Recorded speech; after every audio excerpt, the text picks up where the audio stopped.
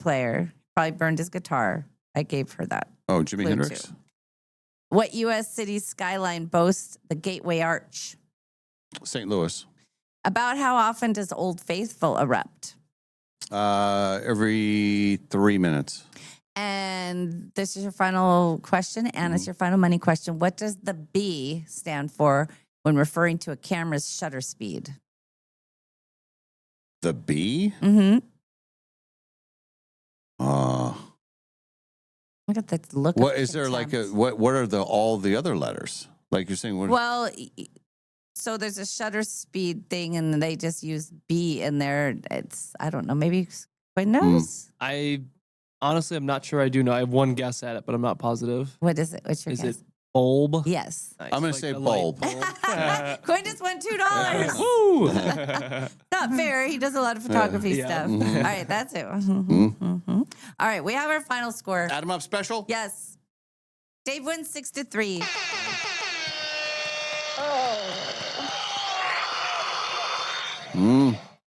A spirited round. Yes. And they were tougher questions. I was thinking you would know the second one only because you always talk about films and stuff. But okay, from the very beginning, it's the Caribbean Sea where you'd find the Cayman Islands. The Caribbean Sea, that was a hard one. That's why it was a mini question. Okay. Tom, Dick, and Harry referred to escape tunnels out of the prison at the Great Escape. I guess that was the nicknames for them. Huh. And then Dave got preaching to the choir. Very good. You both got pasteurization. Dave got Miami Sound Machine. And it is over. Both of you got this. Guess how many teeth in a lifetime that a shark can grow? 40,000. Higher. Higher than 40,000? Yes. 50,000. Oh my goodness. It says that sharks' teeth aren't rooted, so they fall out easily, and most of them only last a few weeks. Oh. So they chew and then they just like grow new ones. And you know, sharks' teeth grow inward. Yeah. So that's why when you a shark attack, if they bite you, you're screwed because if you try to pull away, you're going against it. Yeah. It's bad. It is bad. And probably a bunch of their teeth fall out with your leg and stuff, but that's right. Jimi Hendrix for the Woodstock, St. Louis for the Archway, and 90 minutes for Old Faithful. That seems like too long to wait for something to erupt. In fact, Ken Hopkins, I believe, has a story about that. So maybe we talk to him about that tomorrow. Yeah, I think a quicker eruption is much more important. Well, no, I wouldn't. Not always. I'll agree 90 minutes is way too long. 3 minutes, good. Yeah. Anyway. And the B stands for bulb when it comes to the camera shutter speed. So how is it defined then? Is it like B, is it a number after that? Or what is that? No, I think I actually don't. I don't think in our newer cameras we don't even have that. I don't think, but I think it's on like the older like film cameras and stuff. I've just seen it and I know it has something to do with the flash bulb in some cameras. I believe is what it does. I have rarely ever used that, so I don't quite know. So Kelly says bulb holds the shutter completely open. Oh. And then okay. And Ryan's mad at me. He says, "Why are you so mean?" He says, "You're mean. You're just mean." All right. Well, congratulations from our friends at Numerica Credit Union, proud sponsor of Dave's Cash Showdown. Numerica Credit Union, they are the best credit union if you are planning on going into the ocean, because no Numerica Credit Union member has ever been attacked by a shark. In fact, it's true. A lot of people don't know this, but sharks have a code underwater, and they've done with a lot of marine biologists. It's crazy that they even know this. But they say if you have a Numerica Credit Union debit card, the shark will leave you alone. You'll be friends with the shark. The shark is your friend. This is irresponsible. If you go to Numerica Credit Union. Numerica Credit Union should always be your credit union, unless you want to be eaten by a shark. It's your choice. It's your choice. Numerica Credit Union, some of these statements have not been verified. And 5 free cups of Dutch love from Spokane's Dutch Bros. Spokane's Dutch Bros. Dutch Bros. Yay. Dutch Bros. Hey, Molly, did you by chance listen to Brandy Carlisle on The Good Hang Yet? I have not. Amy Poehler. I haven't. Is it good? Okay, I listened to it yesterday. Yes. And, I mean, I've slowly gotten to love Brandy. I listened to her book. It's great. But you have to listen to it, because the very last portion of it, now you have a talking point with her next time you see her, for sure. So you will die when you hear her favorite thing. ever. What is it? Say it. Episode. Say it. Tell me. I can't tell it. No. Yes. You have to report back. You will love it. No, I don't have time. I See can't. how you like it? You don't want to. Well, we did. Somebody. Okay. Her all-time favorite thing from SNL is the Liza Minnelli lamp. Oh my God. Oh, and then you should do the bit for her. I should send it to her. That's one of your better bits. It got so many views on TikTok. What if she saw me one time on that? I seriously died. Yeah, so it's a great episode. I don't normally listen to them or listen to her episode, but I saw a few clips of it and I was like, I need to watch this. It looks. She just was really. They seem to be really sweet and enjoying each other. So, you'll like it a lot. It was really good. I'll make it a point to listen. And then I also heard I got something it's only from like somebody. 40 minutes. Okay, I can do that. Also, somebody said that she has a winery in Walla Walla, and they sent me something on Instagram, but I can't find it. Was it you that sent me that? It was me. I can't find it on my. Is it yesterday? My Instagram? I'll find it. Okay. Yeah, it was your Instagram, but I'll see if I can send it to you through Facebook or something. Okay, that would be great. Jen, listener 148 from CDA, she says you have to listen to the Brandy on Amy.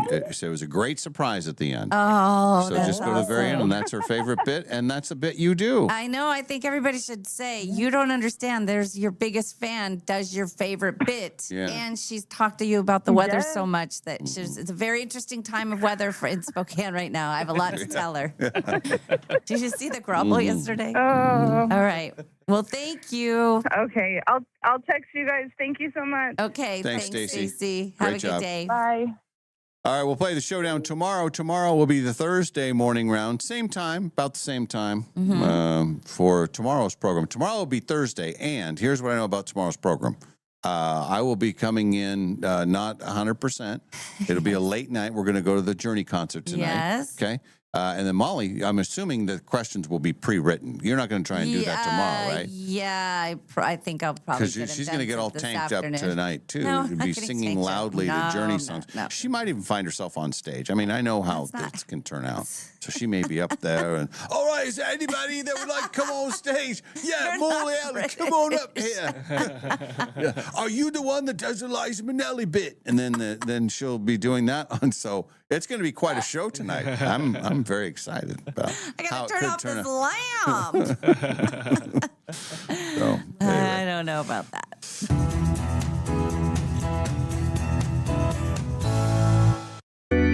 Dave and Molly from the archives. So only a third of all American employees feel engaged at work. Boy. 17% say they are actively disengaged. I don't want to be here. I don't want to talk to anybody. I don't want to do anything. I'm angry. Only 39% of employees feel strongly that someone at work cares about them, which is a drop from 47% back in 2020. And only 30% strongly agree that someone at work encourages their development. See, I was a dumb one. I believed all that stuff. I believed I was cared for. I was kicked to the curb. Yeah.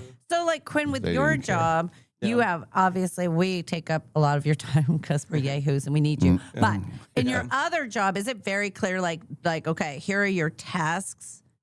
Yeah. So you know what. Yeah, because ours is all, and it's relatively easy in our world because there's a lot of stuff that comes in, but it's all project based, like for a promo or commercial for this group, or you're filming this event or whatever it is. Right. So for the most part, we know 95% of what our schedule is going to look like. And mostly here, it's just like, okay, from this one, we talk about football with Dave. And then laugh at Molly's jokes, even if they're not funny. Yeah. And then print something out because they can't get their own printer to work. And then also just help them up occasionally because they're old and feeble. If they can't make it out, and then take Molly's wine out of her hand. The one guy is overweight and slumped in a chair, and the girl's got wide feet, and she's cold. She's wearing a coat and a scarf. Yeah, you got the dream job here. The Dave and Molly Show, always available wherever you get your podcasts.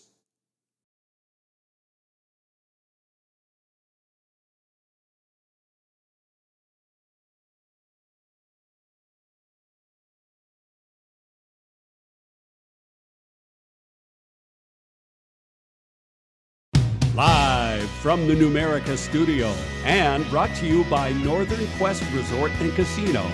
It's the Dave and Molly Show. Yeah. Hi.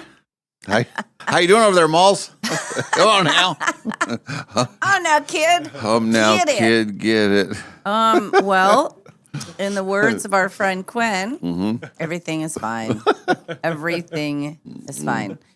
We've broken Quinn. I think he's come to our way of lifestyle, and then he also is fighting through it. I'm tired, people. Yeah, no, we understand. No, it's good. It's Thursday. We love Thursdays. Oh, we like Thursdays. Thursdays are great. Yeah. If you're gonna screw up a Wednesday into a Thursday, and then you're fine. Yeah. Although it's supposed to be Thursday into the Friday. I think we're a day early. But anyway, it was worth it. Everything's great. Good morning. How are you? Well. Am I loud? Is it bugging you? Yes. Yeah. Can you just talk quieter?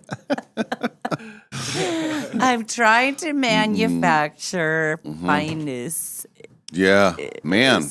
Well, it was a full day yesterday. It was a full day. I had a concert night last night. Yeah. How was your concert? Did you enjoy it? I did enjoy it. Did you stay till the end? We stayed till the end. Did you really? Yeah. How much? So when we left, you left after the second song. No, it was the third. No, how much longer did you? I mean, how much more did they play? There was a lot. There was a lot left. Yeah. It was. Remember yesterday when we were going through the set list? Yeah. It was exactly that. Right. I mean, there was no change, no shortening. It was 27 songs. That's about 18 too many for me. That was a full show. For me. Yeah. And they had the hits. Boy, at the end, man, they Yeah, finished with a flurry of hits. You know what's fun, though? To sit through a piano solo, drum solo, guitar solo. Molly, that's not. It's a fine show. It was a fine show. No, I actually, if you'll notice, I was the one sitting. I was sitting in my seat in the suite, and I was listening, and I was enjoying, and I was like, this is great. They sound great. This is fun. It's all this, it's that.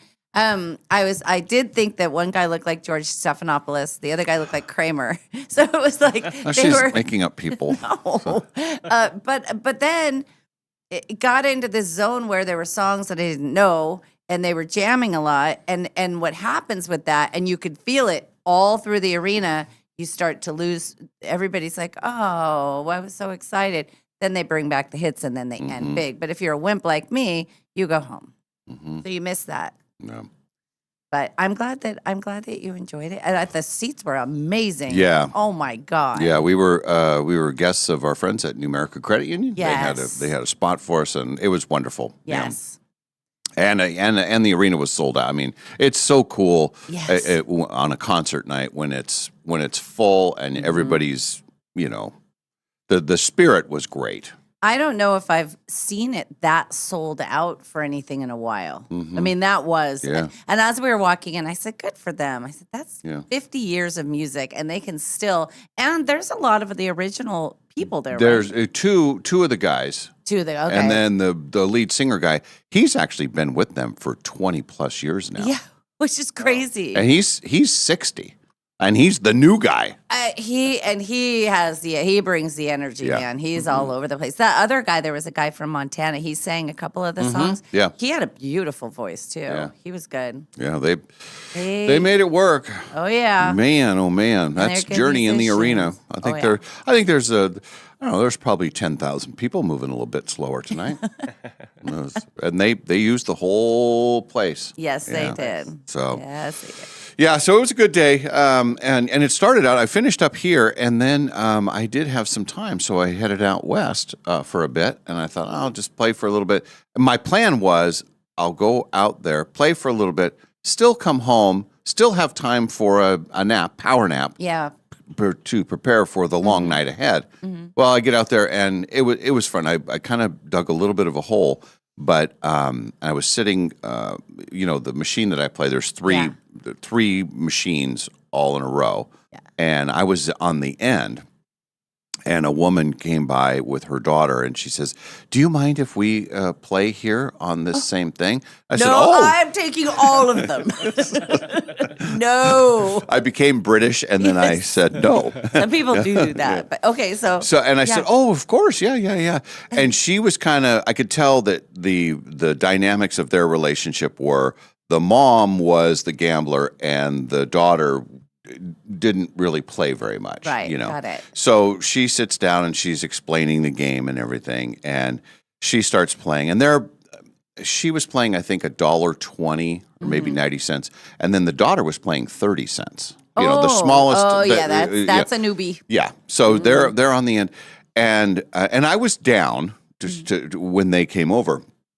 Well, then I start hitting some things and bonuses, and then her daughter is hitting bonuses like crazy. On the 30 cents? On the 30 cents. Oh, she, fun. I think, started with $10, and at one time she was like at $80. Oh, that's I mean, amazing. it was fantastic. Yeah. But the thing was, I was hitting bonuses, and the daughter was hitting bonuses, and the mom was not hitting nothing. Oh. And every time we would hit the bonus, she would kind of. The first few were like, "Oh, well, good for you. That's so great." And then after it happened 3 or 4 times, and she hadn't hit a single one. Oh. Then she looked over and she said, "Really?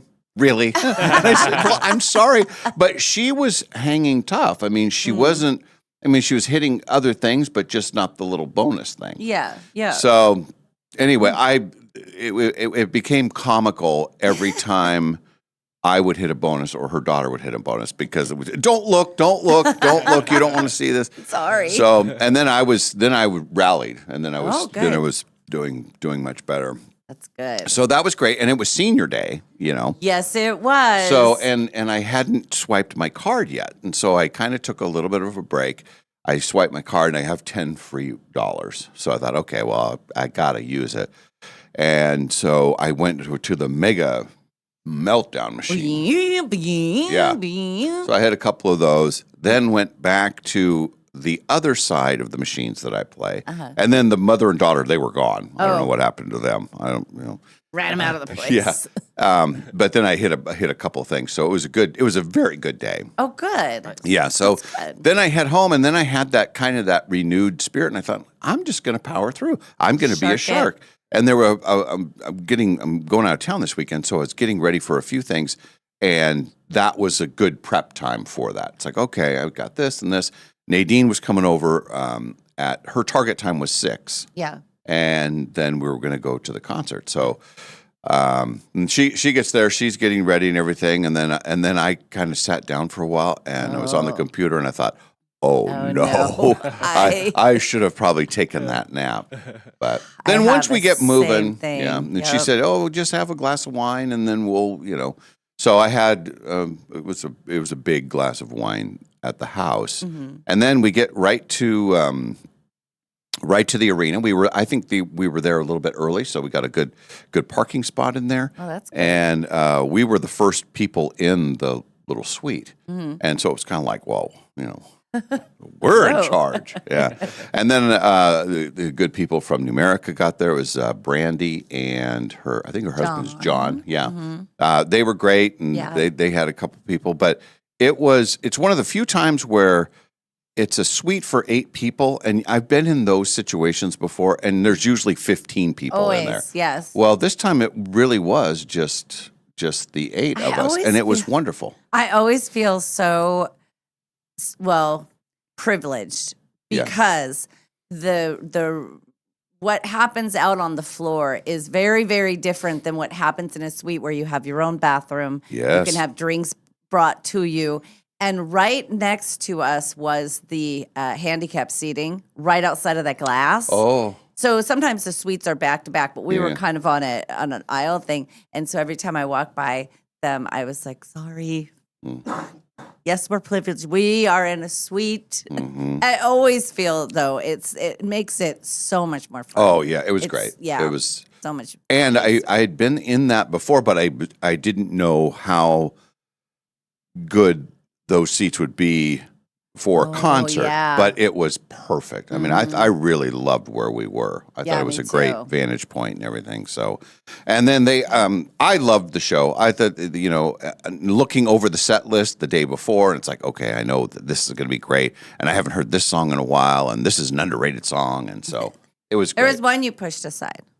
And you said it's a lull, built-in lull, built-in lull. You got to write it out. And then you did make me stay for 2 or 3 more songs. I did stay for 2 or 3 more songs. Yeah, it was great. I loved it all. And then I didn't realize that I ordered a bottle of wine at the beginning. Yeah. And so that's going well. And then Nadine says, well, you're going to need some food. And she didn't have any food yesterday. Yesterday was one of her cleanse days. So she was, and that's pretty disciplined on her part, where she can be around food and order food for me without having any of the food. She didn't have any of those nachos? No.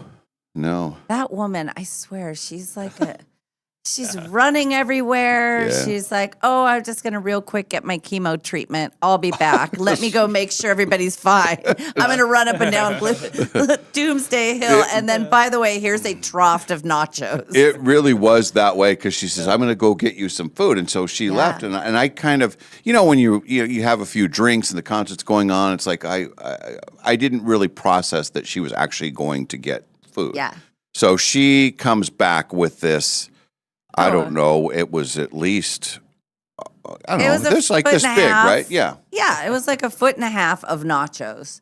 No joke. Amazing. With like everything you could imagine on They top were amazing too. Yeah. And I didn't know how much I needed nachos until I started eating them. And then, because I thought, I'm not going to have any of those. I ate dinner. I'm fine.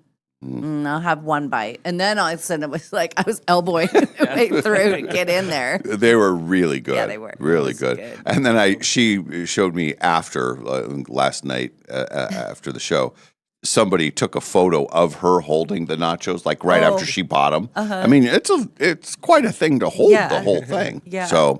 So that was, she had that, and that I didn't realize how much I needed the food either. She said he's going to feel much better if he eats this right now. Yeah.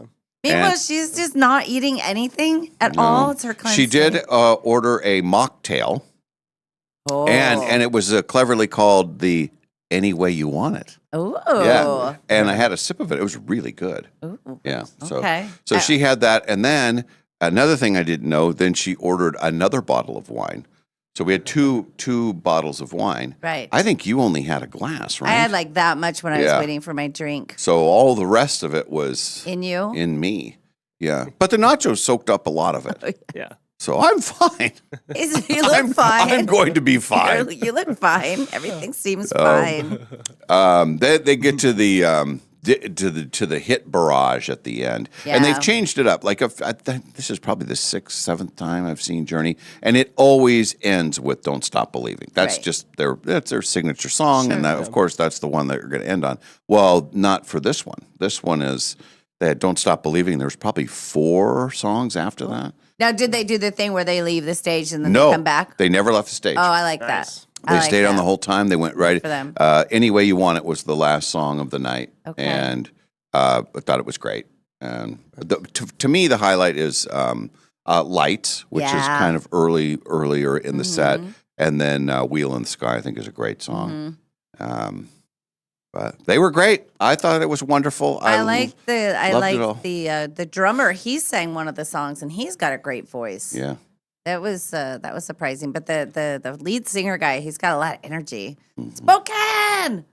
I thought for sure they would do the just a small town, born and raised in Spokane, Washington. They always do that. They didn't do that. They didn't. Oh, that's good. That's good. I loved it. I thought it was everything I wanted it to be, and I'll probably be paying for it as the day moves on. But it was worth it. It was a very, very fun night. We got out of there, I think, pretty efficiently. I think we were, because of where we were and where we were close to parking, we were out the door before the big, because we were there for the whole show. That's amazing. Home, we checked on a few things.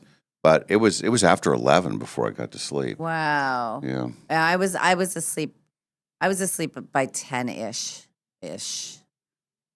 There was an issue last night. Oh, let's hear about the issue.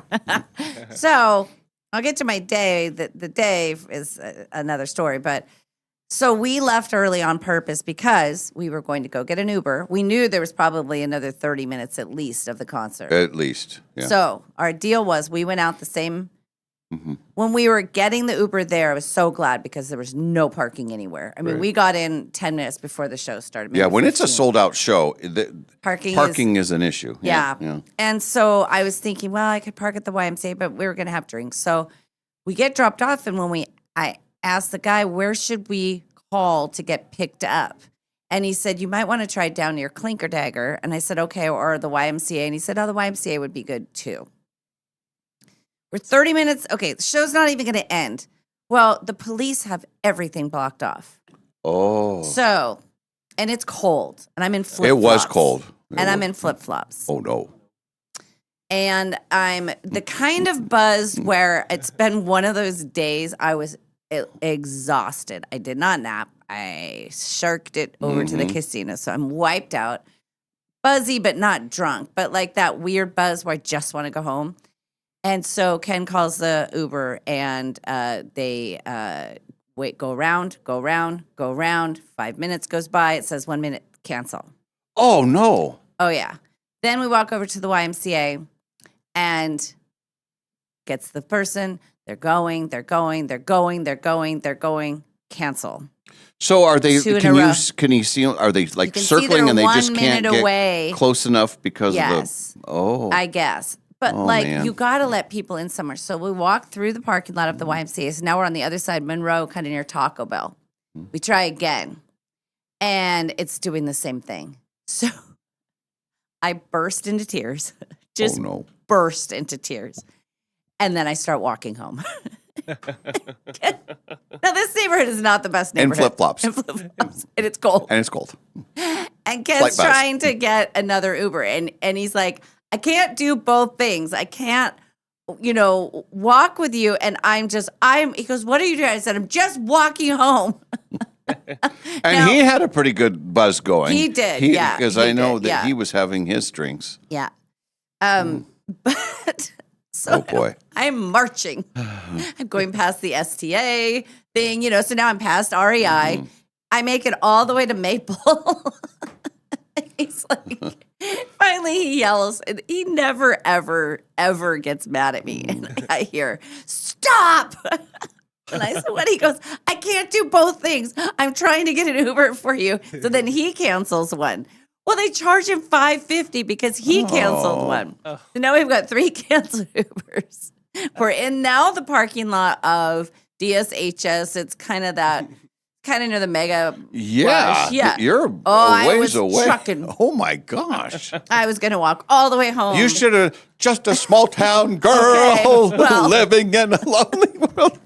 Just like Uptown Girl. The last time we had an altercation was the concert after Uptown Girl because the same thing happened. We left early, tried to get an Uber, and we couldn't. And I was crying, and I'm like, I just want to go home. I'm not good at concerts. And so I'm marching, and I'm like, I'm going to walk home. And I felt good. I wasn't too cold. My feet were very comfortable in my Well, you're flip-flops. moving, yeah. And then we stop in this parking lot. He says, just stop. And finally, this lady, she comes through, and she picks us up. Well, then as we're driving. It was an Uber person, though? Yeah, it was an Uber person, yeah. She said, I just got on shift. She was coming southbound, like on the Ash, and then she turned around and picked us up. And I've got, tears streaming. How was the concert? I said, thank you for picking us up. So then I realized how much further I would have had to walk. We go all the way up, and it's like, oh, well, this is Northwest Boulevard. Oh, that's right. There's another 1.5 miles. I one time walked home from Clinker Dagger, but on purpose. I had been out to dinner with my friend Andrew, and it was like, okay, I'm going to walk home because I know I'm doing that. But I had the appropriate shoes. I was dressed for it. Not in the middle of the night, just me marching around. And it also, now that in retrospect, I was probably putting Ken in a bad spot, that it was a bad neighborhood and he would have had to protect me. And he probably wasn't carrying. And he did yell, stop. Stop! So we finally get home, and I took everything, threw it. I'm like, God damn this. And stayed up for a little bit, and then I said, I need a Brady Bunch right now.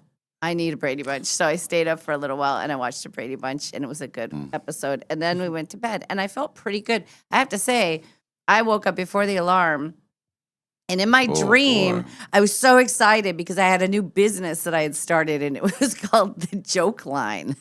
And people would call in, and I would give them jokes, and they would pay me. But I kept thinking, now, is this real? Do I really have this new venture happening? Where am I going to get the jokes? But it's such a good business idea. So The Joke Line. I was excited. Joke line. I was so excited to tell you guys about it, too. But yesterday after I left here, I had a noon appointment all the way north to get my driver's license. Brand new license. Yeah. Yeah. So I get there and they call my number immediately. I had an appointment at 12 o'clock. By 12:07, I was back in my car with a hole punched in my my current one and a piece of paper saying it's fine. And then they had me out the door. Nice. I was the best. Yeah. Yeah. So then I go home. I think, okay, this is perfect. I'm going to nap. This is this. It's meant to be. It's stormy out. It's and the dog was with Ken. So because I asked him to take her with him because she barks so much during the day that I wouldn't be able to sleep. So he takes her, and then I get home, and then I'm trying to figure out. Scarlett starts basketball on Saturday, but I've heard nothing from anybody. Well, I finally do some research, and I get a hold of. They've been sending me these emails in this weird thing. Anyway, it got me all riled up. It was just a weird conversation. So now I had my alarm set. Everything was good. I was take a nap. I get riled up and I can't sleep. Where do you go when you can't sleep? And you have a If you few get hours riled to burn? up and you can't sleep, you go to the casino, I think. I think you do. I think you do. And then sometimes you run into a friend there. I was there. Yeah. And I saw those two ladies you were talking about. Yeah. Yeah, that was fun. Did you hear him? Could you hear him on the other side? Yeah, well, I went over to the other side. I got a bonus almost right away. Okay. But it wasn't enough. I ended up venturing on. It wasn't, it was pretty good. I was only there maybe an hour and a half, maybe 2 hours. Then I had to leave, and I had to be back here at the station for a safety net board meeting. Yeah. But I had to go through Grocery Outlet to get the stuff. And the decision was made, go to this downtown one rather than the Arrowhead Heights one. And I'm glad because it was so windy. Was it so windy when you left? It was very windy. Oh, my God. Because I park outside. Yeah. It was crazy and cold. I was worried about the bins coming back into the neighborhood because they empty the bin. Wednesday's my pickup day. And I'm driving through the neighborhood and I see bins in the street. But for mine didn't get knocked over. So, but I did see, multiple people that, where that's always a bad feeling when your bin is tipped over and it's in the middle of the street and, Yeah. So it's not good. A lot of wind, but it sort of settled down. This morning was really cold. We were freezing this morning. I realized I started my car, but I didn't put the defrost on, and there was ice on my windshield. Yeah, I did. Good thing you didn't walk home last night. But you wanted to. You're thinking about it. This morning I said, I'm sorry, I'm a crazy person. And he said, I love you. I love you. And then I said the last time we had any kind of altercation was after Ruptown Girl in Seattle, and it was the same situation. Clearly. So what's the moral of the story? Don't go to concerts. No. Just you need to have a different plan other than Uber. What else is there? Well, you I don't know, friends or something. I don't know. If you guys would have stayed for the whole concert, I'm sure Nadine probably would have taken you. Well, Mary was in the building too. I almost called Mary crying, saying, "You have to leave the concert and come get me right now. Take me home." But it worked. It seemed like the perfect plan. And maybe somebody can give us information about where, if you're at the arena, you can go, because we looked at it, and even if we had gone down to Clinker Dagger, the way the cops have it blocked off, you can't even get through there at all. Yeah, It's they should have some kind of plan. I know the best plan that I ever saw in action was at the golf tournament in Phoenix, the Waste Management.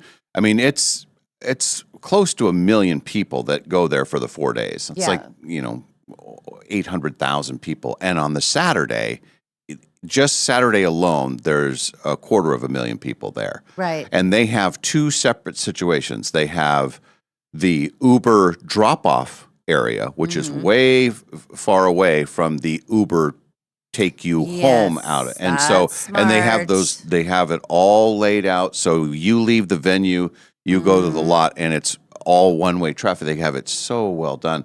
I don't think that would be that hard on a big concert night to have some sort of Uber plan where it's like, hey, if you're only coming here and picking people up, you're going to come this way, you're going to exit this way.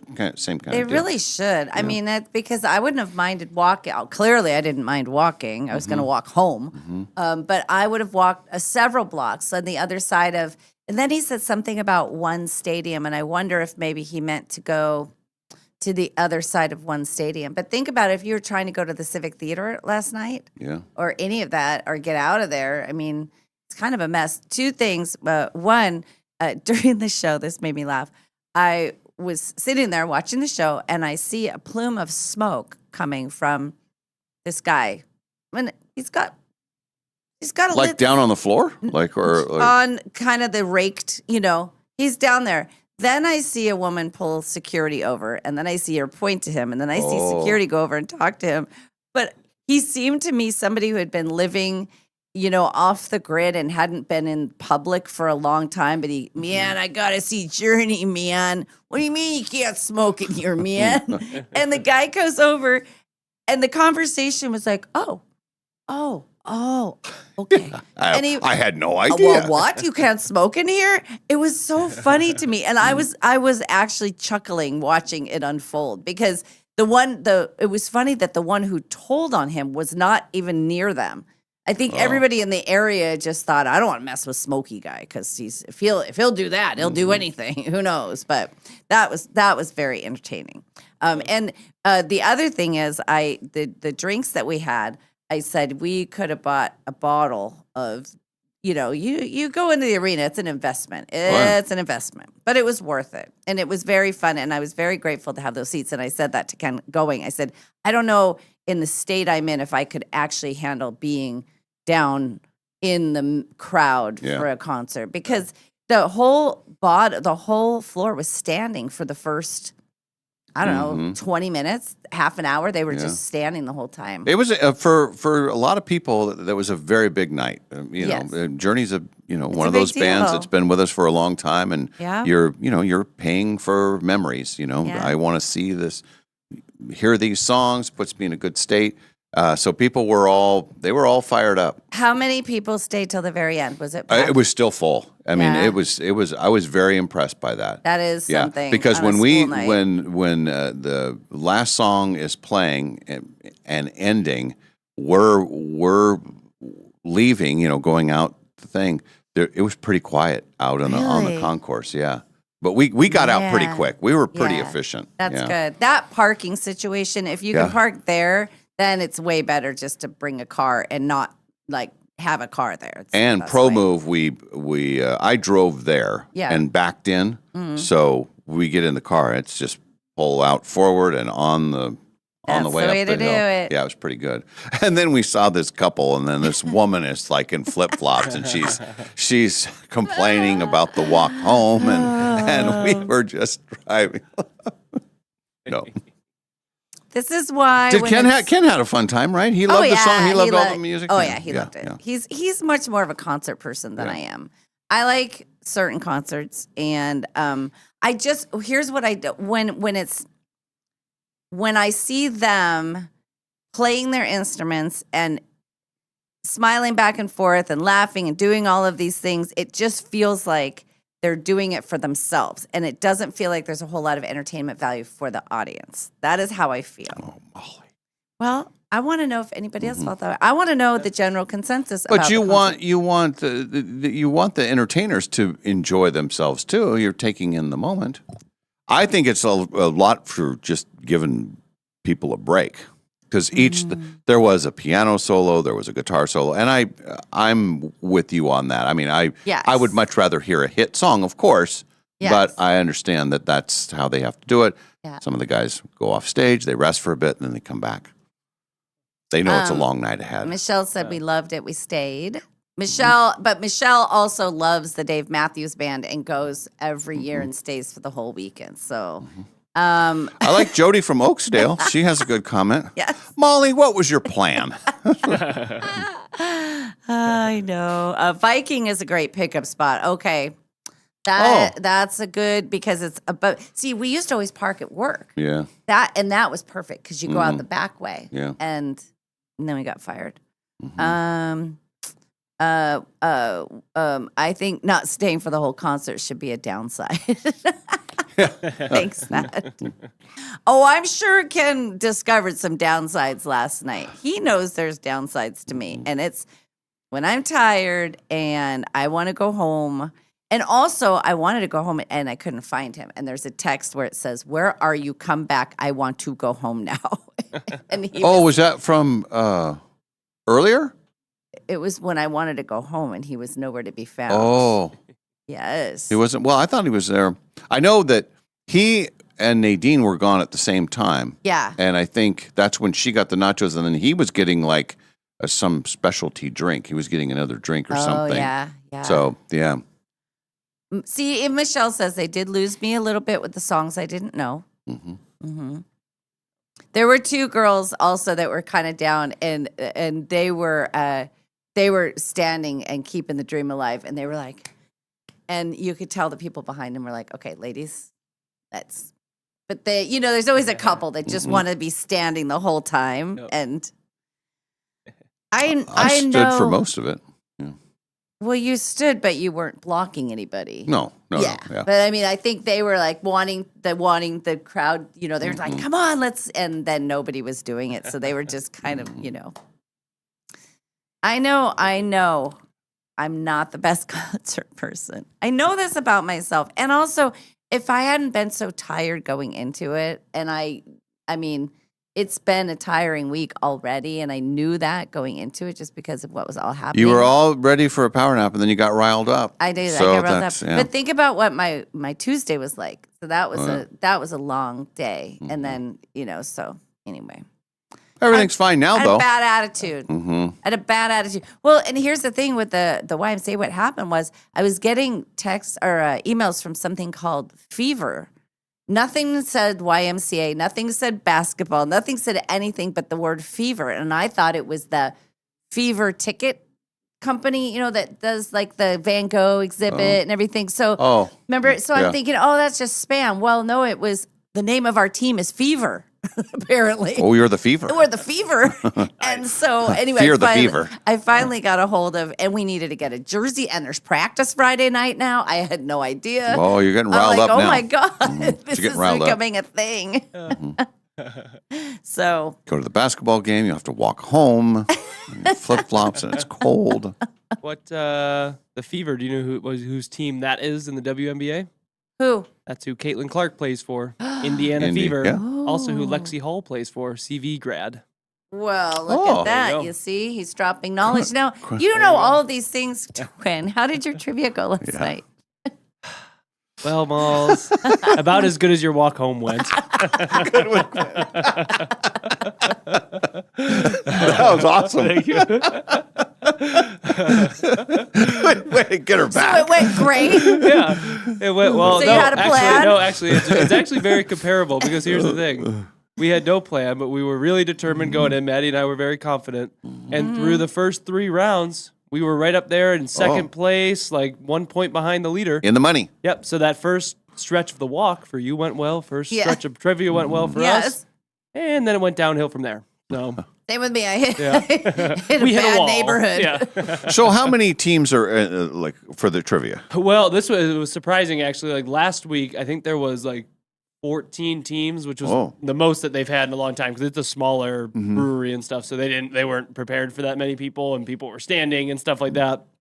And then so we went from the most people ever to like 6 groups last night. So it really dwindled in size. So there's 6 groups, and you still didn't finish in the top 3? No. Oh. Dave. How was your walk? Well, and here's the thing. Not only were there only 6 teams, one of the teams were kids. Well, they were brand new, so they like joined late, like 2 questions in. They're like, "Oh, we want to play." but then they left by the end of like the third round, and there's 9 rounds of trivia. So there was 6 teams. One of them left, and we still didn't place in the top 3. So that sounds like the time that I took one of my plays to competition, and there were, I think, 7 plays total, and the one who was going to win got disqualified because they didn't get their set built in time. Yeah. So then they went to the next people, and they didn't have the funding to go to nationals. And then they went to the next people, and then they also couldn't go. Then they went 5 deep. We're like, well, they'll have to ask us now. No, we never even got asked. And they said, well, I guess we just don't send anybody to nationals this year. Oh no! I feel your pain, Quinn. It's hard. Did you get tanked up though? Yep, nice and tanked up. That's the one good thing. And that's good. Well, because Maddie has been wanting, because Maddie got a new car because her lease was up, so she got a brand new car. So she's been wanting to drive everywhere for the last like 3 weeks, and she keeps asking me like, "Are you okay if I drive?" And I'm like, "Sure, absolutely. Yes. I drive all the time." So it's been nice. I had probably a beer or two too many last night. So. In retrospect, I should have driven. I should have said, I'm going to use my YMCA pass. I'm going to break the rules.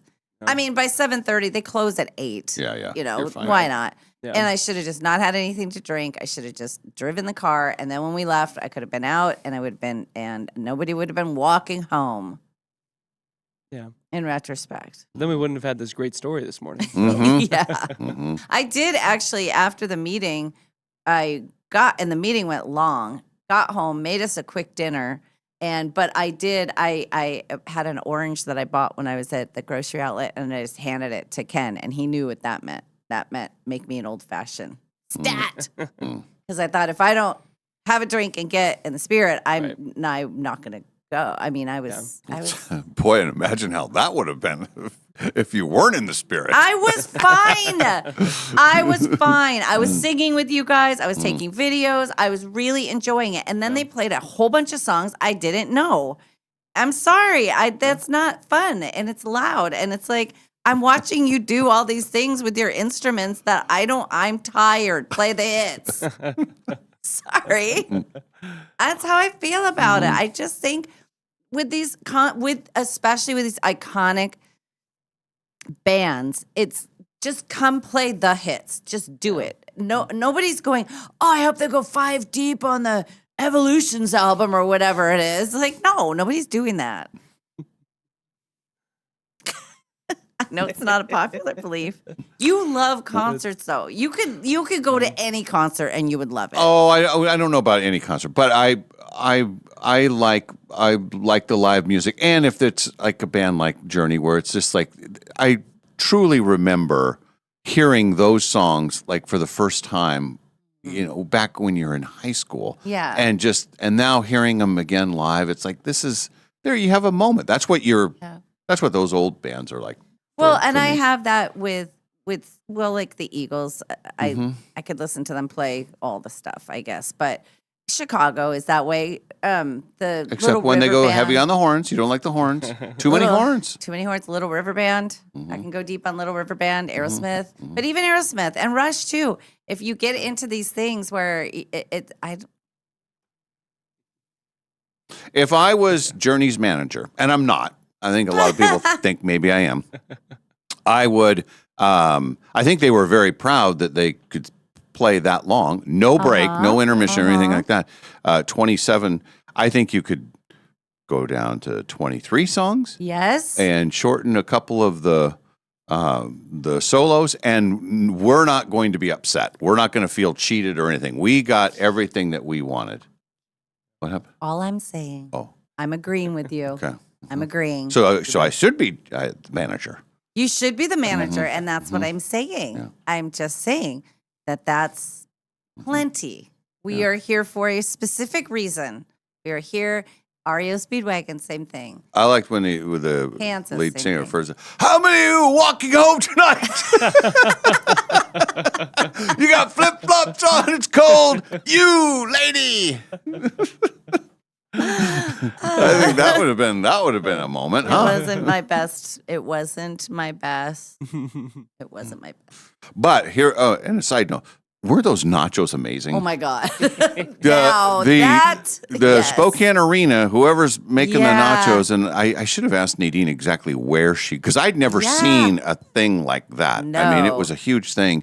And here, truth be told, we were all eating the nachos. Yeah. And then when it's time to go, it's like, whoa, we're taking this with us. Oh, did it you? looked like I was taking a guitar out of there. I mean, it's just this huge thing, and I got it tucked under my thing, and we're out the door. And then we get home, and I was going to put the thing in the refrigerator. Well, it doesn't really fit. I mean, the box is so long.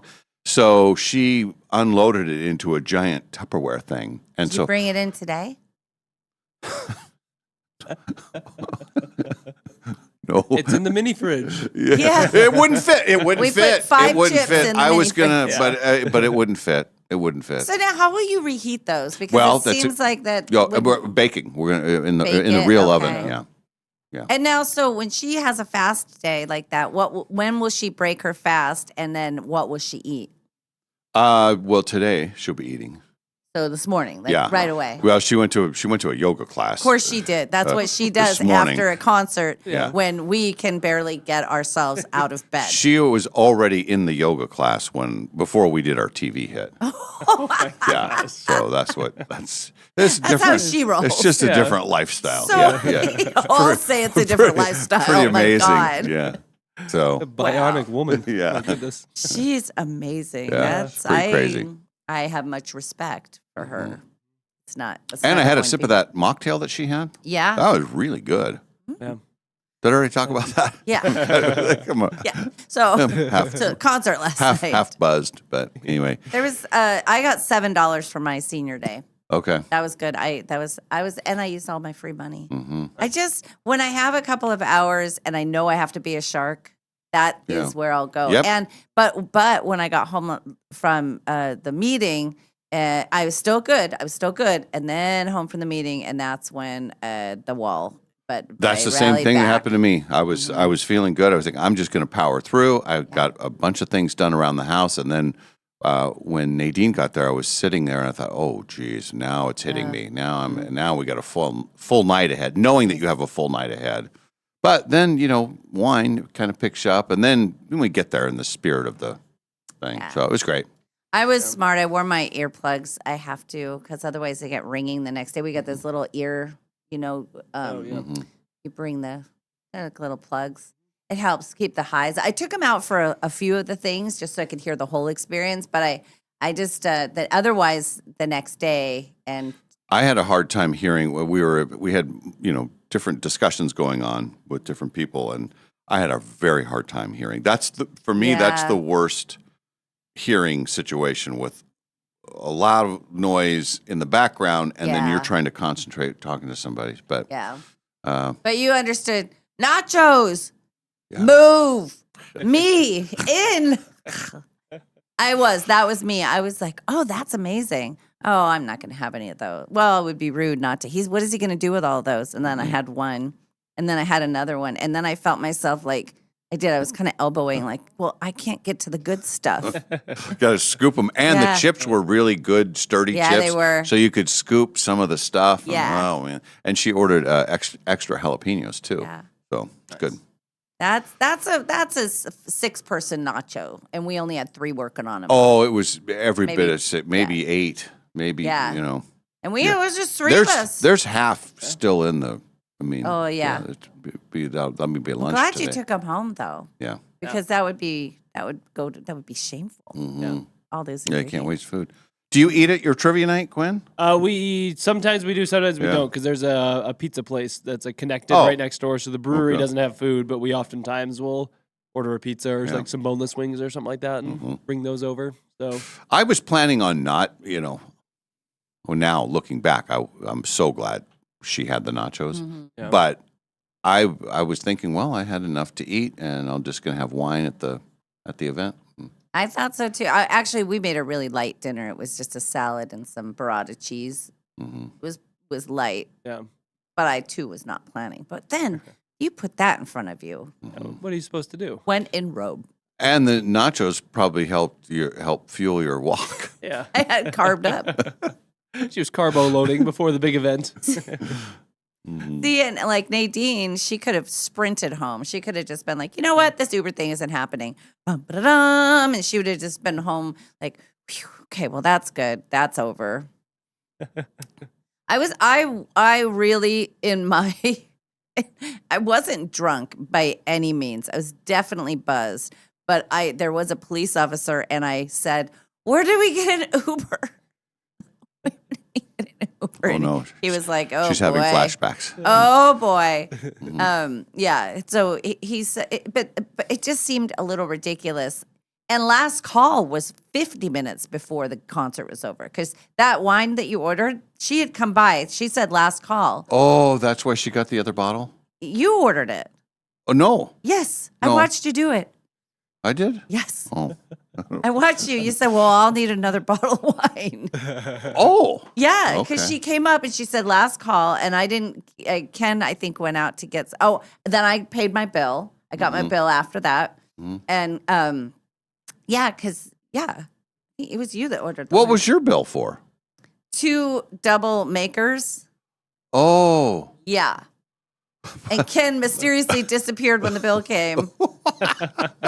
Yeah. Because I just ordered what he did. I didn't know. I didn't want a fancy drink. Well, so yeah, I didn't see. Were you drinking one of those? Yeah. Oh. I was just sipping on it through the I whole thought night. because you had the wine. I had a little bit of your wine while I was waiting for it. And Okay. then that just kind of did me for the whole night. I think I missed that whole thing. Yeah. Yeah, they brought it in. I don't know, Ken. Okay. I was sitting up front, and then Ken brought it down to me, and Oh, it was okay. it was perfect because it was just kind of I sipped on it all through the show. So it wasn't. That's what I'm saying. It wasn't like I was drunk or anything. I wouldn't have driven, but it was that frustrating. Like, if you're not gonna get totally tanked, why did you take an Uber? Why didn't you just not drink Yeah. and then have a car? Yeah. Dummy. Now you have to walk home. That's how you have to walk home. Yeah. So anyway, he mysteriously disappeared, and then I'm like, I guess I'll pay for all of this. But he was writing a long letter last night to Uber. It was so funny. I said, "What are you doing?" He said, "I'm telling Uber that they canceled on. I'm not." I said, "You're writing him a complete letter right now," and it was like that With a long buzz going too. on his phone. It was that long, and it was a very strongly worded letter because they charged him. The other people got to cancel on us, and it was fine. Yeah. But once he canceled on account of me storming ahead of him like 8 blocks. You were told to stop. Stop! I know it was not a good moment for you guys, but I would love to see video of that. Oh, I'm sure. Someone maybe's got it on their Ring camera or Oh, my something. What was God. going on with these two? Yeah. Yeah, I'm walking past houses and the STA thing, plaza, and there's big buses. And I realized because, you drive through those neighborhoods and you lock the doors. And now I'm walking at 9 o'clock at night. Bad idea. No. Oh. Well, we had a different. I was looking forward to the show. I Yes. had high expectations, and it was for me. It was a fantastic night. Many reasons. It was wonderful. Many of the Sorry. songs were wonderful. But What was the highlight of the concert for you? the lights, that Yeah. song. I love Yeah, it's that. great. And we all That's a had great our record. lights out. Mhm. When the lights go down in the city. Yes. And the lights go down. And then I don't know, just the low light for me was that long period of time where I didn't know any of the songs. That was just kind of drug on, and it was like, okay, well, I'm too tired to withstand this. And I remember when you were talking about that, and I was thinking, well, I got to keep her here. I got to say something to keep her here. And then I looked at the set list, and it was like, oh no, there was like 2 more that were like, but after that, then it kicked into the Then I stayed. What were the 3? There were like 3 songs in a row, and then there was one, and I said, okay, we're out. Yeah. Well, I had to find Ken first, and then pay our tab. I think it's pretty efficient though. They came the it's girl came because wonderful. I was sitting in the seats, and then she came and she had a little looked like a phone. She says, Yeah. "Okay, here's your bill," and it was super easy. I mean, it was the whole it's transaction nice. was 30 seconds. Yeah. Yeah. Because when we got to the suite, all the food places had huge lines. Yeah. food and drink places. And I said, I don't know if we maybe should wait till the show starts, then pop out and get a drink really fast. But then she was there and took our order. So pretty great. Yeah, it was great. In the world of that, it was the best scenario it could have been. And I kept my attitude good. I was having a good time.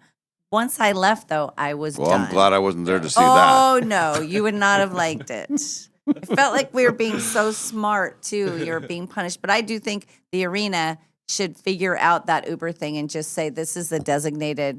Drop-off is different because everybody's coming at different times.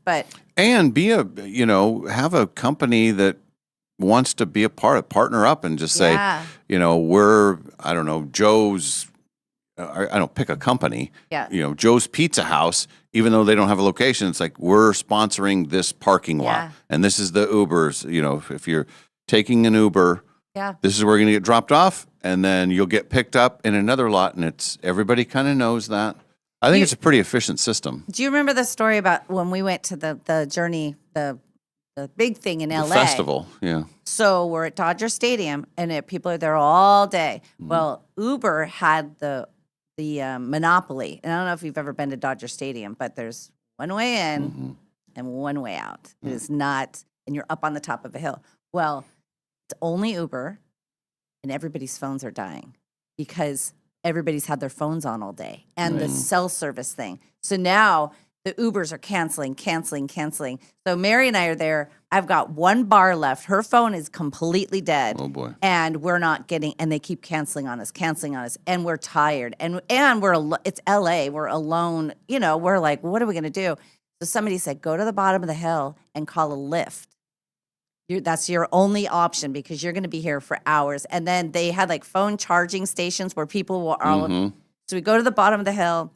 I have one little teeny bit of battery left. I push Lyft. This guy shows up right there, puts us in the back, and we're out. And we were like, and on our way down, I said, the only thing that would make this better is if I could just have like a hot dog right now. And there was a hot dog vendor. So I got a hot dog, Lyft comes. So the next night, that's what we did. We didn't even try. We just walked to the bottom of the hill. That's a pro move. It was, but we also were really careful with our phones because we didn't realize you're there. It's 6 hours of music festival and your phones are dying. That was scary because we're in a big city by ourselves and both of our phones are dying. And they, I don't know why they did that. They let Uber be the only people that could come up there. Yeah, they probably had heart sponsorship or something. Yeah. So that was, but we learned our lesson the next night. So that's what I thought we were doing. Same with when we went to see Billy Joel. I thought, oh, this is great. We'll go here to this corner. That was the Ruptown girl. That was, oh, boy. Yeah. That one. Don't get her started on listen, that one, he was very buzzed and I had nothing to drink. So there's a tolerance level that's like, now he's high-fiving, singing Ruptown Girl up the stairs. Now we can't get an Uber. Now we're in Seattle. It's nighttime. I'm ready to go home. I know. I must sound like a dream come true for somebody, huh? There's no downside to you. It seems like there's... Oh, buses. I should have grabbed on a bus. Should have jumped on a bus. That would have been smart. Oh, yeah. Lost my parlay. I bet Dave would have a blue hat and cap today, Trevor. Oh, I know. I didn't bring my hat today. Oh. I forgot a hat. Yeah. Uh-oh. Yeah. I've got I have a hat that goes with this. Well, where is the hat? It's in my house. Oh, it's not even in the car. It's just in the house. I do have multiple hats in the car, but it doesn't fit with this. Won't match your outfit. No, it doesn't matter. What are all those little things on your outfit? There's all kinds of things. There's dollar bills. There's. But what's the theme? Just everything? Well, the theme. Well, I mean, there's sometimes your little cocktails or golf clubs, but that's just all over the place. Yeah, there's a little bit of everything on this one. Yeah. Anyway. And I don't know if this is true. Brian D on the text line says, like the Mariners blowing a 6-run lead. Did they blow? Yep. Did they really? That, yeah. Oh my gosh. I didn't watch any of it, but I believe I saw they were up 6-0 or 6-1. And I'm like, oh, nice. The Mariners are going to get it done. I watched the Warriors after trivia, and I'm just going to bed, and I see they lost 7-6. Oh my gosh! That's not good. Well, that's not going to go over well when Ken gets here. He's an investor in the Mariners. Yeah. He's got $100 on him. Speaking of that, there was a text that came in from our friend Ken. Oh, I'm just going to read it. Oh, We'll no. see what happens. I don't know what it says yet. You haven't read it yet. I haven't read it yet. Stand by. He's coming in. Come on. Oh, hey guys, I'm rolling in good this morning. See you around 8. Woo. Nice. Yeah. Okay. That is great. All right. He'll probably talk about the Mariner. I bet he was watching the Mariner game last night. And you know what? He's also going to agree with me because he also stormed out of a concert because somebody wasn't playing. And you taunted him about that for almost a decade. Yes. So because he was so angry. Play the hits. And then I greatly exaggerated. He was catching an early flight the next morning, and Paul Simon wasn't playing the hits. It was a combo. Yeah. Mm-hmm. Here's another thing I noticed this morning. It's getting so light in the morning. Yeah. It's almost to the point where I think by the end of next week, it'll be pretty much light when leaving the house. Yeah. Yep. I like this time of year. Yeah. Oh. Okay. All right.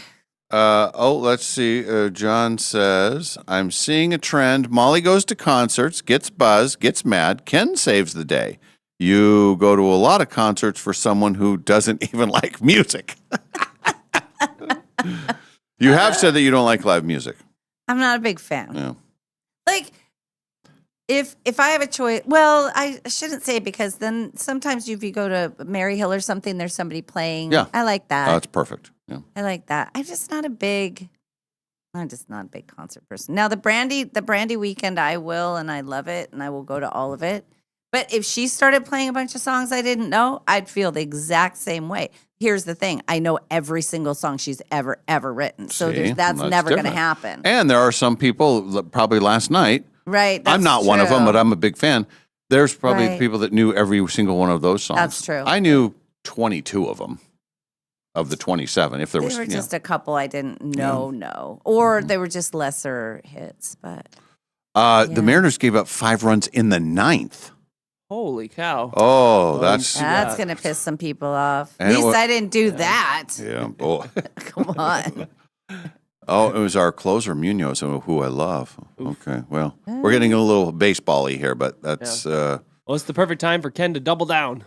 Yes. I like Quinn's spirit. How are my twins doing? I don't know. Let's look.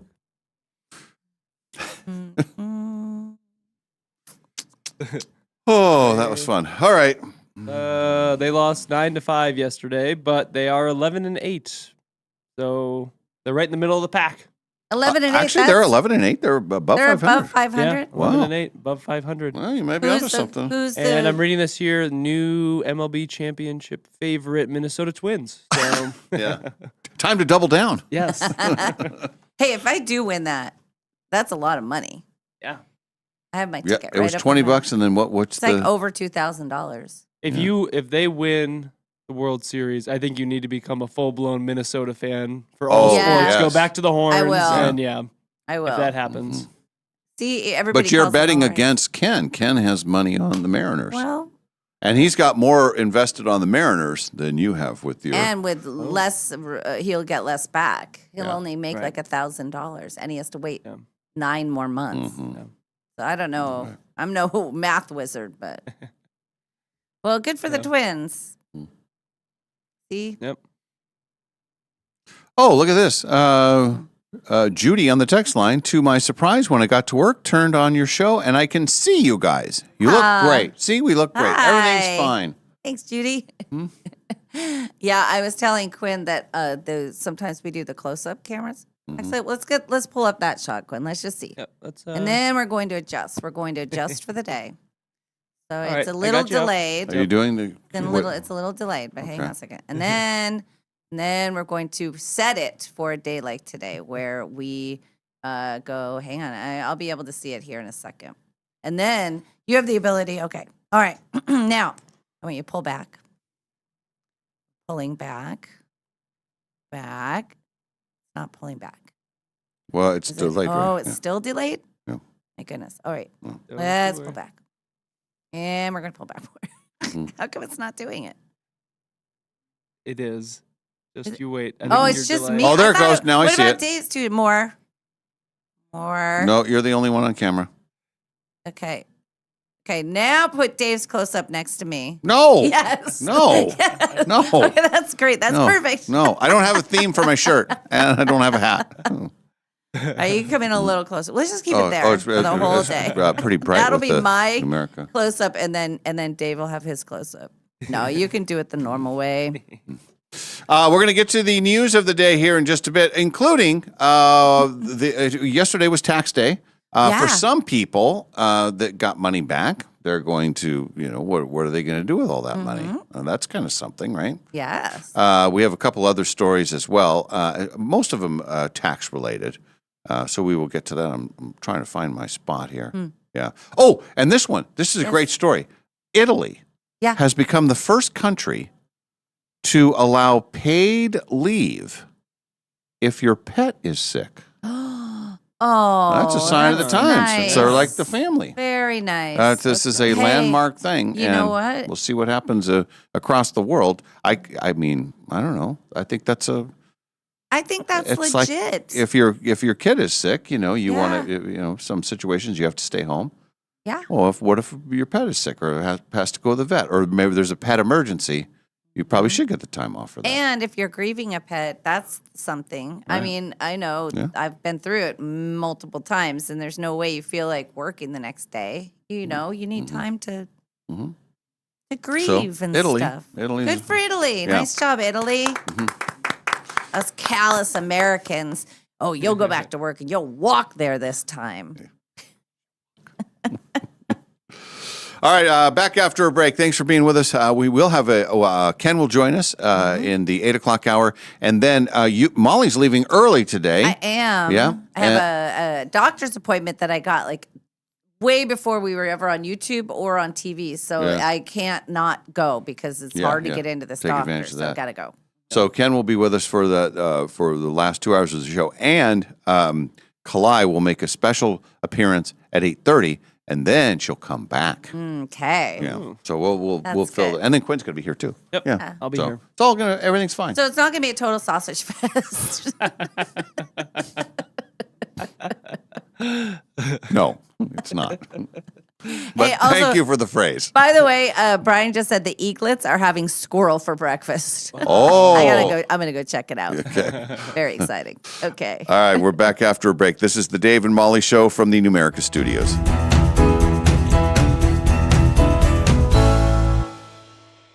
No matter what you can imagine, no matter what you can possibly dream, no matter what your heart desires, Jewelry Design Center can make it for you. We have fixed everything from eyeglasses to Super Bowl MVP trophies to all types of jewelry. When people are able to come in and watch things be worked on, watch their pieces, and be able to talk to the actual people that are going to be doing it, it gives such a confidence and an appreciation for what that is. It can do anything. Jewelry Design Center, your jeweler for life. You know that feeling when you're driving through a neighborhood and see a brand new home going up? Maybe it's the layout you love. Maybe it's the lot. Maybe it's the idea of building something that's truly yours. If you're planning to build a home in the next year, Numerica Credit Union can help make it happen. Right now, when you apply for a Numerica construction loan by May 31st, you can get $5,000 in lender credits toward closing costs. That's real savings that can help make building your new home more affordable. Plus, you'll work with a home loan team that understands the process and helps guide you from blueprint to moving day. So if building a new home is on your radar, start with the right construction loan. Visit numericacu.com/construction-loan to learn more or connect with a Numerica home loan expert. Numerica Credit Union, equal housing opportunity, all loans subject to approval, federally insured by NCUA.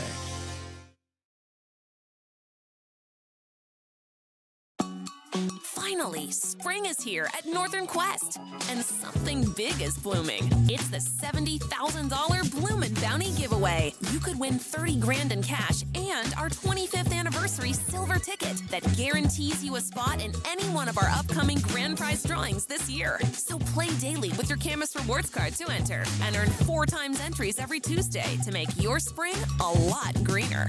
Details at northernquest.com. Frequently asked questions about the Quest for the Million giveaway at Northern Quest. Question 1. How much are you really giving away? Answer, $1 million. Question 2. Is that a guaranteed payout? Answer, yes. Question 3. Why would anyone give away $1 million? Answer, because it's our 25th anniversary, and also we've lost our minds. The 25th anniversary Quest for the Million giveaway.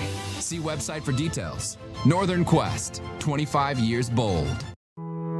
In every season of life, you need a vehicle you can count on. At Clark's Tire and Automotive, we know your car isn't just transportation. It's how you get your kids to school, how you make it to work, how you show up for the people who matter most. For nearly 2 decades, Clark's has been proud to serve our community with honest, reliable auto repair you can trust. Whether you need a simple oil change, cold AC, safe brakes, new tires, or even a full engine replacement, Clark's can take care of it. Want to upgrade your ride? We can outfit your vehicle with new wheels, tires, or lift kits to match your lifestyle. With 4 convenient locations, Clark's Tire and Automotive is proud to support the community we call home. Schedule your appointment today at clarkstires.com. Clark's Tire and Automotive, taking care of the cars that take care of your family.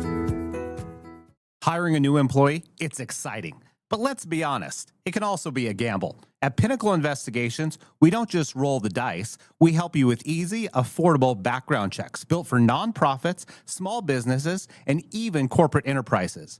No guessing, no parlays, no chances. Just the answers you need when you need them. Call 1-800-955-5306 today or check us out at whoareyouhiring.com. And at Pinnacle Investigations, we always help you know who you are hiring.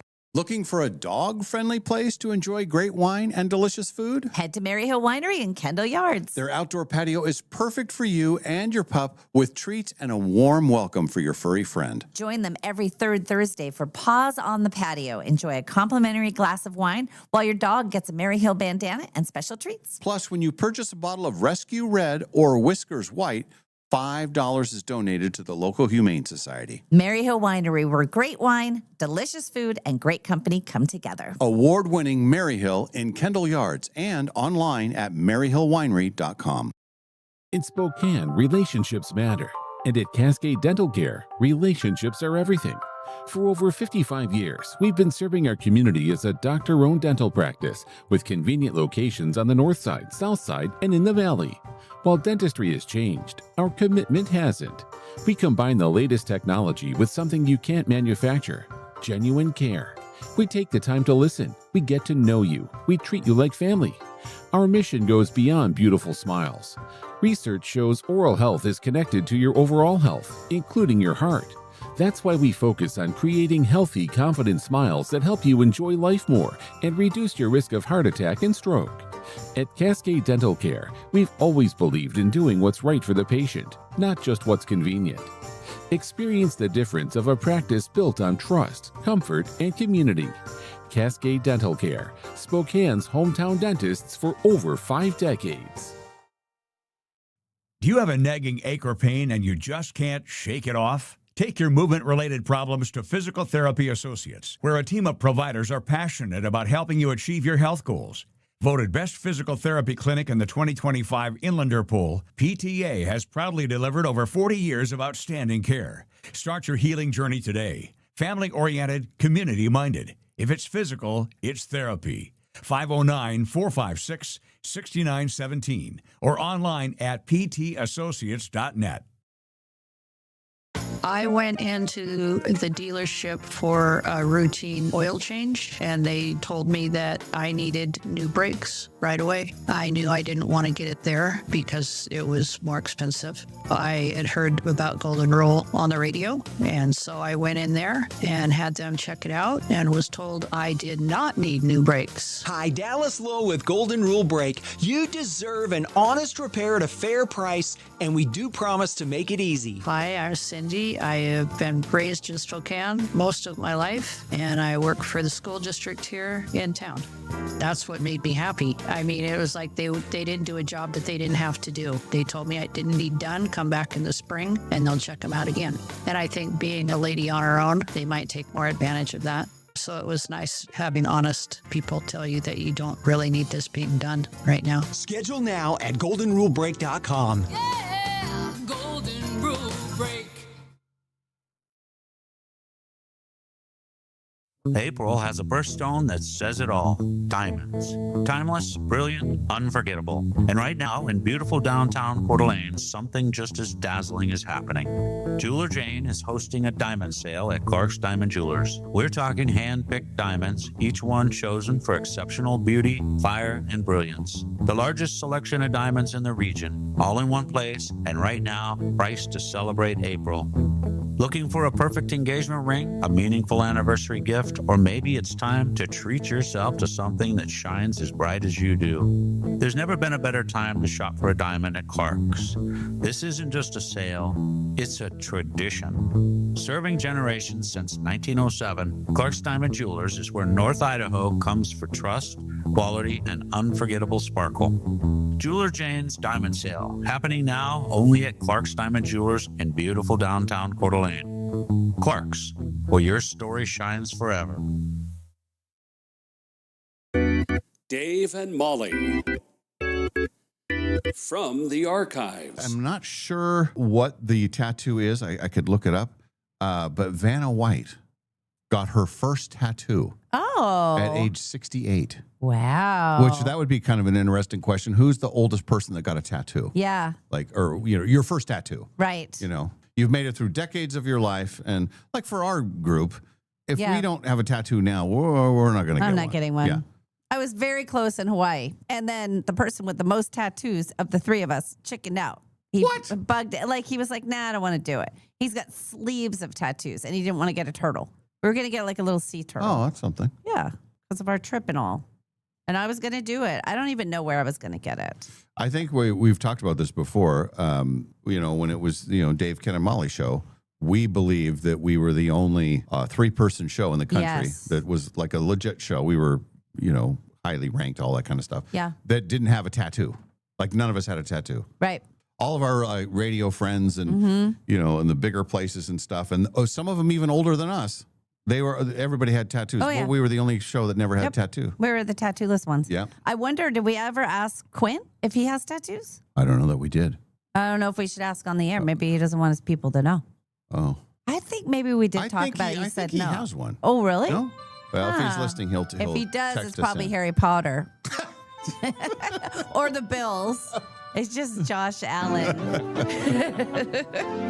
The Dave and Molly Show, always available wherever you get your podcasts. Dave and Molly from the archives. I said, hey, there's going to be a surprise in about 90 seconds. And they're like, what? A person or something, an announcement? And I said, a person. And then Molly goes, is it Sam? I said, I thought you guys were going to be excited to hear both of us coming. But because here's the thing, the listeners don't know, you have the whole glass wall. Yeah. And so what we do when we come up is we come around and we make eye contact with Dave because Dave's facing out towards through the office space. And then he'll like kind of make a face, like shake his head, sit up, prop up, and like smile a little bit, and then like wave you in, like he's kind of excited. Well, I'm very excited when you guys are coming in. So then, but then Sam said, "Oh my gosh, when we both go up there and look through the glass, Dave is gonna just be like so many points and smiles and nods." You want to see the impression? Oh yeah. Okay. It was. So many points, so many nods, so many eyebrow raise, so excited. Because when he did it down in the newsroom, I go, how are you gonna do that awesome impression on radio? This is why we need, I think for our YouTube video today, if you guys are willing, I think we do a YouTube video and you do your impression of Dave. Okay. We'll do a dramatization of what it usually is when we come around and make eye contact with Dave and he like waves us in. Yeah. And then what the dramatization would be if it was both of us and we thought he was going to be as excited as he was. Yeah. Are they both here? Well, in reality, when all it was, is it Sam? Well, now, in my defense, if you wanted that impact, you should have both appeared at the same time. now, yeah. So now it's Friday, and you make it sound like there's going to be donuts or something. When you say a surprise is coming, and we say, well, is it a person or something? And you're like, yeah, one of those. And then I said, well, is it Sam that's coming? I mean, like, is that But the you big... didn't But the say tone it of her like voice, that, the way yeah. she said it just now, was not the way she said it the first time. Can we have like a sad trombone? I think I said, oh, is it Sam? Did you notice donuts are way more exciting than you? I mean, I thought you were going to say donuts, and then it was just Sam. Well, you Yeah. throw that out there, and No, that good point. was so. But I do think in future, if you want that kind of reaction from Dave, I think you got to show up at the glass at the same time. Okay. Because then he'll be, yes, yes. You guys are all doing the same impression. Yeah. I'm beginning to think that that's what I really do.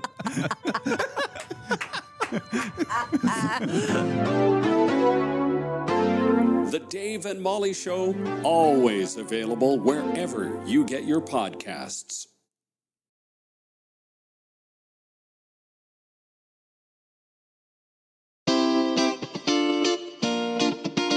We now return to the Dave and Molly Show. All right, and it's the day after tax day.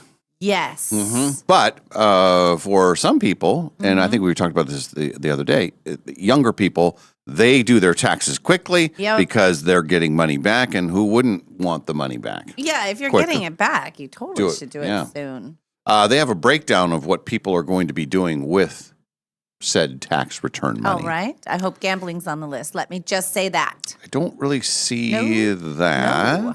Oh, it's not. But a third of all Americans are going to put it into a savings account. What do you think gambling is, people? It's a savings. It's a high yield savings account. High yield. Nobody's giving you a jackpot with your money sitting in the bank. About 20% of people will pay down some sort of debt. Sure. And then you get into the interesting stuff. There's almost 10% of people that will use it for a home improvement project, which is kind of nice. That seems very good. And then there are people that say they are going to splurge, and this is one of the things we were talking about with Kalai this morning when we were co-anchoring the news. Yeah. Buy fun things, and the number one fun thing that shows up is headphones. Which is so randomly off. Why? They're expensive, yes. Is that considered something that maybe you wait till you have extra money to treat yourself to? Maybe. I'm still old school when I take Maui for a walk or whatever, and then I'll be, traveling. I have the wire, plug it into the phone, and I have the. And I did that forever. Yeah, I did. I'm going to hold out as long as I can on it. I finally went to the Bluetooth ones. The thing that bugs me is that sometimes you have to reconnect. I have the noise canceling, and I love those. I'll never go back from those. But it took me a long time to get used to that it will connect through Bluetooth to my audio because I just... So it's like earbuds. No, it's noise canceling. Oh, they're the big headphones, but they're Bluetooth. But they're Bluetooth. Oh, okay. But it took me a long time before I always did the buds, and then I always had it connected. How much do they cost? What do headphones cost these days? Yeah, I was gonna say like 150. Okay. Like I know the AirPods. I think like the newest version are probably like $220 for. See, like, I the don't new like ones. AirPods. I don't like the pods going in my ear. They never stay in right. Yeah, I like them, but I have lost 2 pairs of them because when I've been out like hiking or doing something, they fall in the little case when they're in there, and then they explode and they go flying out, and they're so small you can't find them. Yeah. So I've lost a couple pairs, but I do like the AirPods. Yeah, I like the noise, the big. Yeah. Although when you're working out, it's probably not the best. Well, yeah, because then somebody might come in and video you doing chair yoga, and you wouldn't even know. That's what Gwen did. That's what Gwen did to Molly. Grr. Did you get your taxes done? I did, yeah. I did early. Yeah, pretty early. I did them in like early March because I do get money back, so it's always okay. I need that tax return, and we're paying our wedding photographer, so we need to put a deposit down. So mine went towards that. Well, that's a good thing. I've used a couple of different tax rebates on weddings. Yeah. No, not really. There's a lot of them. A lot of weddings. So headphone shows up, fancy skincare, a new TV, video games. Yeah. And then a small percentage of people use the money for one big night out on the town. Sure. Yeah, if you're getting that kind of money. When I used to get tax money back, usually it was any credit cards that I had where it got paid off. Or if those were all paid off, then it would go towards some kind of vacation situation, you know. I know the kids, though, they get them so early. And the bad thing is some of these places that will give you, they basically will say, oh, how much are you getting back? And you'll figure it out and you'll say, oh, I'm getting $3,000 back. And they'll say, well, we'll give it to you right now. Then they take it when it comes through, but they charge you a whole bunch. And the kids do this and they're losing so much money by getting it early. Yeah. It's there's so many things like that. I'll never understand that one. Yeah. It's like you can pay the 5% fee or whatever it is, and then you can get it instantly, or you can wait the 5 business days or whatever it takes to get it. Yeah, with the electronic stuff, it's pretty quick, right? I did mine, and I think I had it within like a calendar week of filing and stuff. I think it was in my account, so not that bad. They say people making less than 50 grand were most likely to say they're using their tax return money on everyday expenses. Households between 50K and 100,000, they are more likely to use it on paying down debt. And those making over $100,000 most likely to say they are investing their refund. We're going to invest our refund. We have so much money. That's her rich person voice. You know, I had to pay this year, and I sent a check in.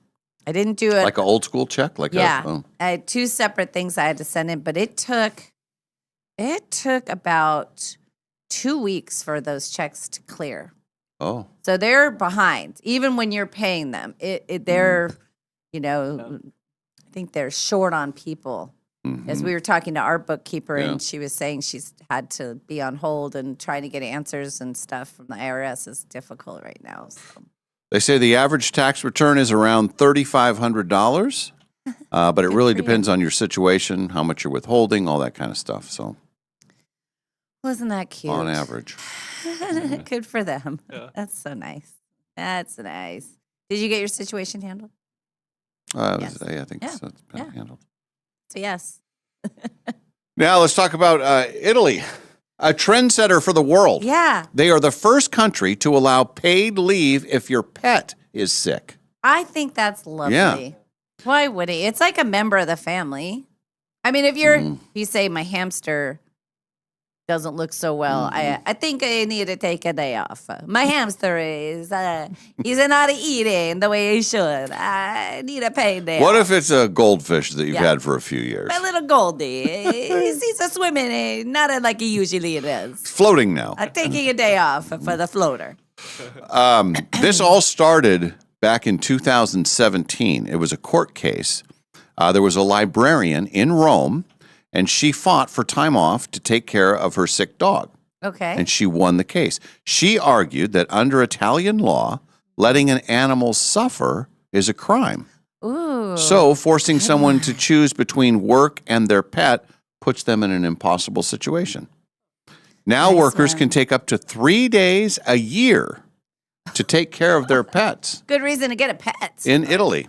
Yeah. There are some rules. The pet has to be microchipped, and the vet has to confirm that the situation is urgent. Okay. Yeah. Italy has over 60 million pets. So it seems like there'll be a lot of sick days between, people using those. And here's the thing, if people start taking advantage of it, they're going to get the rights stricken away. I mean, you want to be careful with that. Don't go too far. I like the angle, though, of the court case. Yeah, that's smart. If they say, it is a law, you can't let an animal suffer, which I think that's a good law. Yeah. Well, then you sort of extrapolate that out. Well, if they're suffering, should I be home? I'm caring for something, so it's not suffering. And at the end, they say, Roberto is your uncle. That's a good one.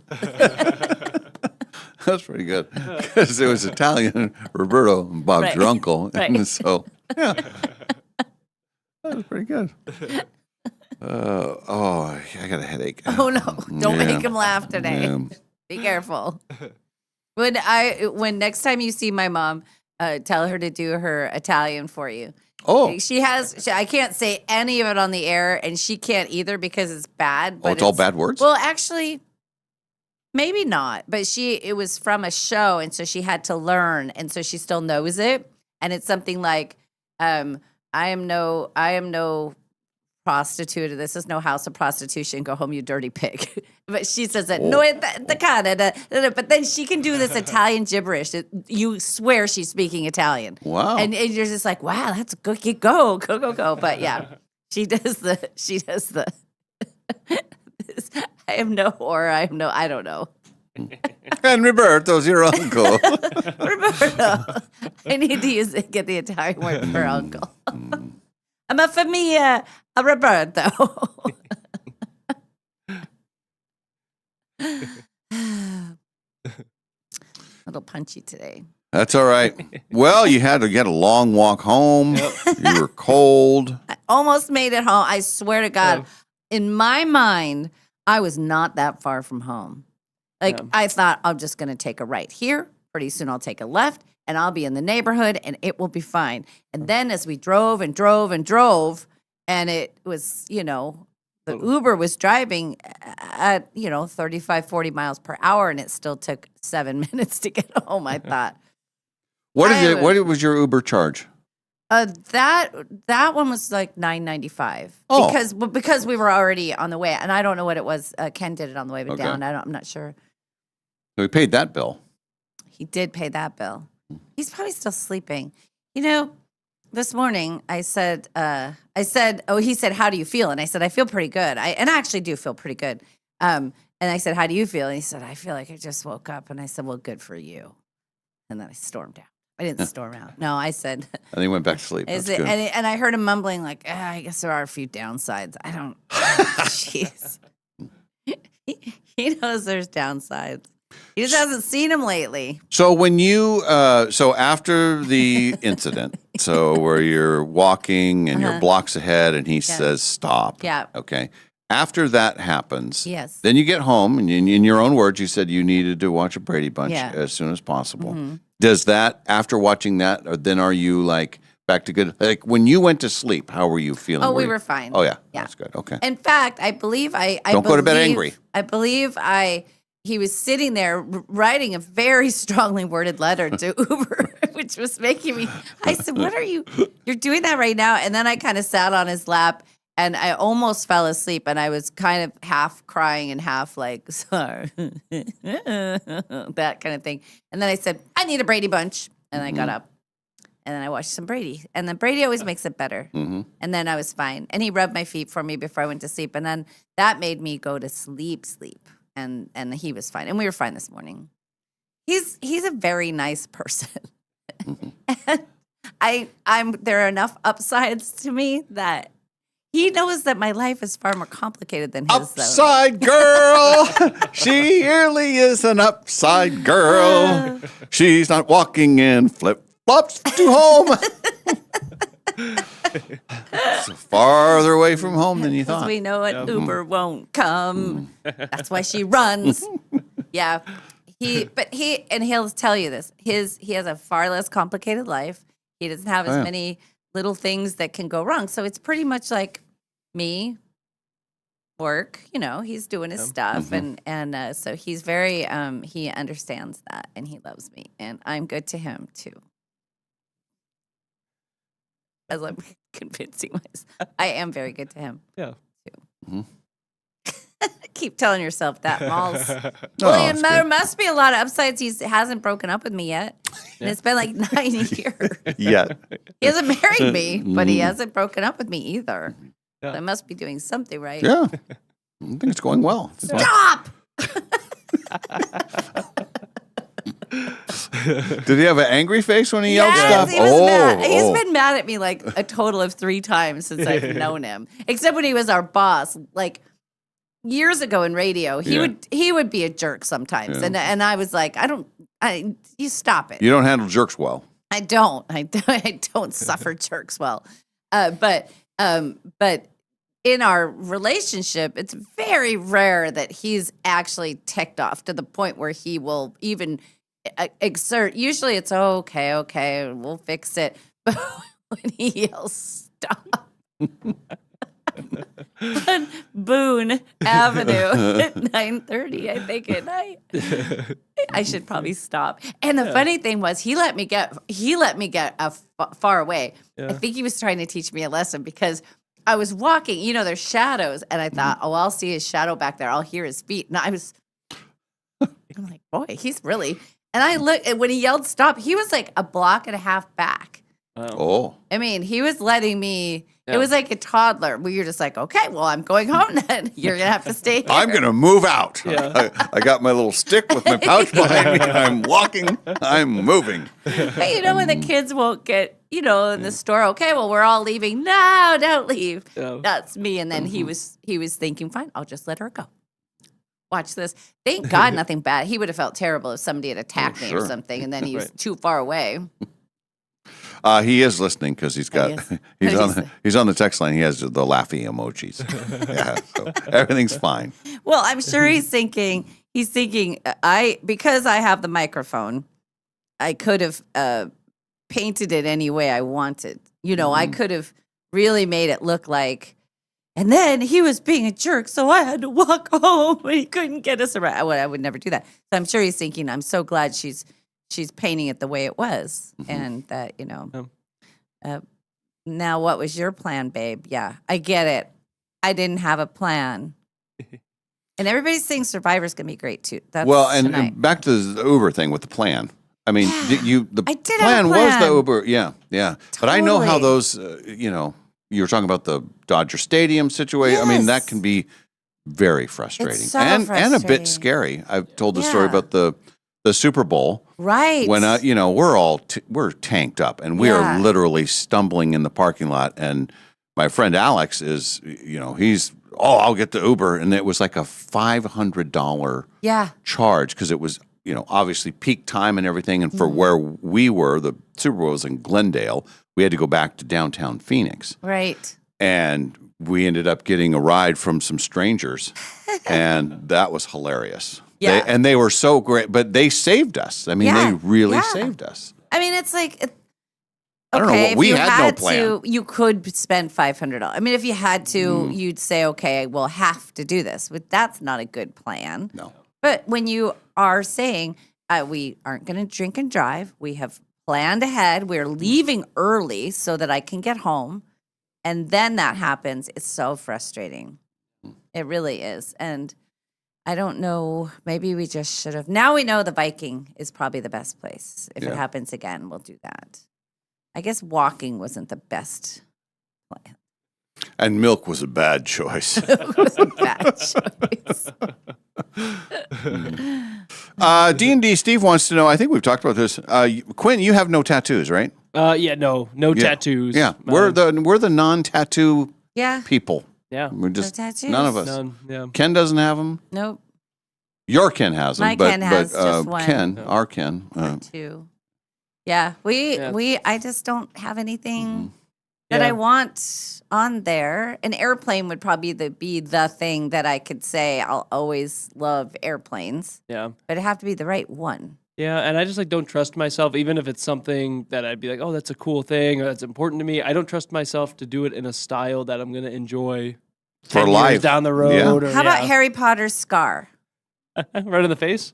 No, just somewhere on your body, like a I could little do that. scar. That would be I fun. like when Phoebe got a little dot, and then she goes, "It's the Earth from really far away." I don't remember that. That's so funny. she and Rachel, they decided to get tattoos together, but it was Phoebe's idea. So Rachel goes first, and she gets it. But then Ross hates it, like he doesn't like it. But so she goes and gets it done, and then Phoebe chickens out.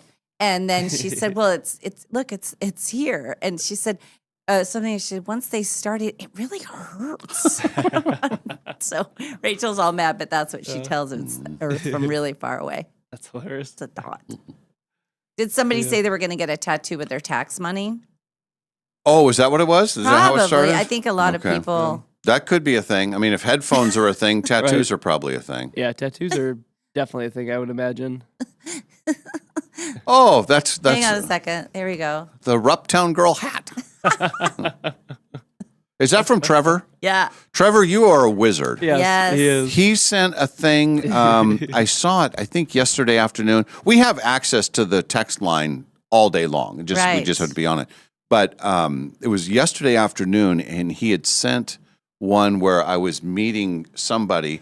Like, go to the next one. Okay, hang on. And a it's second. me, and it really is me, and I'm shaking hands with the person that assassinated Garfield. Oh. Yeah, and like we're like in hell. Look at that. That is tremendous work. Look at that. That's I mean, the possibilities are. Well, that's he why can do all kinds of it's stuff. so scary, though, because people can put you in spots that you were never in. Yeah. Mm-hmm. It is crazy what it can do now. But look, you look very happy to meet him. Right. You shouldn't be, though, because he killed Garfield. Well, I know, but I had nothing to do with it. And then, this is Molly subduing a John Wilkes Booth. Where'd you get that picture of me? That's a weird picture, but it's me. Mm-hmm. Is it? I don't know. That's crazy. He does amazing things. Mhm. Yeah. Nice work, Trevor. Does Sam or Kalai have tattoos? Not that I don't know think of. Sam but does. Kalai might have like a Hawaiian something she might have somewhere. something small somewhere, but I'm not positive. Oh, yeah. Shawnette says my mom got her first tattoo at 72. You know what? I think we were playing one of our archives that we were talking about tattoos. I think that's is that what it maybe was? brought that up. That's what Mhm. triggered that. Yes. All right. We have a busy day on the show today. Lots going on. We will play the showdown, and we don't have anyone for today, Nope. right? Mm-mm. We had people lined up for the first part of the week. So if you want to play the showdown trivia competition shortly after 8 o'clock, check in with us before that via the text line. Let us know that you want to play. Ken's going to join us here in the 8 o'clock hour. Kalai will check in around 8:30, and then she may come back later in the show. We'll have our entertainment news. And then I'm going to bail. I'm going to walk out of here. What if I walk to my doctor's appointment on the South Hill? Make sure you have your flip-flops. I know. And it is cold this morning. It is It's cold. legit cold. It's supposed to be a nice looking never- day. I mean, the sun's going to come out and everything. Yes. But the morning, pretty cold. So we'll get to those and other stories. Lots to do on the program. Thanks for being with us. The Dave and Molly Show is live from the Numerica studios.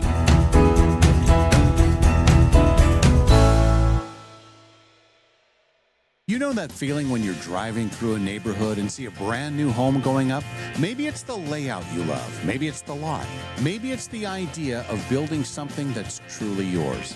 If you're planning to build a home in the next year, Numerica Credit Union can help make it happen. Right now, when you apply for a Numerica construction loan by May 31st, you can get $5,000 in lender credits toward closing costs. That's real savings that can help make building your new home more affordable. Plus, you'll work with a home loan team that understands the process and helps guide you from blueprint to move-in day. So if building a new home is on your radar, start with the right construction loan. Visit numericacu.com/construction-loan to learn more or connect with a Numerica home loan expert. Numerica Credit Union, equal housing opportunity. All loans subject to approval. Federally insured by NCUA.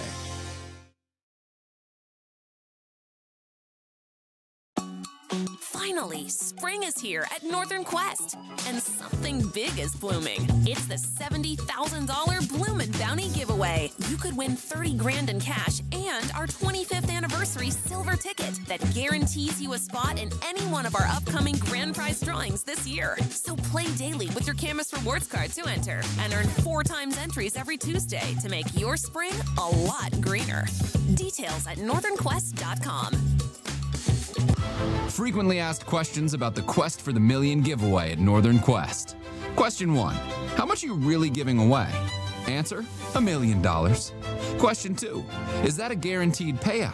Answer, yes. Question 3. Why would anyone give away $1 million? Answer, because it's our 25th anniversary, and also we've lost our minds. The 25th anniversary Quest for the Million giveaway. See website for details. Northern Quest, 25 years bold. No matter what you can imagine, no matter what you can possibly dream, no matter what your heart desires, Jewelry Design Center can make it for you. We have fixed everything from eyeglasses to Super Bowl MVP trophies to all types of jewelry. When people are able to come in and watch things be worked on, watch their pieces, and be able to talk to the actual people that are going to be doing it, it gives such a confidence and an appreciation for what that is. They can do anything. Jewelry Design Center, your jeweler for life. In every season of life, you need a vehicle you can count on. At Clark's Tire and Automotive, we know your car isn't just transportation. It's how you get your kids to school, how you make it to work, how you show up for the people who matter most. For nearly 2 decades, Clark's has been proud to serve our community with honest, reliable auto repair you can trust. Whether you need a simple oil change, cold AC, safe brakes, new tires, or even a full engine replacement, Clark's can take care of it. Want to upgrade your ride? We can outfit your vehicle with new wheels, tires, or lift kits to match your lifestyle. With 4 convenient locations, Clark's Tire and Automotive is proud to support the community we call home. Schedule your appointment today at clarkstires.com. Clark's Tire and Automotive, taking care of the cars that take care of your family. Looking for a dog-friendly place to enjoy great wine and delicious food? Head to Maryhill Winery in Kendall Yards. Their outdoor patio is perfect for you and your pup with treats and a warm welcome for your furry friend. Join them every third Thursday for Paws on the Patio. Enjoy a complimentary glass of wine while your dog gets a Maryhill bandana and special treats. Plus, when you purchase a bottle of Rescue Red or Whiskers White, $5 is donated to the local Humane Society. Maryhill Winery, where great wine, delicious food, and great company come together. Award-winning Maryhill in Kendall Yards and online at maryhillwinery.com. In Spokane, relationships matter. And at Cascade Dental Care, relationships are everything. For over 55 years, we've been serving our community as a doctor-owned dental practice with convenient locations on the north side, south side, and in the valley. While dentistry has changed, our commitment hasn't. We combine the latest technology with something you can't manufacture: genuine care. We take the time to listen. We get to know you. We treat you like family. Our mission goes beyond beautiful smiles. Research shows oral health is connected to your overall health, including your heart. That's why we focus on creating healthy, confident smiles that help you enjoy life more and reduce your risk of heart attack and stroke. At Cascade Dental Care, we've always believed in doing what's right for the patient, not just what's convenient. Experience the difference of a practice built on trust, comfort, and community. Cascade Dental Care, Spokane's hometown dentists for over 5 decades.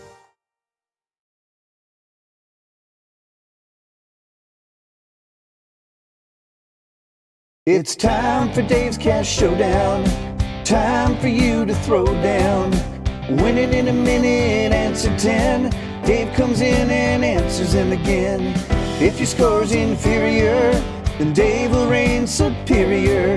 It's time to play a round of Dave's Cash Showdown. Yeah, we're gonna play early today. Yeah. Yeah, we thought it's gonna work out. We have a busy stretch coming up, so let's play the showdown right now. Mm-hmm. Megan, are you there? I sure am. Good morning. Good morning to you. Thank you for being with us, and thank you for being ready to go so quick. It was like, because normally we're playing, in the 8 o'clock hour, right? But this works out great. Yes, we're glad to have you here. And I know Megan has beat me before. Yes. I think you're on the plaque, aren't you? I think I'm on the plaque both years. Oh boy. Oh yeah, we haven't made our next one up. That doesn't end until September. So. And truth be told, I'm not at 100%. I have a mild headache setting though, in. Molly, your questions have been harder lately. Yeah. I don't do as well lately. I think you which is good. That's a good thing. You've definitely kicked it up a notch. I think she's gotten meaner. Don't you think she's gotten meaner? Yeah, she's gotten meaner, hasn't she? She's gotten more clever with her questions. I think it's a good thing. It's all right. See, Dave, you they keep like it. Up, Molly. You keep it up. Well, today is more mid-assery because I felt bad yesterday. I was accused of hard-assery by Stacy, and she was not pleased with me. Not at all. Not at all. So I went a little mid-er. There's one that you should know, and if you don't, you're going to get -2 points. Oh, Dave. Okay. Because we've discussed this. Oh, okay. Oh, boy. I didn't know if you were talking to me or Dave. It's No. like, how do you know this, Molly? No. This is something that he should know. And as far as the Money questions? Oh, yeah. Big money today, right? I will do a $2 at number 5. Okay, right in the middle. 6, yeah. Okay. Something like that. Anyway, yes, that's what I'm doing. All right. If I lose, I'm going to put on flip-flops and walk home. Because I understand that's the way to deal with trouble. See that, Dave. See, and the funny thing is, I won't wear them on airplanes, but I will wear them on a 45-degree night walking through a bad neighborhood. Yeah. Apparently, that's when I like to wear my flip-flops. With a slight buzz going. Yeah, a little bit of a buzz and an attitude. All right, I good. want to know why you don't change the name to Win Molly's Money. Well, yeah, maybe. See how it goes. Actually, if we did that, we could use the old name because it wouldn't be Win Dave's Money. It would be Win Molly's Money. From Win Molly's Money if Dave screws up. If you get more. And Roberto's your uncle. Roberto is your uncle. All right, good luck, Megan. I'm leaving the studio. Okay, good luck to you too, Dave. Okay, Megan. So you've been here before. You know the drill. You know how it works. I've got your 10 questions. We'll make our way through them. Are you ready to throw down on the showdown? I am. All right, here we go. What is the name of the skunk in Bambi? Flower. Which of your organs can regenerate itself up to 60%? The liver. What fell into the pool in the film Caddyshack and caused a major exodus? A candy bar.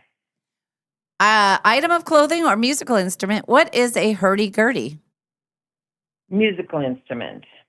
What U.S. city is associated with Alcatraz? San Francisco. Here's your money question. What U.S. automaker produced a car called the Cirrus? Oh, gosh, I don't know. Toyota. What fabric derives its name from the French word for cord of the king? Corduroy.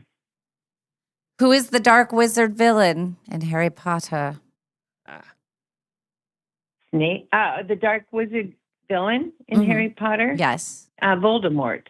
What is the highest number that can be called in a game of bingo?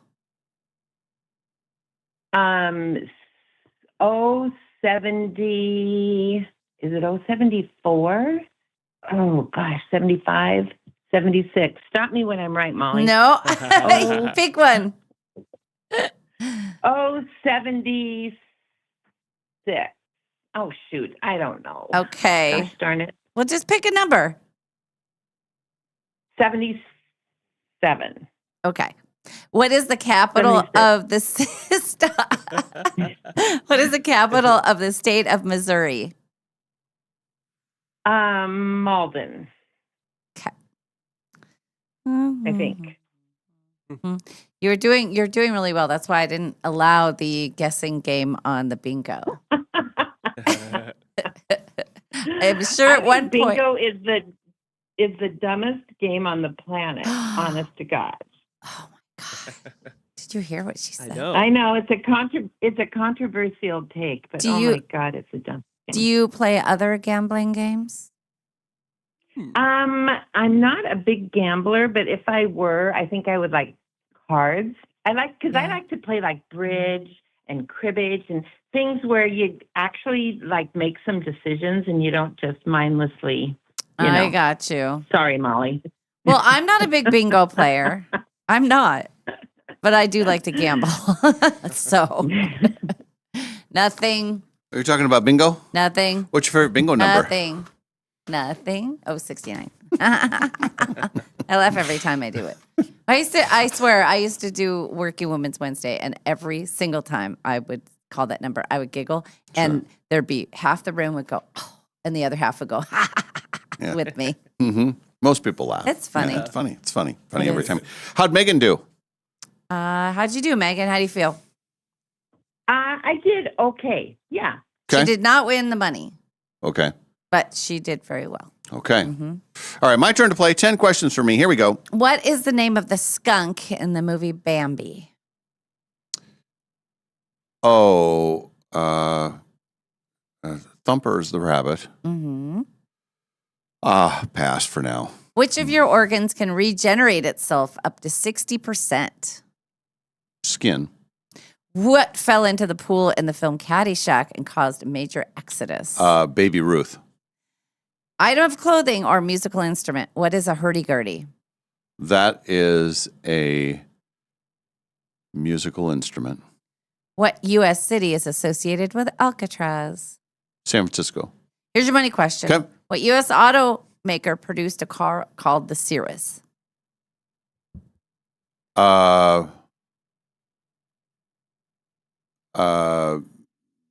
It's the, I don't know, Taurus.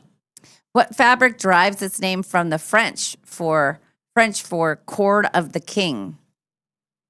What fabric derives its name? Oh, corduroy. Okay.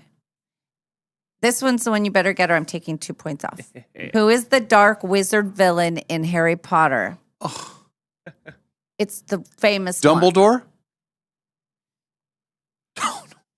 Is it? No? Oh.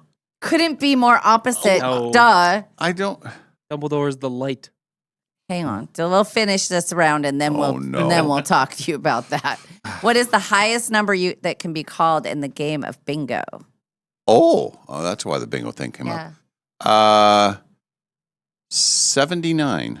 What is the capital city of the U.S. state of Missouri? Springfield. All right. Final score. Mm-hmm. Dave wins. No, sorry. What? Megan wins 7-4. 7-4? Yes. Is that with the -2? No. Oh, jeez. I suck. That's terrible. Oh. Well, my gosh. I don't know the Harry Potter stuff. I don't know that. What is it? Tell me. Give me a clue. Well, it's the name you're not supposed to say. Yeah, but he go must ahead. not be named Lord Voldemort. Voldemort. Oh, Voldemort. Yeah. Oh, yeah, I'm not going to know that. Dumbledore. God. It's like he doesn't even care about you. Come on, Quinn. man. Jeez. You'd think you'd take a little interest in what the young man is doing. All right. Well, she got off to the early lead with the first two. Flower is the name of the skunk and Bambi. Yes. She knew that. Yeah. Liver is the organ that regenerates itself up to 60%. Thank God. Am I right? I mean, we do a lot of damage to it. So both of you got the Baby Ruth bar or candy bar. It is a stringed instrument. That's a hurdy-gurdy. You both got San Francisco. And the money question, I'm glad I put money on this one. It was the Chrysler Cirrus. Chrysler. Okay. You both got corduroy. She got Voldemort. 75 is the highest in bingo. She said 74. No, 76. No, 75. No, Molly, stop me when I'm right. And I said, I can't do that. So she didn't get it right. She's landed on 76. And then Jefferson City is the capital of Missouri. Oh, that's right. Geez, well, I'm having an off day, because I know that I know the capitals. I know everything about Harry Potter, the Bambi stuff. I know all that. Chrysler, of course, I know that. I just didn't prove it. Don't denigrate my victory by saying you did that. You know what I mean? Well, you got 7 though. Seven's going to win most days, I think. Yeah, that's a good score. Mm-hmm. That's a good score. We have a couple of people that knew the Chrysler. Some people guessed Lamry. It's just not right. And then Molly's very upset. So while you were gone, Megan made the statement that she hates bingo. Oh. So, all right, we got to wrap it up. Yeah. Congratulations from Numerica Credit Union, proud sponsor of Dave's Cash Showdown. Numerica Credit Union, they are the only credit union that can assure you that you'll never run into a skunk if you go to Numerica Credit Union. In fact, it's true. Not a lot of people know this. If you have a Numerica debit card, the skunks will stay away. So if you can try somewhere else, but you might get hit by a skunk. And 5 free cups of Dutch Love from from Spokane's Dutch Bros. We have to go be on TV now. Oh my God. I got to get Ken at the We got to go. door. We got to get Ken. Yes, We'll be back. Okay. Thank you, Megan. All right, you're welcome. Bye-bye. All right, we're back after a break. The Dave and Molly Show continues from the Numerica studios.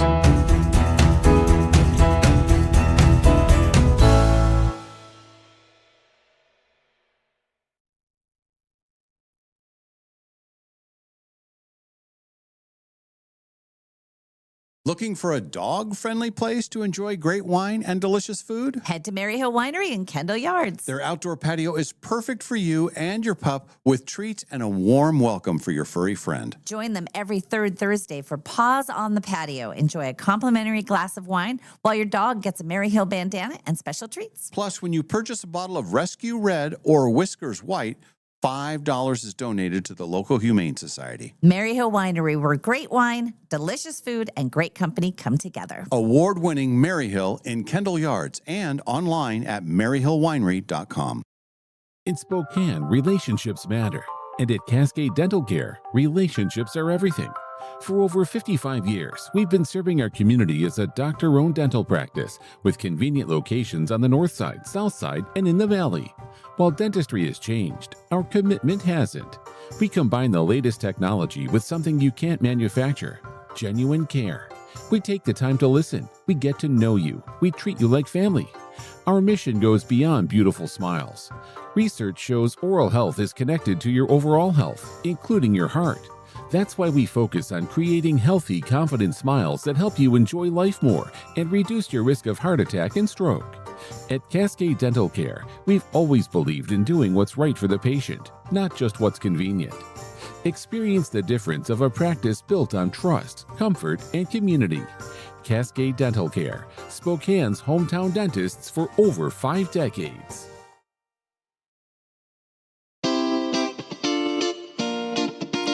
We now return to the Dave and Molly Show. Hey, welcome back, everybody, and welcome to our viewers on SWX. Yeah. Everything is fine. We're here on time. The show is fine. Everything is fine. And, you know, sometimes somebody just comes rolling in the middle of the show. It can happen. It can happen. Ken will be coming in. He'll be joining us here in minutes. Yeah, he's not going to even know what's happening. This is all new to him because he hasn't been on this show yet. Right. And so he's not going to know. He's going to say, well, what are we doing? And we're going to say, well, we're doing the program. Show. Doing a program. Yeah. So we'll chat with him when he gets here. Yes. And then maybe and then Quinn, are you going to go get him? How are we doing this? Yeah, I can run out and grab him. The nice guy Brandon. Oh, here he comes. He's coming in now. He's going to let him in. Yeah. Okay. Come on in, kid. Yeah. And we're live on the air. Yeah, we're on. Oh, yeah. We're on SWX. Yeah. Oh, careful! You're going to squish your finger. Oh, okay. Oh, look at that! Look at that! That's very good. Wow. And now people can't see him yet, but you're going to see him roll right into the screen here. Navigate. Oh, yeah. He's doing a wheelie, going over the cords. Wait a second. Cords were never a problem. And now look at this. Look at that! It's like it's fine. And there's your spot. Well, hello. It's good to see you. We haven't seen you in a while. It still feels like March 15th to me. Is that the last time you were aware of stuff? Oh my goodness. I've got 8 of my 10 men back. Good. Yeah. Because last week you had some, and then you lost some on your way out the door, and then you had to go back in. You know, last week, every day since Easter, I got out of the hospital on Easter. Oh my gosh. How long were you in the hospital? I was in the hospital like 5 days. Oh, jeez. Oh. And boo is right. And I thought, okay, I'm out of the hospital on Easter. And, you know, I knew I wasn't going to feel that great. And they have me on these horse tranquilizers. They're about like that. Antibiotic. I got a big boy infection. Usually, and you guys know, I get a little infection a couple of times a year. Yeah. You give me 2 Tylenol and a Gatorade, I can knock that thing down. Power through. Yeah. Oh yeah, and but this, I thought, okay, I must have some sort of infection, and then my legs started swelling up. Oh no! And I thought, well, maybe I have the flu. But because legs always swell up with the flu. Wally. Well, I didn't know my leg was. I didn't know my leg was swollen, and Trish touched my leg, and she goes, "Good night. This thing's hot." Oh. So then, okay, I went to the Little Indigo. They gave me a little thing. And then a day later, I thought, she said, we're going to call 911 because you can't even get out of bed. Oh. So all of a sudden, there's a fire truck and an ambulance in front of my house. And you never want that because the neighborhood is going to go crazy. I still haven't heard all the words of the neighborhood. Oh, Anyway, it was crazy to be. I just couldn't get out of bed or into my chair. So all of a sudden, there's grown men in there, and they just slide me across. Yeah. And now, for the first time, I know. You know how it seems like the ambulance is always rushing into a neighborhood. Yeah. They get someone inside, and then they sit there for about 40 minutes. And you're saying, I thought you were in a rush. Well, I was inside all hooked up to stuff, and I felt fine. And they were just clicking and doing all their stuff. And it's like, well, now I know what you're there's no hurry here. And did they run the siren on the way? No siren. No. Got No me down there. I'm all checked in.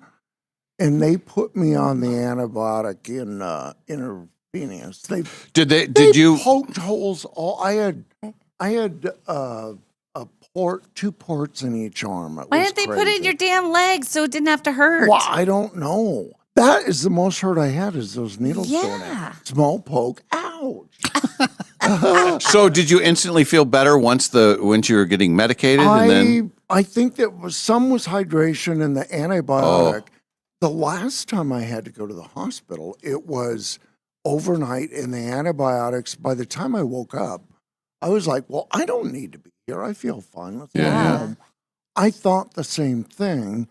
It just took a couple of days to get in, and it flashes all the way back to March Madness, you guys. Oh. And one day I would be great in the hospital, the next day I'd be down. The day I was great was the women's Final Four on Friday. Yeah. And they have some grainy TV up there. I'm totally out of the loop. And luckily, one of the night nurses would come in and tell me what the Mariners were doing. And usually it wasn't good.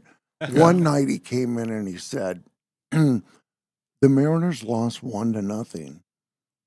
And the guy on the other team robbed 3 home runs from the Mariners. I heard about that game. And I saw the replays a week later, and I could not believe it. So, did you hear what happened last night? Last night, did you hear what happened last night? Yes. I almost. We got him started. I almost texted you guys because I got up early just to make sure I'm good. I saw that they gave up 5 runs in the ninth. In the ninth. Yeah. I almost texted you guys and said, I'm sorry, I can't come in again. I'm very upset. 3 weeks in a row. No, you cannot do that. But you got your Mariner thing on. Yeah, I got my little lanyard, and I'm supporting. And you've invested in the Mariners. You haven't been here since. You have not been here since we did the commercial thing, and then we got the bet placed. And do you know the last day I was on this podcast? Yeah. It was basically opening day of MLB. Oh my gosh. And then the next day, Friday, I saw you guys out at the casino all ready for the buzzer beamer giveaway. And then it was Sunday. I slept all day and Monday, and I thought, okay, and Tuesday it was like, no.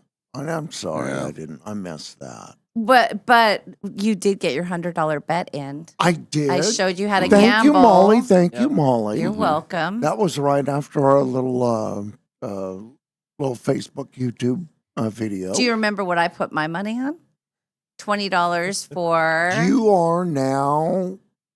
It's not a twin. Yeah. No, it is the twin. Is it the twin? She's betting against you. Both of you cannot win. I am glad. A tip of the tongue. Twins. Yeah. Yeah. And Good for you. they're 11 and 8, Yep, right? the 11 and 8 twins. I told Molly, the Twins are one of those teams that every other year they're terrible, and then all of a sudden they're like in the final couple of days. The playoffs. Yeah. See? So then you started falling ill. When did you start feeling better? So last week you were on your way out the door, but then didn't feel well again? Yes. Last week I was furious that I couldn't come in because I got up every day since Easter.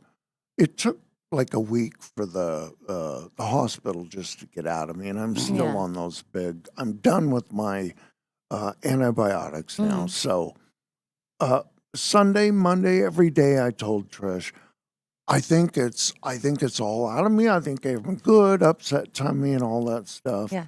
And then it would be a relapse. And Tuesday I got up. I was all dressed. I was in my chair. I was ready to roll. And then I just got an upset tummy, and I was just mad. Yeah. You're furious. That'll make you mad. Because I was ready. Yeah. And then, so it really took till this past Sunday where I thought, you're really good and to go I said, now. okay, I'm all back to normal. That's and good. I just get a little tired. So you were sick for Trish's birthday. Yes, I was. Yeah, that's That too was, bad. yeah, we thought that maybe was the 9th. you woke up that morning and then said, oh crap, I forgot it was her birthday. I mean, I'm sick. I have to stay home. No, that was, you know what? No, Molly, no. No. Here's the thing of all, and I did make it to Trish's birthday celebration that night. Oh, good. Okay. I was about 50%. Yeah. And I had all the great, once I got out of the hospital on Sunday, that I got out, got home, showered, did all my stuff. I'm like feeling great. I made reservations for Churchill. Oh. Thursday night, you can't miss Churchill's. No, so you made it. So every bit of my strength went down, and we had just a wonderful dinner. A big steak? Small steak. Okay. And when I exited from the hospital, they gave me like a really thick manual. Usually it's on take your antibiotics and da-da-da. No, this was all protein based and all.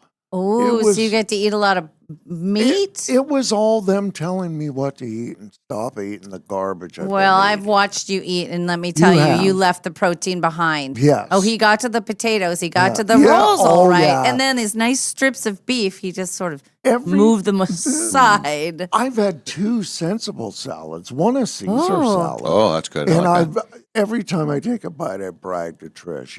They'd be really happy that I'm eating my greens. Were they? So they're telling you, like, dude, we can tell you eat candy and crap. No, or it was what? just you have to have more protein. But the first one time they said that you need to have a more plant-based diet. Right. That is correct. That's right. That too. And they were pushing the fruits on me too. You know what I forgot? It was almost like being back in the Sacred Heart of St. Luke's after my accident, because I'm just laying there going, what do you do now? Yeah. It was really boring, but I could not wait for breakfast, lunch, dinner. That's all you had to think about, right? 3 squares. There's no reason. And so I'm asking the night nurse, do you think there's going to be biscuits and gravy in the morning? And he's looking it up. Oh, no, but there's scrambled eggs and bacon. Where were you? Which hospital? I was at Sacred Heart. Okay. Yeah. And they took care of me quite well. That's nice. Did they know who you were? Did they any of them? I think only one lady acknowledged. Yeah. It's probably a HIPAA thing, and they didn't. Right. I don't know. But one lady did come in. Actually, she was putting in a new port in my elbow. Yeah. And your elbow? Well, like in the front of your elbow. Okay, all right. I'm like, geez, what are they doing? Flipping you over? A little bony back there, isn't it? Sticking things in. And she did say, I sure hated it that they took your show away. Oh. Yeah, and so I acknowledged. And then she said a little sting. What do you? Damn you! Of all the pains I have, one little needle is the thing. Yeah. So, So you're in there 5 days total? 5 days, and at the end, and the doctor that meets every morning came in. She looked at my foot and said, "Hey, you know that's not that bad." She goes, "Yes, you're infected, but everything looks good." Yeah. And she said, "I don't think you'll get out Saturday, but probably Sunday." And I was like, I was on top of the moon. Yeah. I said, "We're going to push this thing. We're getting out Saturday."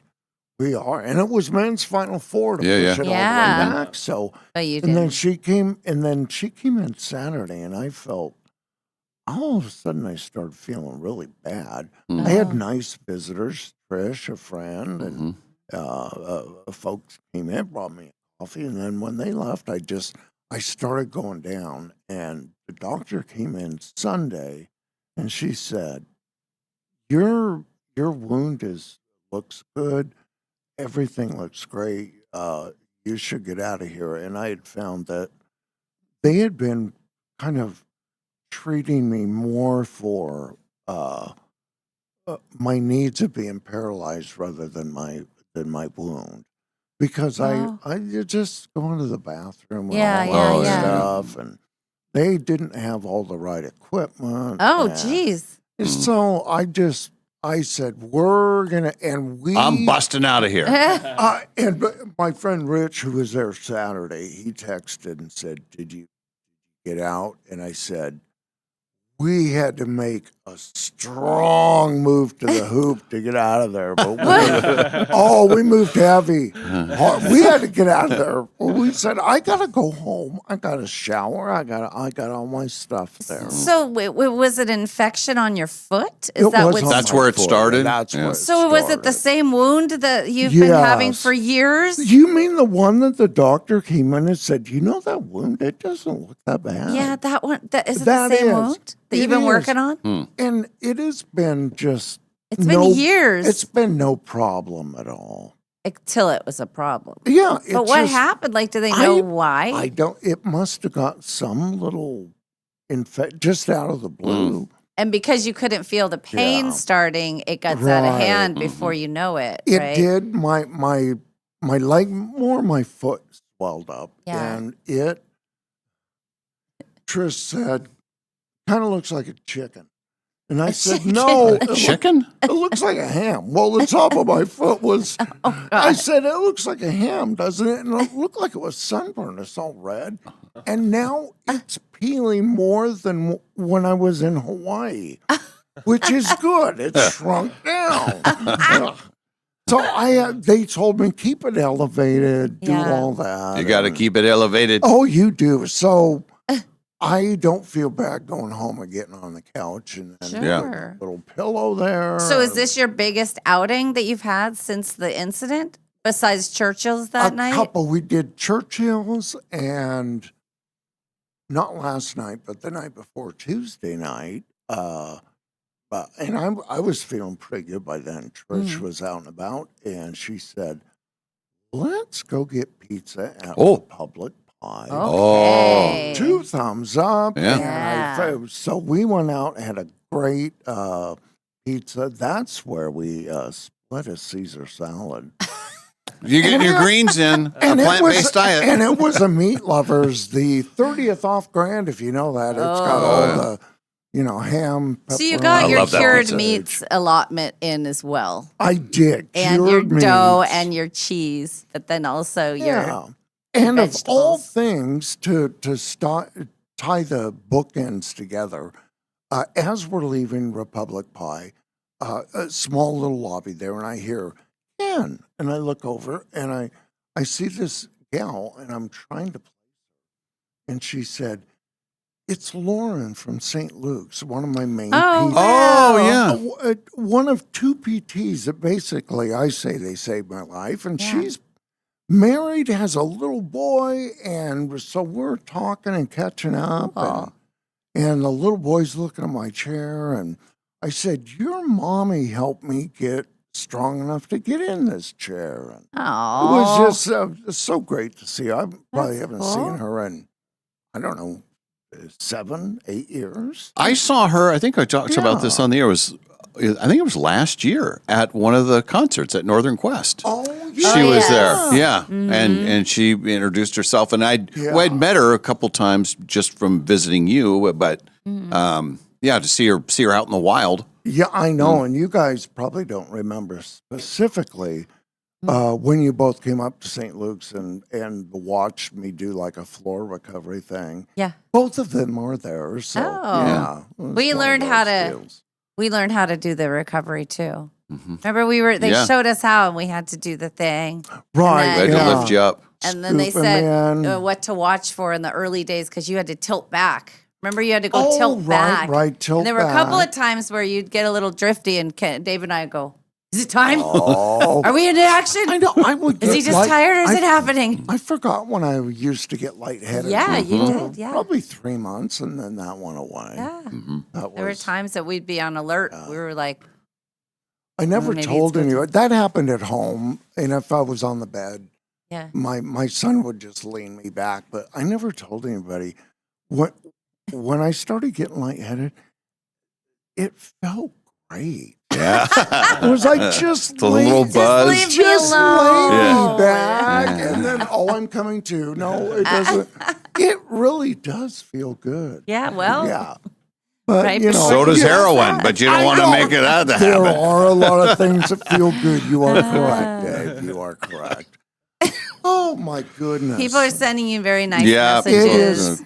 And I do thank folks for reaching out. And thank you guys. And I apologize for... I was so disappointed not to get out to Northern Quest and do all that fun stuff. Well, here's the story that you the story behind the story. I know, and I don't know hardly anything. I've seen a couple of posts here and there. Well, that day I had a terrible toothache. And so we didn't even know that you were sick yet either. So when we left here, everything was fine. I was trying to see, let's see how I am. Dave's going to take a nice nap, just a short nap, an hour nap. Right? It was maybe less than an hour. Right. And I wake up to your message that you're out. Yeah. Right. Molly's message that she is probably not gonna, and I'm thinking she's on the root canal. Oh no, I'm on my own tonight. Yes. Yeah. And then then another message came through, and you were recovering. You had you had the miracle drug. It was, I don't know how they did it, but it went for, I had the worst toothache. I mean, I was in tears when I got to this. It was the worst toothache I've had, and I've had a lot of bad ones. And he said, well, it's a root canal. What do you want to do? You want antibiotics? You want to go home? And I said, just do it. I have 3 hours. Do it. But I texted Dave. I said, I'm about to have a root canal. I don't know how this is going to go because before I've had them, and it's been horrible. But by the time the Novocaine wore off and my thing, I was at 100%. Like it never happened. I was tired a little bit. It didn't happen, It was crazy. I felt, but so there was a point. He's like, I went to sleep for an hour. Oh my God, the world's falling apart. And there was a couple other texts that unrelated to that. That was like, what did I sleep through? What is happening? I'm never sleeping again. The whole world turned. It was fun. It was very fun. And the lady, she took the car too. Violet was her name, I believe. Yeah, she took the car. Oh, my goodness. Beautiful. It was fun. It was so beautiful. They had the sign that said, do not touch. Yes. Yeah, yeah. I mean, I even knew that out there. Yeah. Do not touch. That's But we cool. missed you out there, but it was good. It went from 3 to 1, back to 2. Back to 2. Yeah. You got a twofer in there. And that was early week. And I know that's tough for you guys. Yeah, Mondays, that was... Other things that are tough for us? Concert night. Yeah. We went to the Journey concert last night. Oh, was that last night? 3 words for you, Ken. Uh-oh. Play the hits. What, do they have a new album out or something? No, they just have old stuff that's not very good. Now, let me, if it's old stuff like Wheel in the Sky. That was my when jam. the lights go down in the city. Those are the ones we talked about. Yeah. Those are, I mean, that's classic Journey for me. It is. But guess what goes along with that? What's that? A bunch of songs you've never heard and some Oh, souls. don't. This cannot go unchecked. Oh. They had a Wheel in the sky, sun turning. They had a 27 song set list. That's a lot. That's That's a bold. too many. That's bold. That's too quite many. a few. But I would say for me, 22 of them are these songs. Yeah, there were a couple that were like offshoots. There's no new album or anything. I think what happened was. Now, hear me out. I think what happened was there were a couple songs back to back that were unfamiliar to her, and then they went into a solo, either a guitar solo, piano solo, drum solo. I mean, they had multiple solos. Yeah. So many solos. So I think that when those got bunched together, that was too much for her. And I was she very stormed out tired. and she tried to walk home. Did you? Yeah. My goodness. Okay, and then here's she a was little told context. stop. I haven't seen that since Paul Simon was in town. That's what she was referencing. And you at least had your own wheels. We couldn't get an Uber. We left early. We didn't storm out. I scuttled out. And then we had 2 Ubers cancel on us. Then there was a third, and I was crying, and I was upset because I was tired. And then I started walking home. And Ken had to chase me down Boone Street. Oh, my goodness. But And he she had to did. yell. She referenced you because Yes. she knows how frustrated you were when If we they saw the went off legendary grid, Paul Simon, right. and you wanted more hits. I did, and I respect when he went to Africa and had the 5 albums, but don't go deep. Don't go deep. Don't go deep. What about you and Boss Skaggs that time? You were pissed. Well, that's a different deal because he Why? played 0 hits No until the Lido last shuffle? 3. No, Wow. the first time he has Right. since he you know, righted the he ship righted on the that ship. because the last Yeah. time we saw him, it was great. Yeah, But- but he was promoting a new album, and it was a that's jazz crap. album he was working on. Well, Chicago has some newer yeah. stuff too. You go to a Chicago show, you are going to hear a few of their new songs, and they will tell you that.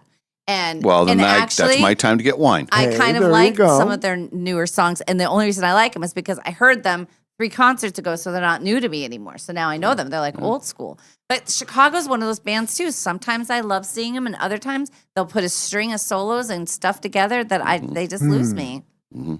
And I love Journey. I mean, I went all the way to LA to see Journey and all those guys, and when we saw them in LA, they were fantastic. But they were also playing with 2 other bands. They probably did an hour and 20 minutes, maybe. And so they just played all of the hits, which was great.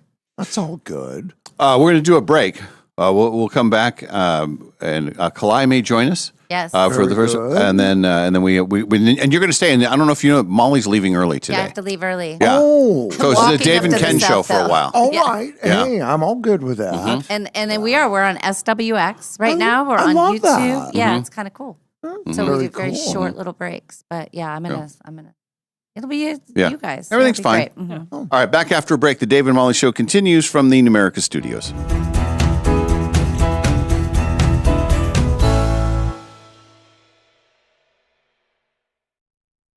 You know that feeling when you're driving through a neighborhood and see a brand new home going up? Maybe it's the layout you love. Maybe it's the lot. Maybe it's the idea of building something that's truly yours. If you're planning to build a home in the next year, Numerica Credit Union can help make it happen. Right now, when you apply for a Numerica construction loan by May 31st, you can get $5,000 in lender credits toward closing costs. That's real savings that can help make building your new home more affordable. Plus, you'll work with a home loan team that understands the process and helps guide you from blueprint to moving day. So if building a new home is on your radar, start with the right construction loan. Visit numericacu.com/construction-loan to learn more or connect with a Numerica home loan expert. Numerica Credit Union, equal housing opportunity, all loans subject to approval, federally insured by NCUA.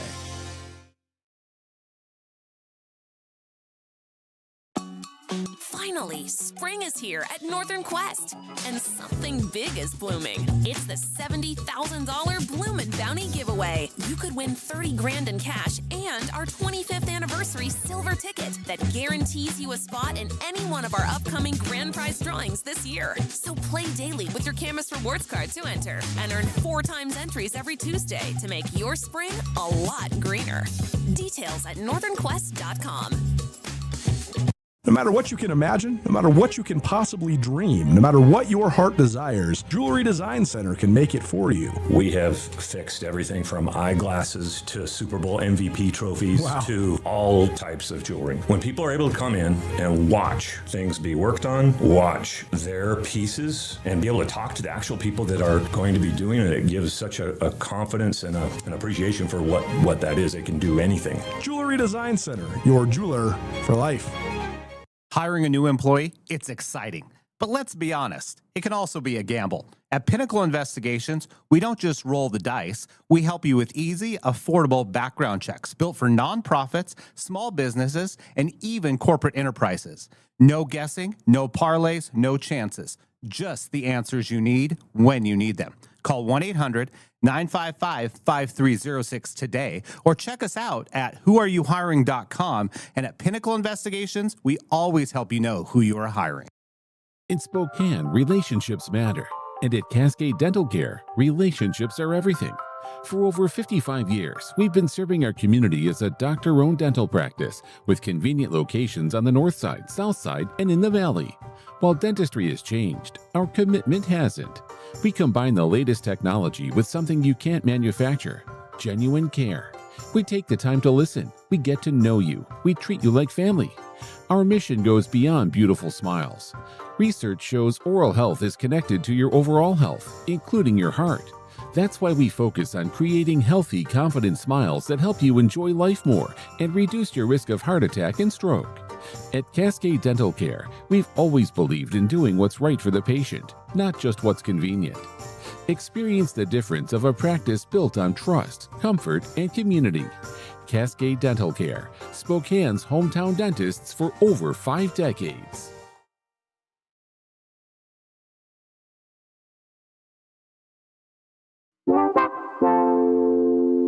I'm listener number one. My name is Brian. I live up on the north side of Spokane. I've been listening to Dave, Ken, and Molly back from when I moved here in the Air Force from 2001. I love when they banter back and forth on the things that they find funny. And I also love when Sam and Clyde come up to see them.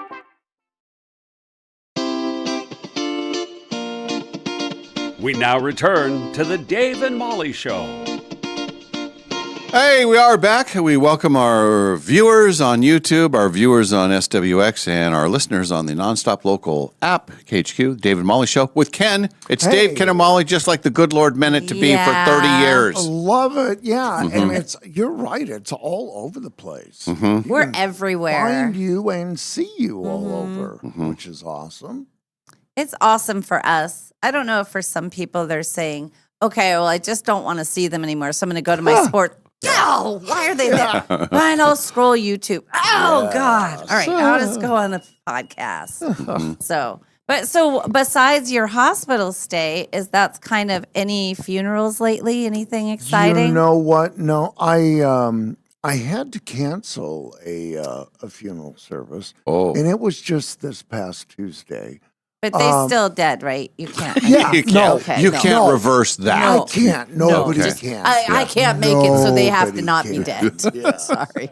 And one of my disappointments of the weekend, because I was home starting to feel better, I believe it was on Friday. My boss at Holy Cross, she is retiring. What does that mean for you? Well, I know. And she had like a really nice gathering, and I texted her. I said, congratulations. I said, I've been under the weather, and I'm sorry I can't. You said my foot looks like a ham. Yeah, well, no, I didn't go in. Well, chicken. Trish said chicken. I said ham. Yeah. So anyway, she texted back and said, I'm going to fall down into your position where I'll just be an assistant just like you. So maybe we'll cross paths and do all that. What if she takes all your gigs? What? No. She might. No, Molly, why are you always trying to... On her text back, she said, hey, by the way, I was going to ask you about Tuesday. And I said, can I let you know? And I will, like Monday afternoon, I said no. Yeah. I can't even do this. It's a hard no. I can't even do this to the departed. I can't say I might be there and no, you know. One So last I had disappointment. I had to pass on that. I haven't done that in a while. Yeah. While I was sick, though, Mm. I watched a lot of black and white old movies. Oh, yeah. Let's get an update on your movie watching. Well, one was in vivid color, The Greatest Show on Earth, and I think that was Best Picture in late 49, 50. Okay. And that was in color? It was color, and it was basically a 3-hour commercial for the Ringling Brothers Circus. Oh. And I'm wondering how many people ran off in And the joined the early circus. 50s and said, I want to do it. I want the circus life. Yeah, and the guy running it all was a really fit, handsome Chuck Heston. Charles Heston. He was freshly shaved. And then the other big star, I didn't know it for a while, Buttons the Clown, of course. Oh, sure. Wow, was Jimmy Stewart under that makeup? What? Oh, he was a clown, Molly. No, well, they should call me a clown. Oh, no. Now I have two people doing Jimmy Stewart impressions. It was quite a story. It was like He played Bobo. Did you say Bobo? Buttons the clown, whichever. And I had no idea. The whole movie was behind the scenes of the entertainers and the trapeze artists Now, and elephants and Believe it or not, our lions. friend Trevor, who's a movie man, he said Right. Greatest Show on Earth was a bad movie. Long, disjointed, and worse. Boring. I don't know. I was entertained, but it was so corny. Oh. It was corny. It was like, here's a story, and now obligatory, we have to show you, the announcer would say, and the elephants. And you would see like 5 minutes of an elephant show.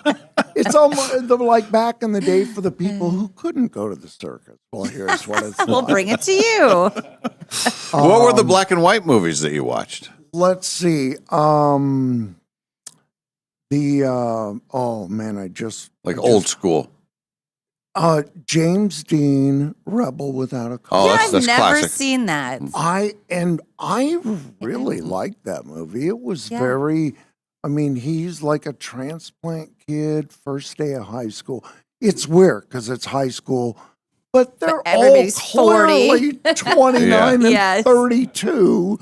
Good grief. Anyway, he befriends like the oddball kid out of the blue because he Yeah. knows. And then there's all sorts of strife. No, his cause.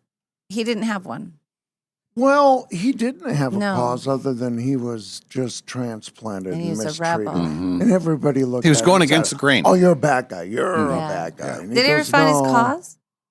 He did at the end. Oh, good. I'm okay. not spoiler alert. No, don't anything spoil on it. that. I just want him to have a cause. Hey, the other one I watched, not black and white, and we mentioned this, with all those Rat Pack stars, I watched The Outsiders.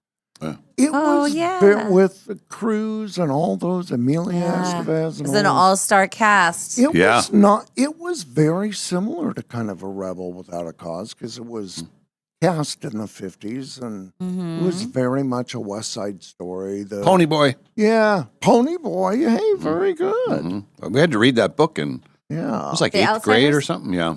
Yeah. And so the Rebel Without a Cause, is that a good movie? I would say it's a B. How many movies did James Dean do? He didn't Like, do that only many, like right? 3, I think. And Two or he's three. Yeah. Yeah. but he was a good-looking guy, right? You understand why he was such a Good star. looking guy. The best black and white. And this was a great movie, Grand Hotel, and I think this think I know was that one. in the 30s. It was of the Lionel Barrymore, all the Barrymores. Oh, wow. Like a dad and a son, and the aging star was Greta Garbo. Oh, man. She was Jeez, the that is old school. aging. Yeah. She was a ballerina, tap dancer, living at the hotel, and the fresh, lovely new star, and she was cute. Joan Crawford. Oh. She was fresh and lovely and the new girl. Oh. It was an awesome, jeez. it was almost like the White Lotus of its time. Huh. The hotel, half the people lived there, Yeah. and then half the people came in, and it started with the Grand Hotel. People come and go, nothing ever happens. Well, the movie, We're going to make a movie out of that. I know, and then the movie happens, and you're going, yes, stuff happens, and at the very end, he comes out and says, the Grand Hotel, people come and go, and nothing ever happens. You're going, yes, stuff happens. But I thought, for what it was, I thought it was a great. Yeah. Huh. Yeah. I don't think I've seen that one either. Where do you find all these movies?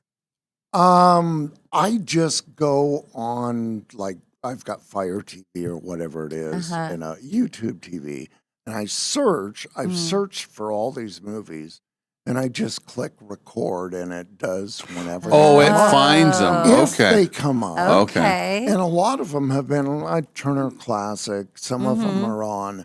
Some of them say, you got to go to Tubi, and it's with commercials. And I do.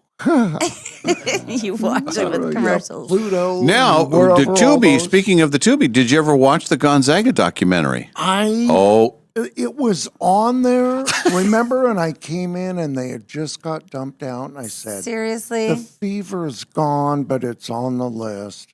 It just kind of got pushed to So the to be sideline. clear, and just to state for the record, You said Tubi. to be clear, you have watched several movies from the 30s, Oh, yes. 40s, and not The Shoe Still Fits, The And not- Cinderella Story. I gotta, that's Continues. on. I haven't hardly watched anything. The most current You thing. haven't hardly watched it. You're watching everything about nothing. Current though. Oh. The most current thing I watched, and it totally threw me into a musical phase. Yes. Out of the blue, I watched like a Tom Petty documentary. Oh. And I've always been a Full Moon Fever was his best, but the next album, Wildflowers, I guess, critically acclaimed, the making of. And I thought, wow, I'm now in a Tom Petty phase. So I've been running down a drain. Oh, yes, you have. She's a good girl. Last Dance with Mary Jane. Oh, Yeah. yeah. All that. So anyway, Well. that's about the most current. I'll get back on the Zags. Everybody's glad to hear that that you're doing better. You're doing great. So happy to be back. I think the last time I came in here, I was so gleeful because my daughter just got married.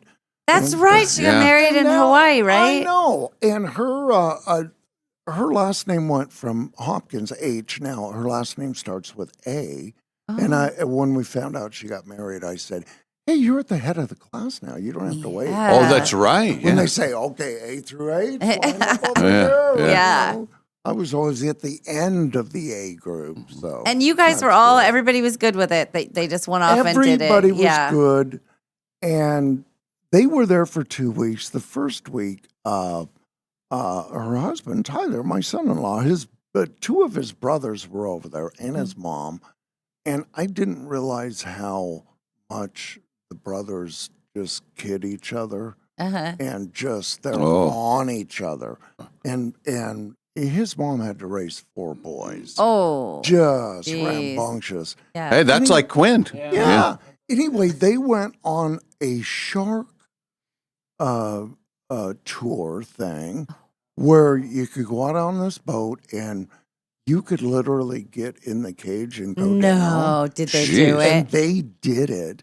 And they're given all the directions. There's probably 15 of them on a small boat. They're giving them all the directions before they get in the cage. And of course, they mention, don't worry. There's no, they sense blood, but it's all clean, and we'll take down. They'll come up to the cage. Well, my son-in-law stands up, and he's standing by his brother, and he speaks out loud to the entire boat. He goes, "Okay, I just want to let you know, I think everything's fine. This is my brother here." And he just got his period.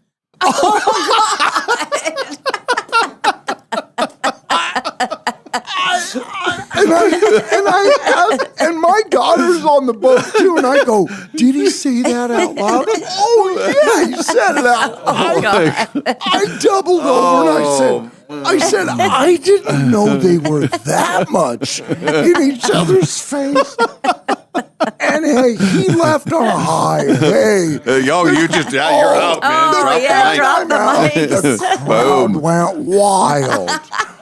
Oh, that is funny, and man. I just thought, to be his brother, what do you do to come back from that? The rest of the boat ride, you're nobody. I know.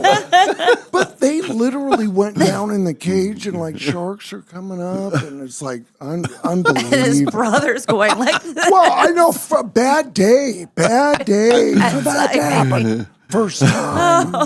It's just terrible. I cannot believe I just doubled over. And if it's that many people, so now you have 15, you know 3 or 4 of them. It's better to be with 85 people you don't know than just a few, because I'm sure a couple people didn't laugh. I know. They're probably, well, that's not funny. I'm sure there's some big solid fishermen got a chuckle. Yeah. There was a small couple from Japan that just That's got not on the funny boat. to them. And we do not. That's not Oh funny in my. there. No.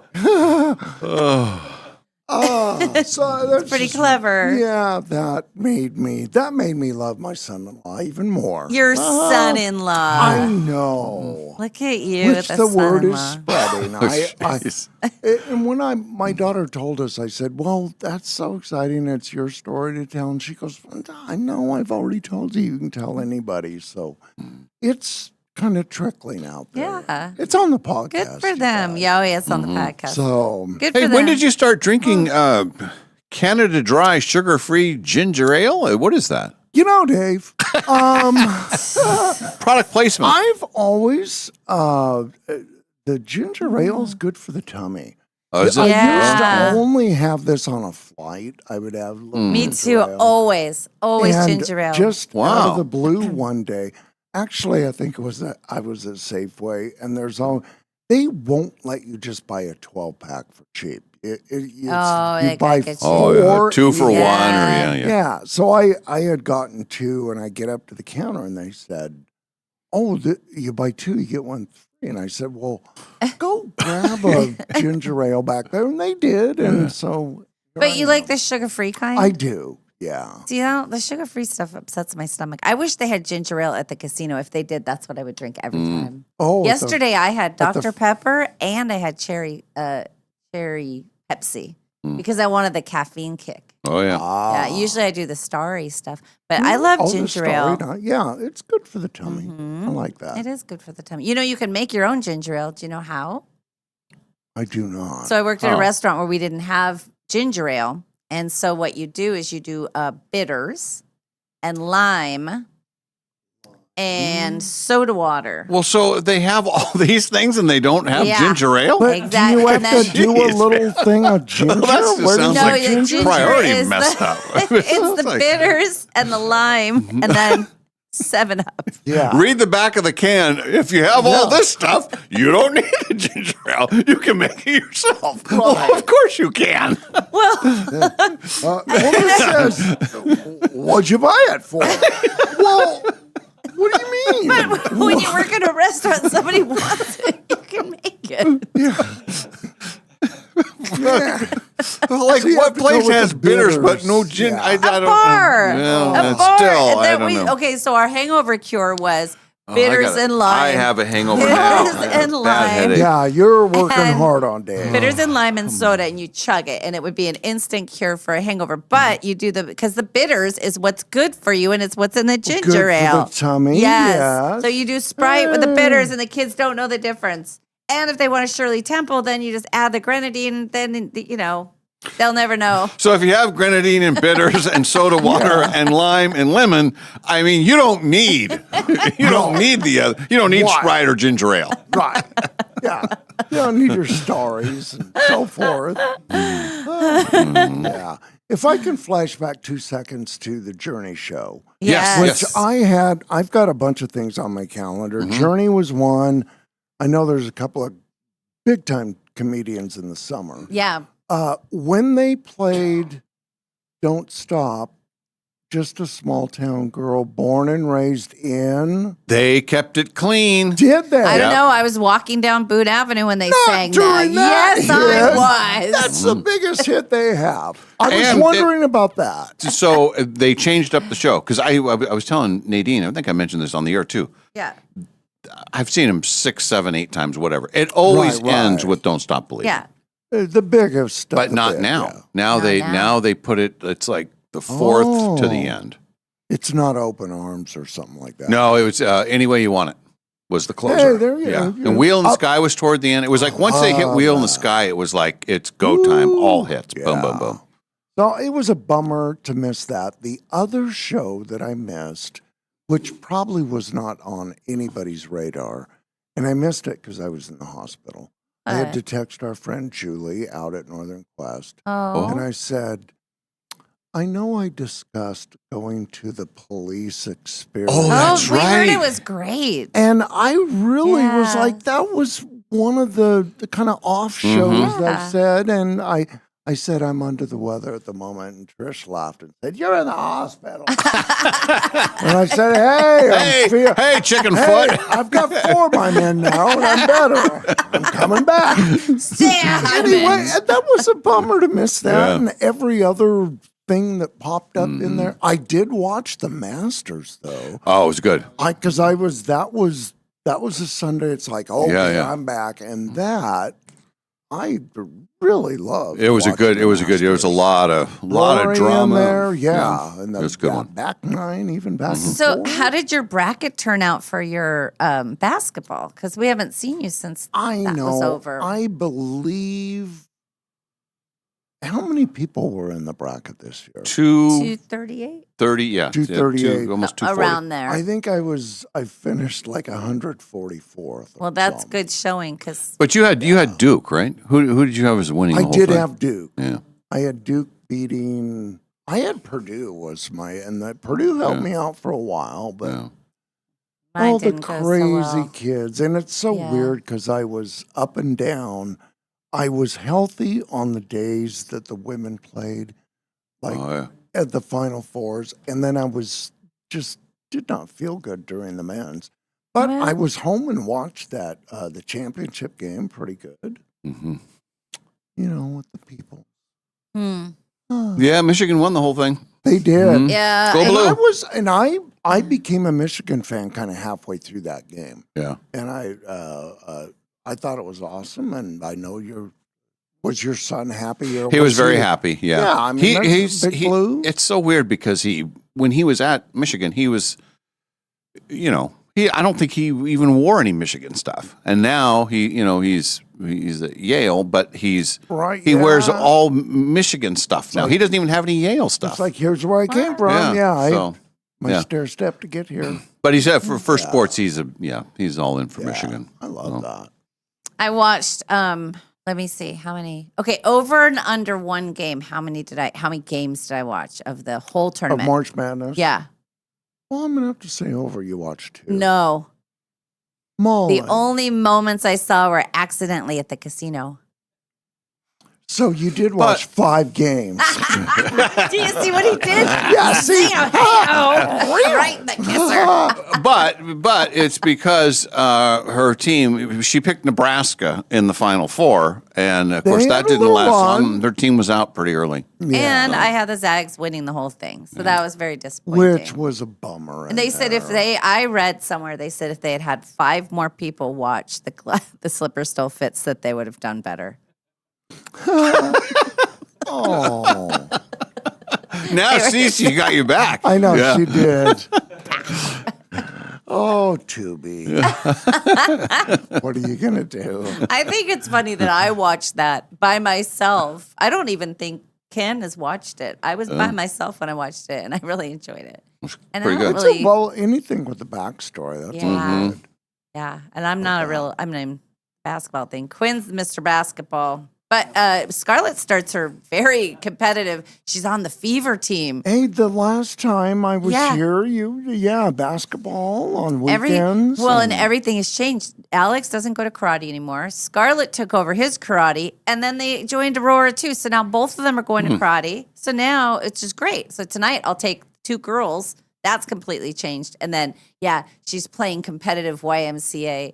Nate Bargatze tells the funniest story about church basketball. He has a whole chapter, and he talks about how these God-fearing people, when it comes to basketball, he said they say words that it's like they're speaking in tongues, and elbows are flying and blood, and then they all get together and pray after the game. The team that I played for when we went all over the country and everything, we played some of these church league teams. Yeah. Because because you can't, nothing would be sanctioned by schools. Yeah. So when you get in the off season in the summer, you're playing, this is kind of before AAU was a big deal. We would run into some of these church teams, and they were brutal. Yeah. I mean, it was no messing around. I mean, you got an elbow, elbows to the face, and And he it said was a they'd bring different level. people in. There'd be like a 6'8" person, and you're like, hey. And somebody's cousin who was like a college player or went semi-pro in Italy for a while, and all of a sudden they're a good Christian, they're on the team. Let's go. Hey, I am very aware of that from a small town in the church, and half the basketball I did was like a church league during the summer, and we very much small town basketball town.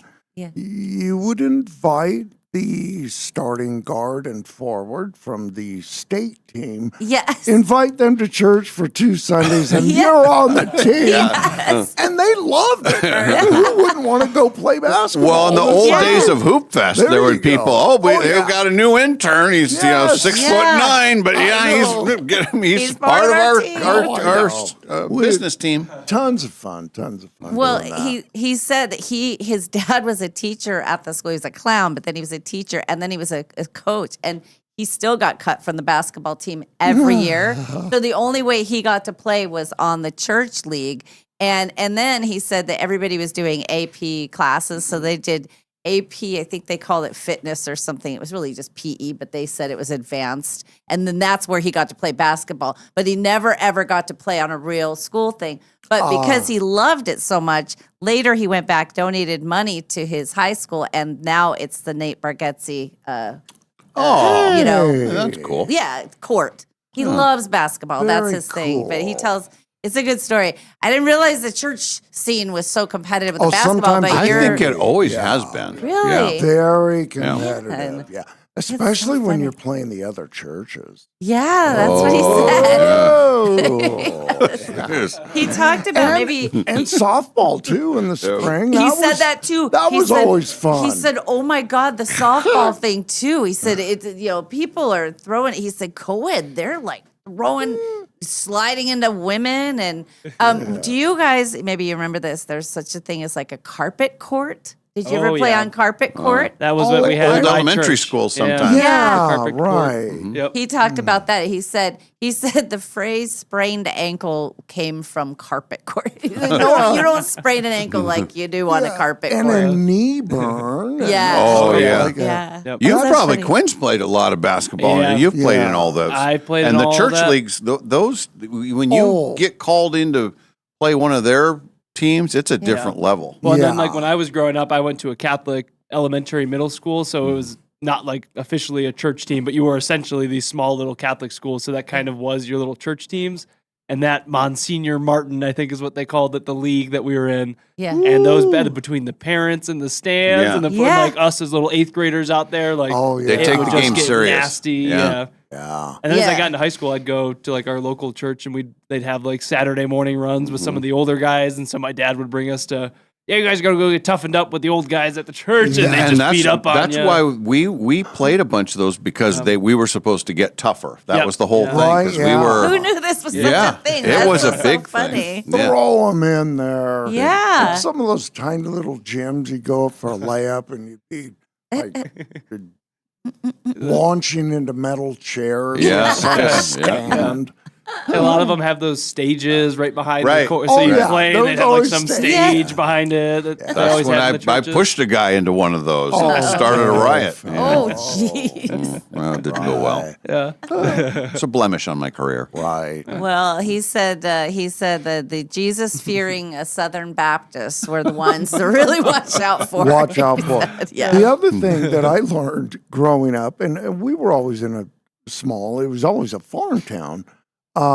Even the church-going farmers during harvest, when it was heavy work time, we as teenagers realized that, okay, they were allowed to cuss during harvest because it's tough.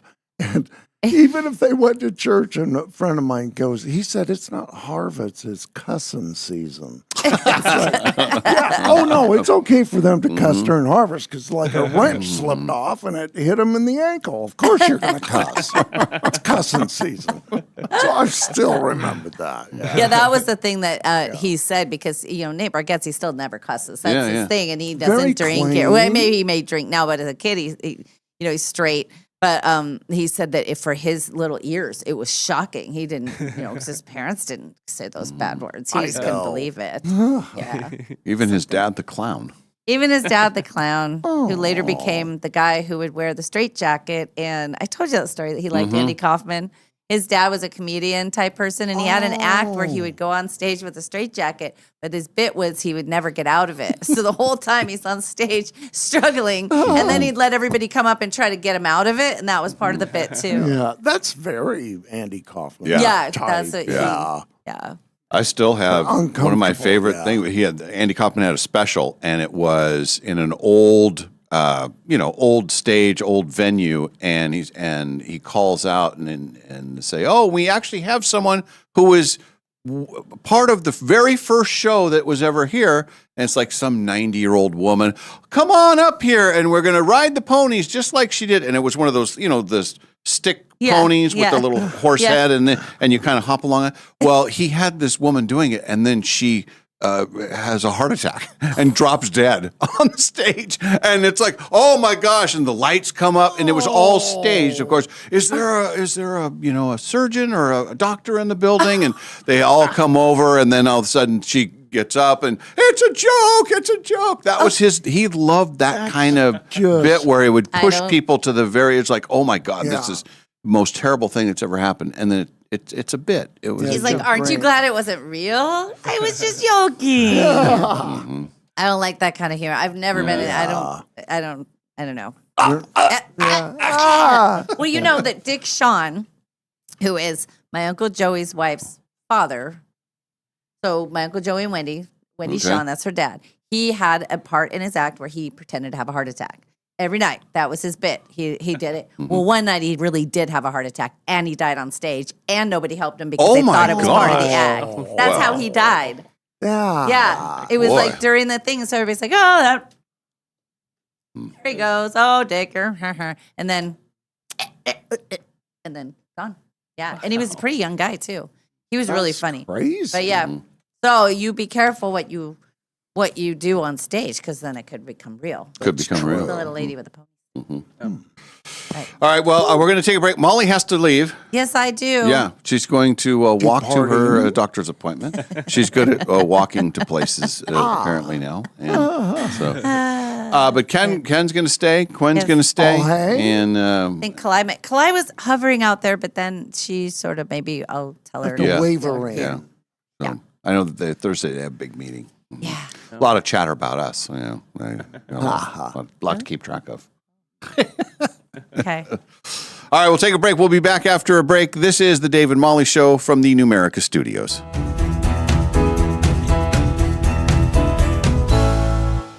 You know that feeling when you're driving through a neighborhood and see a brand new home going up? Maybe it's the layout you love. Maybe it's the lot. Maybe it's the idea of building something that's truly yours. If you're planning to build a home in the next year, Numerica Credit Union can help make it happen.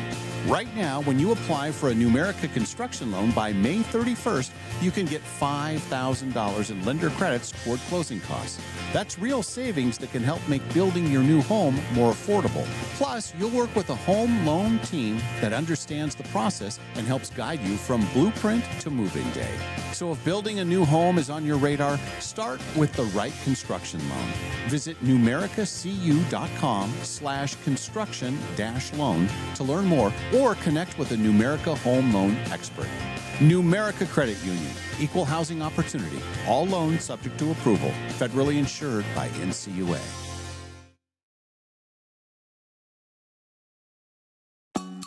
Finally, spring is here at Northern Quest, and something big is blooming. It's the $70,000 Bloomin' Bounty giveaway. You could win 30 grand in cash and our 25th anniversary silver ticket that guarantees you a spot in any one of our upcoming grand prize drawings this year. So play daily with your Camus Rewards card to enter and earn 4 times entries every Tuesday to make your spring a lot greener. Details at northernquest.com. No matter what you can imagine, no matter what you can possibly dream, no matter what your heart desires, Jewelry Design Center can make it for you. We have fixed everything from eyeglasses to Super Bowl MVP trophies to all types of jewelry. When people are able to come in and watch things be worked on, watch their pieces, and be able to talk to the actual people that are going to be doing it, it gives such a confidence and an appreciation for what that is. They can do anything. Jewelry Design Center, your jeweler for life. Do you have a nagging ache or pain and you just can't shake it off? Take your movement-related problems to Physical Therapy Associates, where a team of providers are passionate about helping you achieve your health goals. Voted Best Physical Therapy Clinic in the 2025 Inlander Poll, PTA has proudly delivered over 40 years of outstanding care. Start your healing journey today. Family-oriented, community-minded. If it's physical, it's therapy. 509-456-6917 or online at ptassociates.net. Your business is your baby. You've poured in the time, the sweat, and the dreams. So when it's time to hire, you want to be sure that you're protecting your baby. Pinnacle Investigations makes background checks simple and reliable so you can focus on growing your business, not second-guessing it. Quick turnaround time, clear results, and peace of mind for small business owners like you. Call Pinnacle at 1-800-955-5306 or visit whoareyouhiring.com. Pinnacle Investigations. Do you know who you're hiring? I took my Mazda CX-9 to a tire place to have the seasonal tires changed out, and they noticed a lug nut was cross-threaded. So they put the tires all back on, said they couldn't touch it, that I needed to go get it fixed. They recommended Golden Rule Brake, but I have always gone to Golden Rule Brake anyway, so that would have been my first choice. But we did call around. Golden Rule was half the price of another local place. Hi, Dallas Lowe with Golden Rule Brake. You deserve an honest repair at a fair price, and we do promise to make it easy. Hi, I'm Dana. I live on the South Hill. I have been going to Golden Rule Brake for almost 30 years. We went to the Golden Rule Brake on North Monroe. They knew exactly what it was. They've had many of those come in. They took it in as soon as we got there. They were very nice. Their service has always been amazing. Schedule now at goldenrulebrake.com. We now return to the Dave and Molly Show. Well, it's a Dave and Molly show, but it's Dave, Ken, and Quinn. Yeah, Kenny and Quinny. Mm-hmm. So I came in and ran Molly out. Yeah. She said something about I've had enough of him, and then she says I'm walking out of here. Right. And we know based on past experience from last night, if she gets mad and she says I'm walking out of here, she means it. That's what I've heard. Yeah, she stormed out of the concert. And, threatened to walk home, but everything turned out fine. Right, but she will return. Mm-hmm. Yes. So we were talking about the Journey concert, and that's one that you may have gone to. But when's the last time you saw a show in the arena? And does it go all the way back to the Paul Simon thing? Wow. Well, I think technically I saw Jim Gaffigan there. Oh, right. Yeah. Before was McCartney after? That was after. Yeah. Okay. Oh, that's true. I think Yeah, it you saw was that one. McCartney. Yeah. And wow, if you left early on that, you missed like the second half of Abbey Road, basically. Yeah. As he played the hits That was going legit. out of there. Yeah. I love our arena. There's certain things that I think we got right. Oh, you I know, know. I think our airport is the best airport in the country. And getting better. Yep. And man, the construction. And then for a city our size, our downtown venues with the arena and the one stadium and Right. all that. It's just we're pretty lucky in Spokane, USA. You know what I think of every time I drive by the beautiful, you got the podium down there, one stadium. I always think we were employed the entire construction of one stadium with dynamite going off every 20 minutes during the show. And I was saying, I can't wait to talk about just walking right across there to the first event. And, but no, it wasn't to be. We got the muddy construction, but then we were we were kind of brushed away before we got to. We were kicked away. Yeah, we were kicked away. Wanted to talk about the first soccer game or concert or whatever it was. Yeah. When's the last time you were in the arena, Gwen? It was probably I was there for State B for basketball. Oh yeah, They had State B at the Ken start used of to March. always go to those. Yeah. If my Pomeroy girls would have won more game, we would have been able to go there. Yeah, I think that was the last time. I actually don't think I've ever seen a concert there. I haven't done a concert in the arena since I moved here. I've done several of like the basketball games that have been there. And when they bring the NCAAs, I always go for that. So it's mostly been sports that I've been to the arena for. But Globetrotters? What's that? Do they bring them? I haven't. I've never actually seen the Globetrotters. That was like a yearly. Yeah, it was always like February, I think. Yeah, early year. Yeah, I would like to see them. I actually never actually have seen them, so it'd be fun to. And Maddie would enjoy that. That'd be her type of basketball that she'd get into. It's been years since I've seen them, but it's a thing. Oh yeah, it's entertaining. It's always fun. And some of those guys, can play. I mean, they're making half-court shots. I mean, they actually do. And we're all on college teams somewhere doing stuff. Yeah. Oh, pretty cool. Yeah, very fun. Well, I think we should get to some entertainment news. Okay. We got to take care of a few things while we're here, right? Live from the Numerica That's studio. not it. Hang on. Oh, stand by. It's hard to see some things. Here we go. Entertainment news. Brought to you by Golden Rule Break. Yeah, Golden Rule Break. I know one of the things we're going to talk about, and it's a music-related thing, and I'm going to see how many of these that you actually know. Okay. My computers are locking up. Everything is a mess, and we're on television. I'm making mistakes.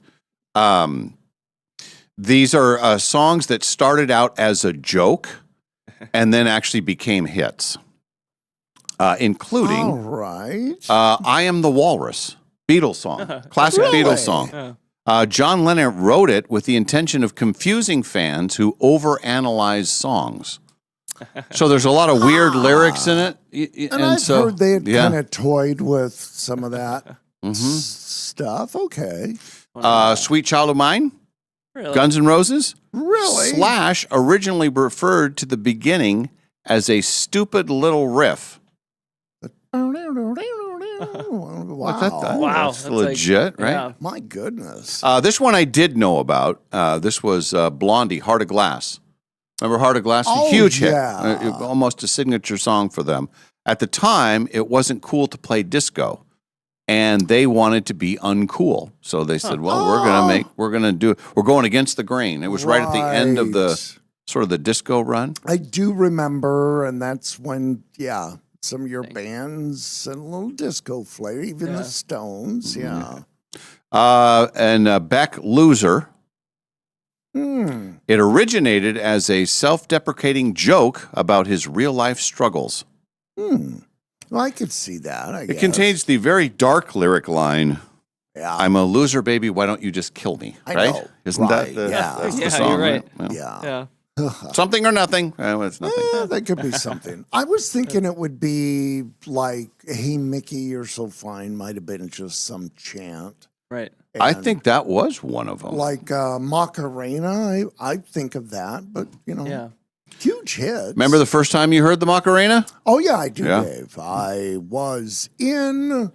It wasn't Cabo. Was it Porta? I think we were in Mazatlan. Mazatlan, yes. At a place called Senior Froggies. Yes. Different than the fast food place here. And I believe it was like an original Senior Froggies, as the Mexican people say. Yes. And I had a shot of tequila, and it was fine. I believe, and you can correct it, it's been a long time. We were talking over 30 years, but I believe you had tequila poured down your throat. Yes.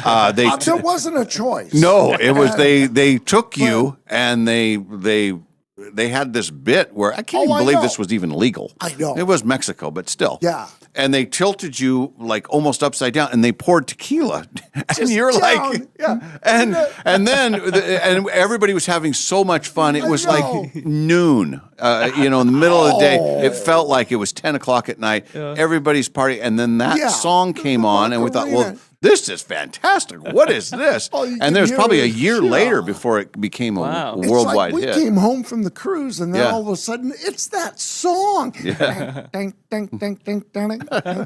Just, man. That's Senior awesome. Froggies. Mm-hmm. I think that was our first cruise. It seemed like we rode out of there in a taxi cab the size of a golf cart. There was like 8 of us. I think it was a golf. It was like we were hanging out the sides. Yeah, they have different rules in Mexico, or they have no rules. Right. It was a different time. Yeah. Yeah. Those were good days. Fun times. And then the other big news in the world of entertainment is a jury ruled yesterday. This was on Sam and Kalai. We were talking about this morning. Live Nation and Ticketmaster. Oh, I did see. Yeah, they operated as a monopoly, and that crushed competition drove up ticket prices. Yeah. So we'll see what happens now. The judge will, we await the judge's decision on what happens with this. Right. So you have to go back to 2024, the Justice Department and nearly 40 states launched a lawsuit calling for the breakup of Live Nation and Ticketmaster. Like a big class action, Yeah. So anyway, that's, and what it's going to be is, okay, if you bought a concert ticket in the last X amount of years, here's your $2.81 for the millions of people. That's usually how those things work. And what you need to do is take a screenshot of the ticket or the actual ticket, mail that along with the receipt, and we'll give you $2.40. Thank you. So I'm sure we haven't heard the end of it, but that's at least they ruled on our side. One of the big ones that came in, for the people. And then we do have Time Magazine. They have their 100 most influential people for 2026. From the world of entertainment, you have Dakota Johnson, Claire Danes.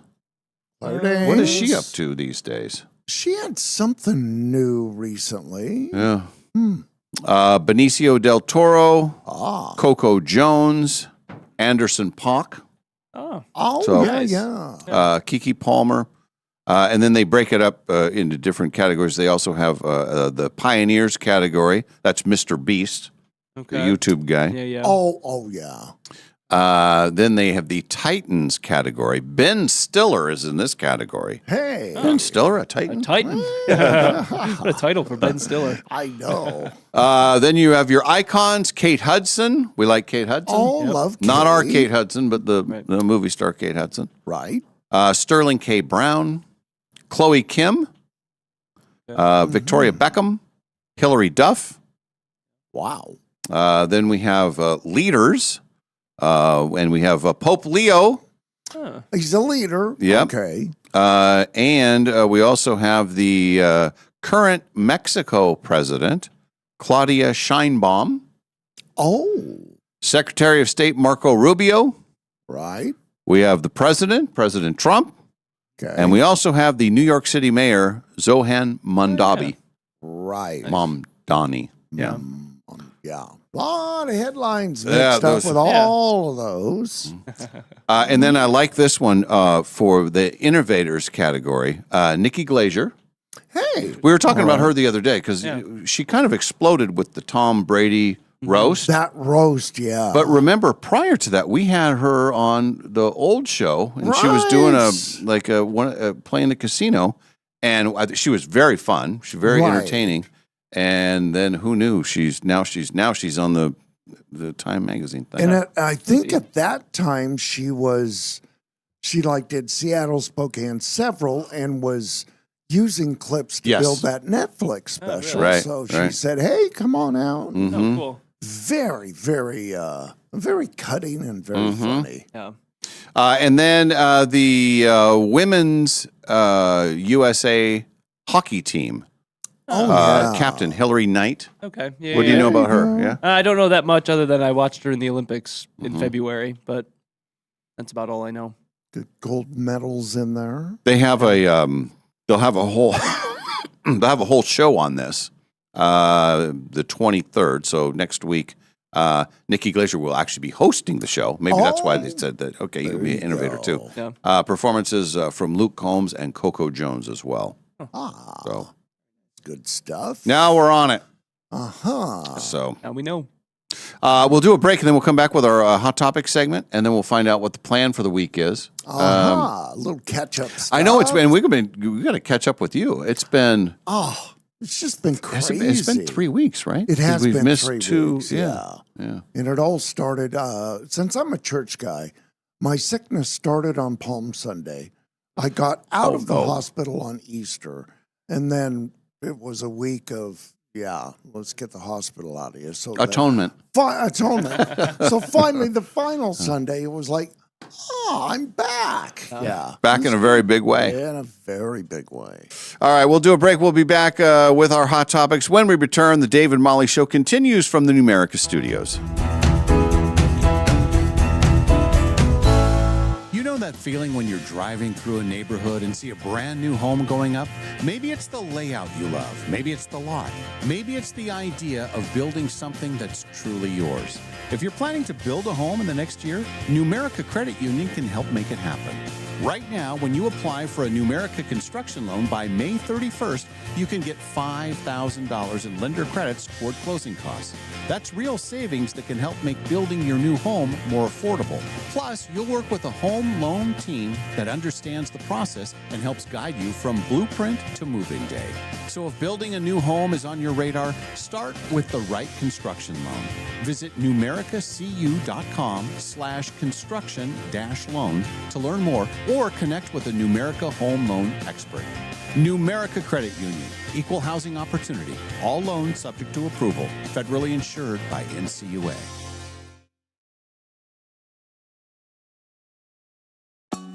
Finally, spring is here at Northern Quest, and something big is blooming. It's the $70,000 Bloomin' Bounty giveaway. You could win $30,000 in cash and our 25th anniversary silver ticket that guarantees you a spot in any one of our upcoming grand prize drawings this year. So play daily with your Camus Rewards card to enter and earn 4 times entries every Tuesday to make your spring a lot greener. Details at northernquest.com.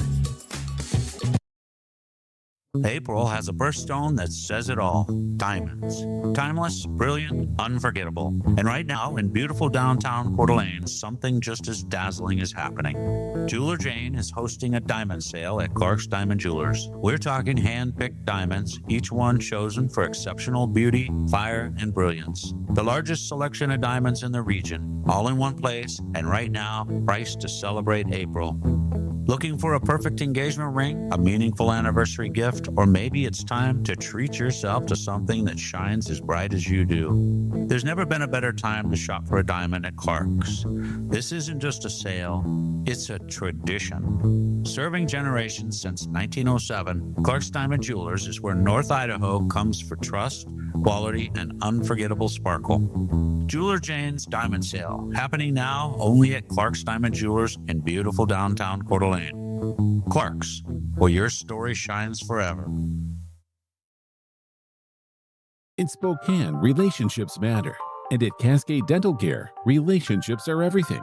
For over 55 years, we've been serving our community as a doctor-owned dental practice with convenient locations on the north side, south side, and in the valley. While dentistry has changed, our commitment hasn't. We combine the latest technology with something you can't manufacture: genuine care. We take the time to listen. We get to know you. We treat you like family. Our mission goes beyond beautiful smiles. Research shows oral health is connected to your overall health, including your heart. That's why we focus on creating healthy, confident smiles that help you enjoy life more and reduce your risk of heart attack and stroke. At Cascade Dental Care, we've always believed in doing what's right for the patient, not just what's convenient. Experience the difference of a practice built on trust, comfort, and community. Cascade Dental Care, Spokane's hometown dentists for over 5 decades. Businesses work hard to build trust, and Pinnacle Investigations helps protect it. We provide professional, compliant background checks with real customer service for local employers. From criminal checks to employment verifications, we help you avoid bad hires and costly mistakes. When you're hiring for your business, details matter. Find Pinnacle Investigations online at whoareyouhiring.com.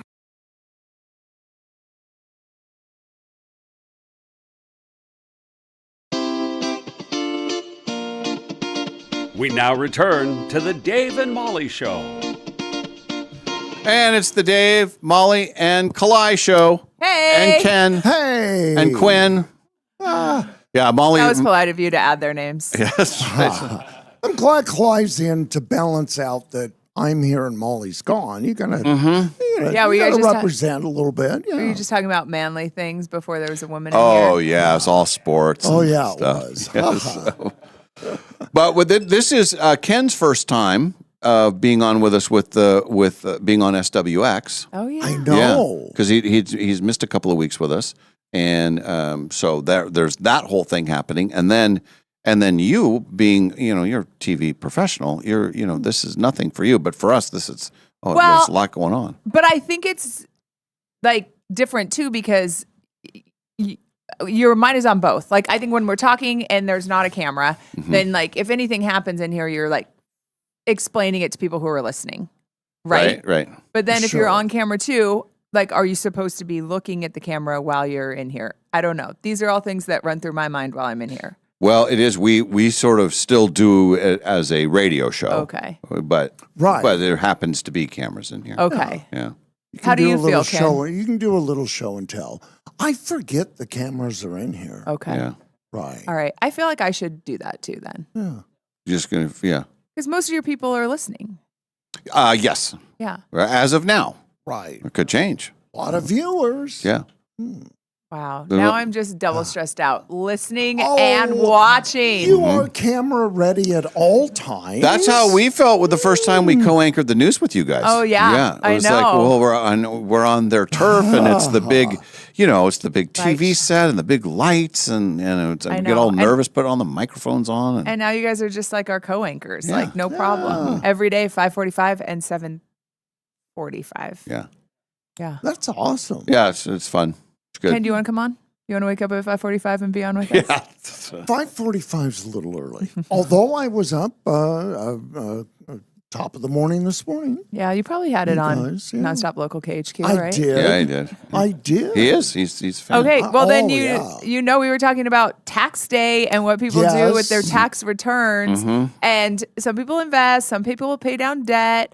But what the weird stat that we saw was like 6% of people say they buy fancy headphones. That was their thing. Oh, I did hear that. Right. Yeah. So then you guys were talking about how tax day used to be a big deal in radio. Well, yeah, in general, but that in radio, you guys made it a thing. Well, back in the day when, before everything was online, you had to mail it and it had to be postmarked. So there would actually be a line of people at the post office right before midnight. Right. That they're going to. If you owed money, yeah. You had to drop the thing off, and it became an event.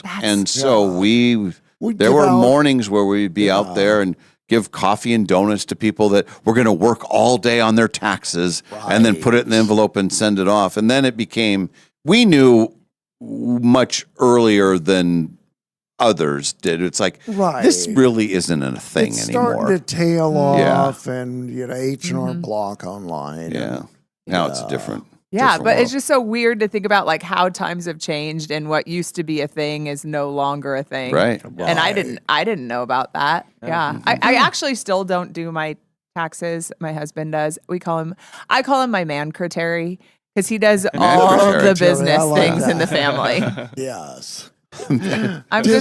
Does he do things that he's voluntold to do? Yes, he does. I like that term. It's like you're in it's like me and my husband. Right? Yeah. I don't know. It is really funny though, like just the division of things and how like a lot of it happened naturally, and then about how some of it had to be voluntold. Right. Voluntold. Yeah. Like he says this blows my mind because he is like very helpful, very productive in the home. And he said he never knew about taking his dishes to the sink or putting them in the dishwasher until he met me. He never thought about it? So his mom never made him. In their house, the mom did it all. Yeah. So he did not know about that. So he would just eat and then just walk off, and then it would just be there? Yes. What about dirty clothes and stuff like that? And was there a hamper? That's a great question. I don't know, but I do know he does our laundry. And that just naturally happened. Like he ran out of clothes before I would, so then he would just start doing laundry. Right. And somehow Necessity, and somehow that's just the thing that he does for the family. He still does the kids, but if the kids want something specific, then they obviously wash their clothes. And you tell them, and also grab more clothes, grab other people's clothes. Don't just go wash two things. Right. Yeah. If you're going to do whites, grab all the towels and whatever. Yeah. I don't mind doing laundry. I don't mind doing, I have a dishwasher, so doing dishes is, you rinse things off. I mean, I like that. I don't mind. And I like yard work. Yeah. The yard work with my husband started when we had little ones, and he was just like, it was a break to like get out and only worry about you. Like you don't have to tend to anybody else. Now that our kids are grown practically, he's like, oh yeah, the yard's like not as fun to mow anymore. Do the kids ever mow the yard? Well, and that's the thing. We got a 16-year-old boy. Of course he could mow our lawn. Of course. He could, but does he? No, he doesn't. I also think my husband, this could be the year, and my son mows it for other people. This could be the year that my husband has him do it. But like, I think Robbie's very particular on like how he likes it too. I was kind of a type A dad. Okay. Yeah. When my boys started, I would always have to go around all the hard. I would say, let me lay it out on the outside and then you go. That's kind of how they learn. But I was hey, you've got that notch over by that rock there. Dad. Interesting. That's so funny. Like men could care about that. Yeah. And then women could care about like placement of like things in their home. Like a pillow. Yes. Like learn how to fluff the couch pillows, guys. Like you don't know about fluffing the couch pillow, but you know about like edging around the rock, which is essentially kind of like the same idea. A little bit. It sticks in your head, kind of. One thing I wanted to bring up, and I'm glad you're here for this, because last night was the Journey concert. Yes. So I go to the Journey concert, and I'm having wine. And I have Nadine. She drives, so I get all tanked up. So I'm feeling great. I've got a bottle and a half of wine in me. Whoa. Concert is great. We stay for the whole thing. My question for you is, if you had to work the next morning, what is there a band or a performance that you would stay for the whole thing, knowing that you're going to be super tired the next day? Even take the drinks out of play. Okay. Like say I got to be up. I'm doing the show in the morning, early. I want to see this show. How big of a show? Who is the artist that would make you do that? That's a great question. I don't know, because it's not like I'm a huge fan of like any one particular thing. I'd be willing to do it for Journey. I saw them the last time they were here. They were awesome. Yeah. I think it's like it's not necessarily. I mean, it does have to be like the show. And again, I couldn't even name off the top of my head like what it would be, but a bigger show, right? And then all the things that have to align with it, like, did I get a nap? What am I doing the next day? Yeah. Who am I going like post-show with? stuff. Like if it's just doing the show, yes, you can power through because you've done thousands of them. Yes. But it's like, oh, after the show, we're doing a teacher of the month thing, or we're doing this, or we're doing that, and it's going to be a longer day. Then that the equation changes. Exactly. And I would say, like, even with the Broadway plays. I was going to say, even those shows. Sometimes those are fun to go to, but if it's like one where you haven't really heard about it, you've heard okay things about it. I'm like, is it worth staying up till 10:30? Yeah, it's every bit of 10:30 too. Yeah, I think it was after 11 before I got to sleep. Is that last night? Yeah. Yeah. And does the wine have any effect? Yes. Well, and wine headaches are the worst. Well, and I'm usually very good with wine. Like I don't get the like a wine head. This is what I have now is like it's just a hangover is what it is. But when Molly was talking about how her morning went or her day went this morning, and it was a funny story about she got pissed, and then she was leaving, and she says, "I'm going to walk home," and all that kind of stuff. From the concert. I started laughing, and then that laughing gives me the really bad headaches on a morning like this. I'll try not to be super hilarious. Yes. But I knew what I was in for. Like and it was still worth it for me. I had all the fun that I wanted last night. It was fantastic. And now I'm really intrigued about the story Molly said where she was crying walking home. I'll need to go back and watch your YouTube podcast. Yeah. Wait, is it a YouTube podcast, your YouTube video, or listen to your podcast? You can still see the show later on YouTube. Yeah. You still can. The whole show? Yeah. Nice. Yeah, if you ever go to the YouTube page and you're looking for it, just for our listeners, go to the live tab because we go live every morning. And so on the YouTube page, if you go to the live tab, you can rewatch and listen to any of these shows. Very nice. Okay, so I'll find that out. She was talking about that. Okay. But I remember this is years ago, but I remember because it's one of my favorite photos. It was a Steve Miller concert.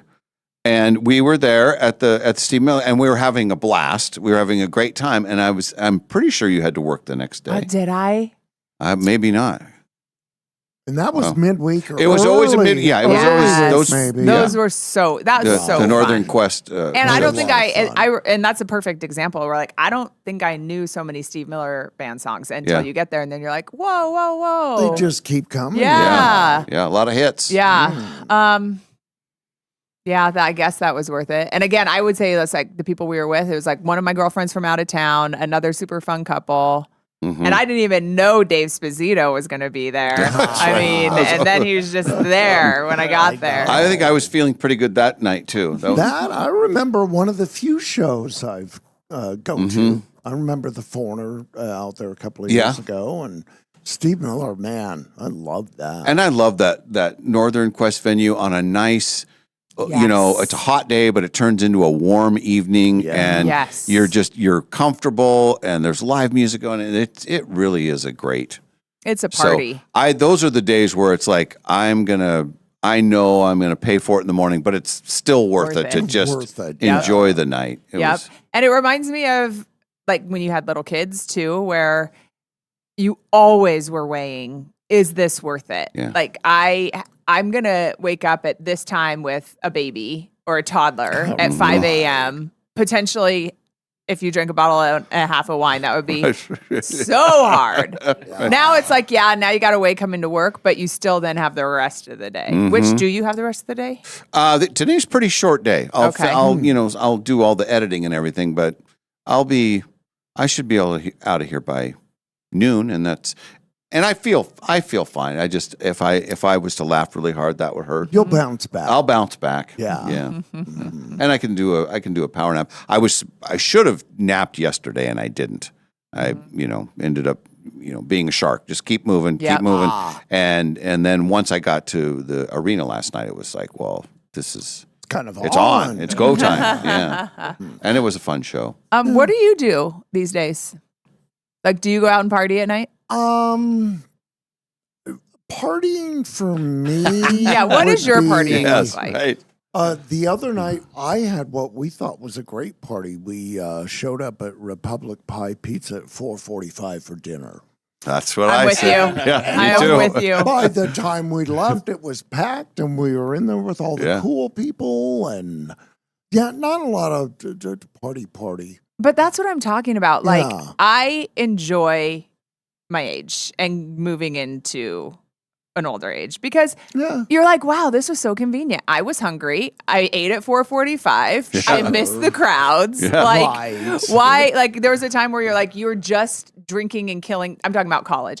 Drinking and killing time in your apartment so then you could go out at 10:30. Yes. Like, Yeah. no, that sounds so dumb. You know, it sounds smart going to dinner at Republic Pie at 4:45. Yeah. I love the early dinners. Right. I just think that's the way to go. And Molly was on it with the East Coast New Year's Eve party. Yeah, that's right. Yes. Yeah. Where you're ringing it at 9, Yes. and we were back by 10:30 and thinking Yeah. that was great. Woke Yeah. up the next day, it's a brand new year. Everything's fine. Now it's a new year all of a sudden. Yeah. Well, and I think it also is like, in addition to drinking, it's like, I physically feel bad if I don't sleep enough too. Like, I feel gross the next day. Yeah. Yeah. And I think just over time, like, we always say, oh, Fridays are hard. Like you lose a little bit of sleep each day leading up to the end. And then Friday's like everybody's fun day, excitement day. Oh, we're Friday night. We're going to do this. It's like, well, this is the hardest day for me. Now I will get to sleep in, but it's still in the moment. It's like I've had a week. Mm-hmm. Yeah. A little tough in there, dude. Yeah. The turnaround is tough. So, but we do what we do. Yeah. And we love it. Yeah, and I do admire, like, people complain about getting older. I love it. But I very much admire when you're young and you can just live your life and not think about how many hours am I going to get to sleep? Like, how am I going to feel in the morning? Like, no, you don't. You're living for the moment. Yeah. Like, that is pretty cool. You can crash wherever. You didn't need your special pillow. Right. You, like, so your friend's apartment. Like, it's cool. Like, we're sleeping on the floor and I'm going to feel fine on Monday when I go to work or school. So when if you had an event at night that was one of those things where it's like, oh, I want to see this show or whatever, is it more important to have the nap on that day or the next day when you've finished your obligations? Best case scenario, you would say both days. Okay. Yeah. But if I had to choose one, probably the second day. Yeah. Yeah. You just power through. Little power nap prior to. Yeah. Yeah. That can do wonders. Mm-hmm. But if you overdo it, Yeah. that's no good. Everyone has 30 minutes. Like, you have 30 minutes easy all the time. And they say, like, even if you lay there and close your eyes, 15 to 30 minutes. Yeah. It's it's quote unquote more productive than like just sitting there scrolling your phone, killing time. It's like, close your eyes, rest. Mindlessly, Yes. right. There are times though, and I'm not a napper, but it's like, oh, I'm gonna take the nap, then I'll be great. Sometimes it takes me a couple hours to get over the nap. Like I'm just sluggish. And I think, well, I just messed up. That's kind of what I was thinking yesterday. That's why I just kind of powered through, because it's like, well, if I take a nap, what if I'm not feeling great when it's, when I've got, an extra hour and a half of sleep, I can use that tonight. Well, it doesn't usually work that way. Which I feel like you were we were saying it the other day, like YOLO. Like, I'm like, we're with my mom and a couple of my friends and my dad and husband, and someone said, Clay, you're so YOLO. I'm like, I'm not so YOLO. My mom and I think my friend Nicole are so YOLO. And I feel like you're like that too, where you're like, YOLO, I might have a hangover tomorrow, but guess what? Yeah. Right? You I only feel like live you once. are more, I Yeah. do think you are more like that than I think it has me. to. I think I've been a little more selective over the last few years on what those things are. Last night was one of them. It's like I was really excited for the show, and it's been a while since I've seen an arena show, like Which concert. is huge. I think I saw Adam Sandler at the arena and maybe another comedy show, but not like a band. Like, oh, this is something. So I was all geared up for that. But if somebody says, oh, a band that's kind of something, and the concert starts at 8 and there's an opener, and it's like Journey was like, they started at 7:30, no opener. They had a countdown clock on the stage leading up, so everybody knows that was a night okay, when with- this hits 0, they're on stage and it's go time. That's like that's how we want it. It was as good as it could be. And they know who their audience is. Yes. It's like Starts, we're all working, we're all old. We want it to start when they say they're going to start. Right. Yes. Oh, that's awesome. It was pretty great, and the fact that there's no opener, it's just them. It's like, okay. And it was still, I think I was still, by the time I got home, got to bed, it was 11. It was after 11. So, but everything's fine. I feel fine. Yeah. I just can't laugh. You just can't laugh. Yeah, stop being so hilarious, Ken. If you have the little hospital chart of the little boy faces from sad to happy, where are you in there? I'm about a 6 right now. That's not bad. That's not bad. This morning I was about a 2. Oh, that's a frowny with almost a tear. Yeah. The pain level or whatever they have. I had to point out those a few times. A lot of times I was just the one with the grim face. It was one line straight across. Is that a 5? Just right in the middle. Yeah, that's a 5. Like, I'm not happy. I'm not sad. Oh, okay. I don't know. Yeah. All right. Well, it's great to see. Oh, what are you doing this weekend? Because we're not going to see you tomorrow. Oh, yeah, because Sam will be in here.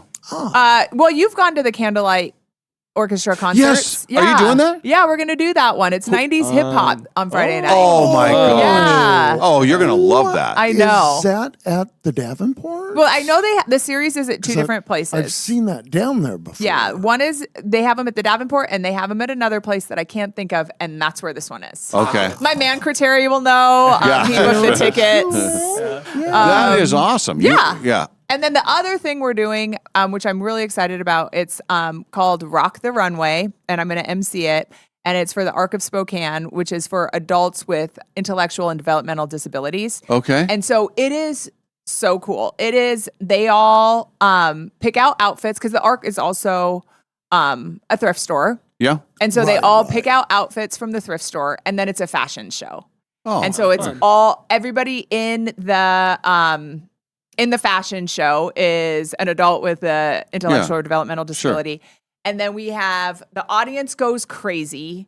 There are like programs with each model's like bio and picture that they go around and sign autographs. Oh, it is like one of the most heartwarming things that I do all year. Cool. Yeah. So I'll be emceeing that, and Robbie will be my date.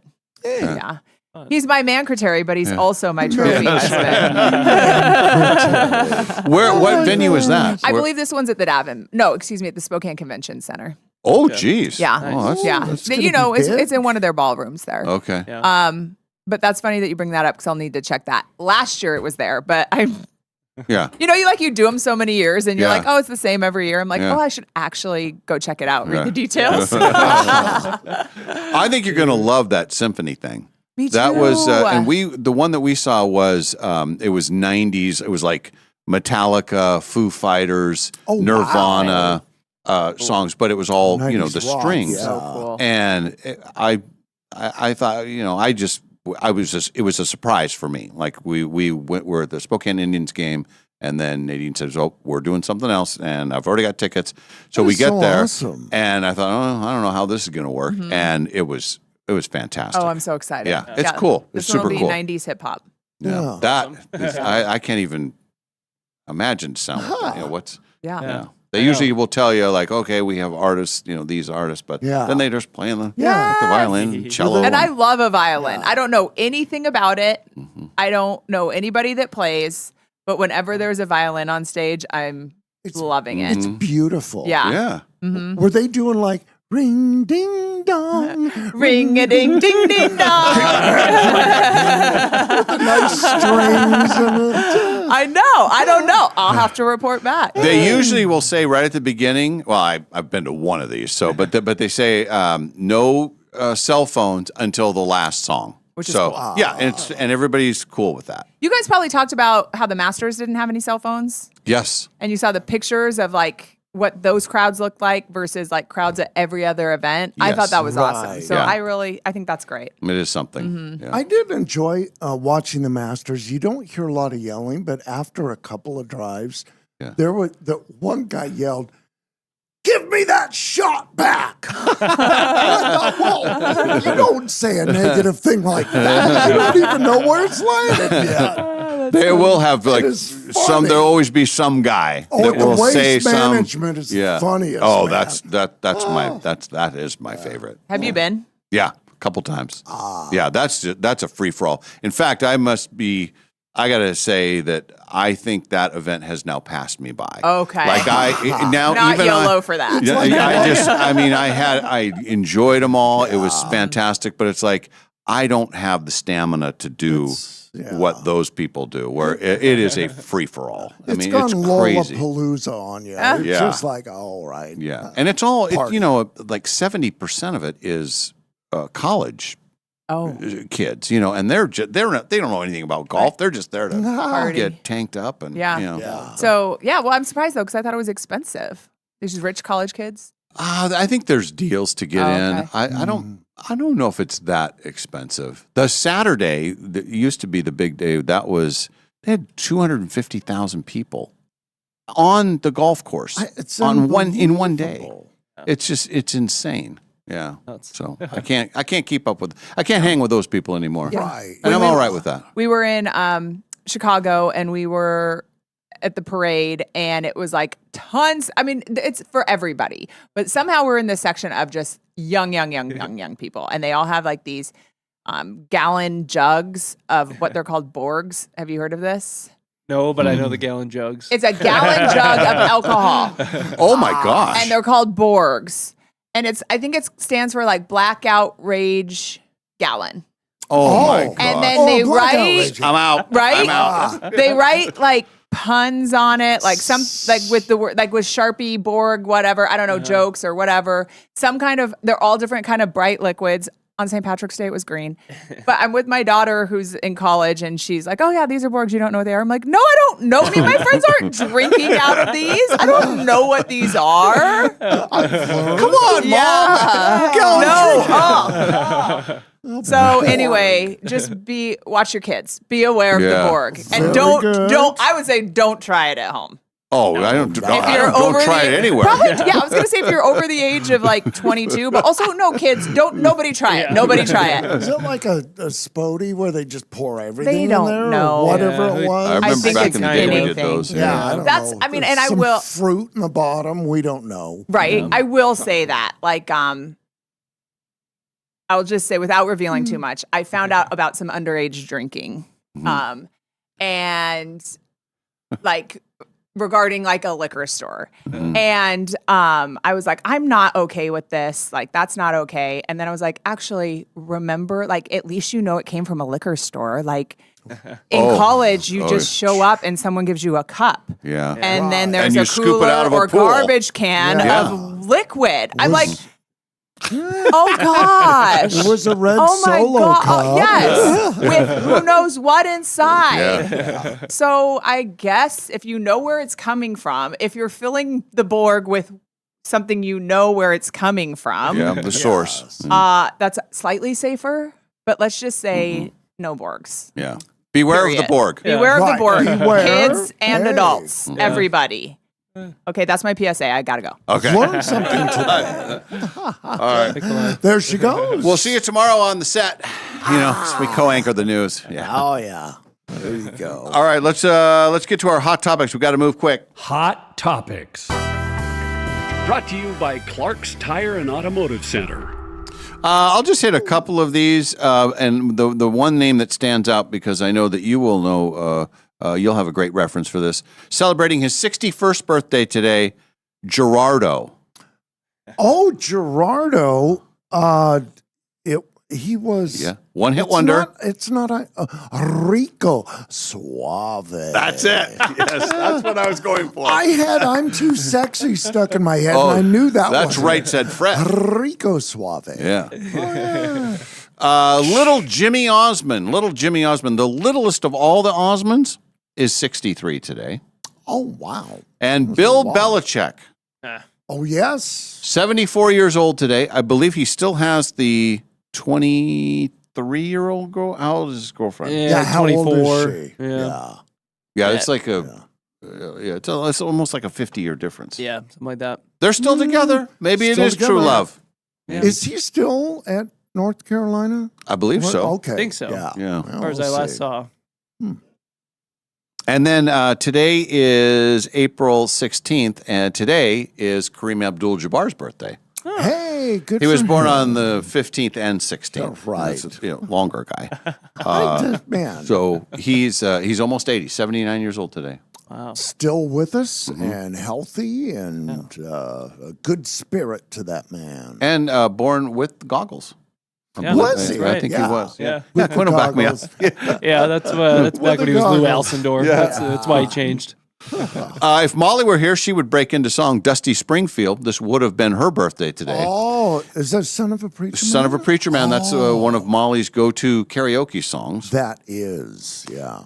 And then if I had a go-to song, Jerry Rafferty might be. He had Baker Street. He also wrote Stuck in the Middle with You. This would have been his birthday, but he had to pass away as well. Jerry.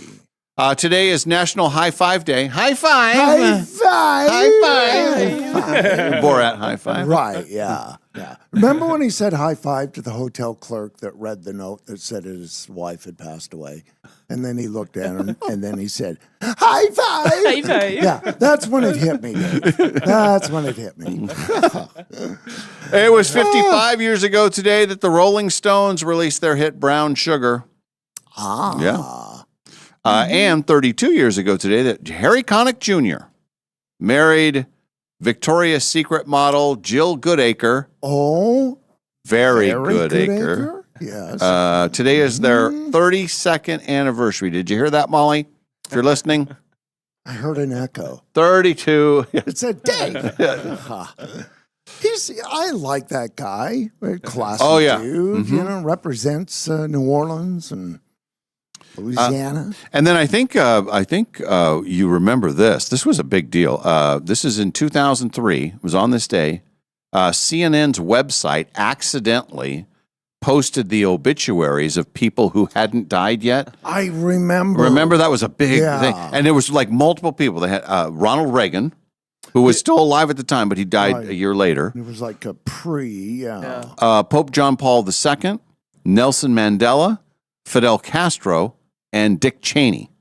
Now, in their defense, these are all people that were pretty old. Right. But they were on their last. They had their obituary, and then it just got released, and that's not good. That would be a bummer to say, well, that was in a future file. How did that get? You've got me in a future file already?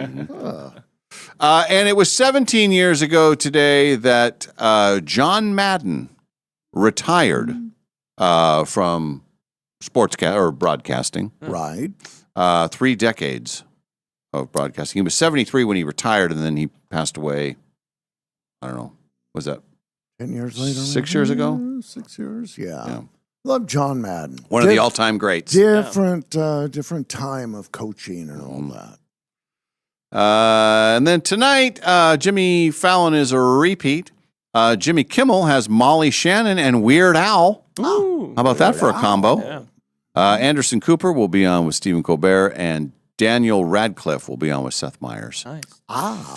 All right, we got about a minute to go. The plan for the week ahead, and we will see you next week, correct? Yes. Okay. I looked at my calendar. The only things I have to do are the Dave and Molly show the next 3 weeks. Okay. There's no doctors. There's no this and that. I did make it through tax day yesterday. Okay. It's all good. Yeah. Back in the day, it used to be like the millennials always had it spent before you even got it. But so our taxes are in the mail.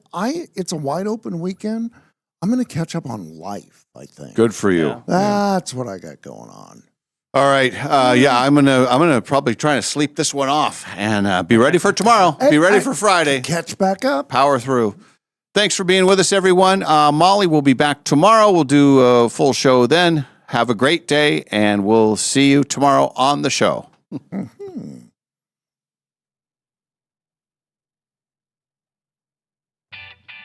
Perfect. From the Numerica studio, this has been the Dave and Molly Show, brought to you by Northern Quest Resort and Casino. And remember, if you missed this show or any other show, you can always find them wherever you get your podcasts.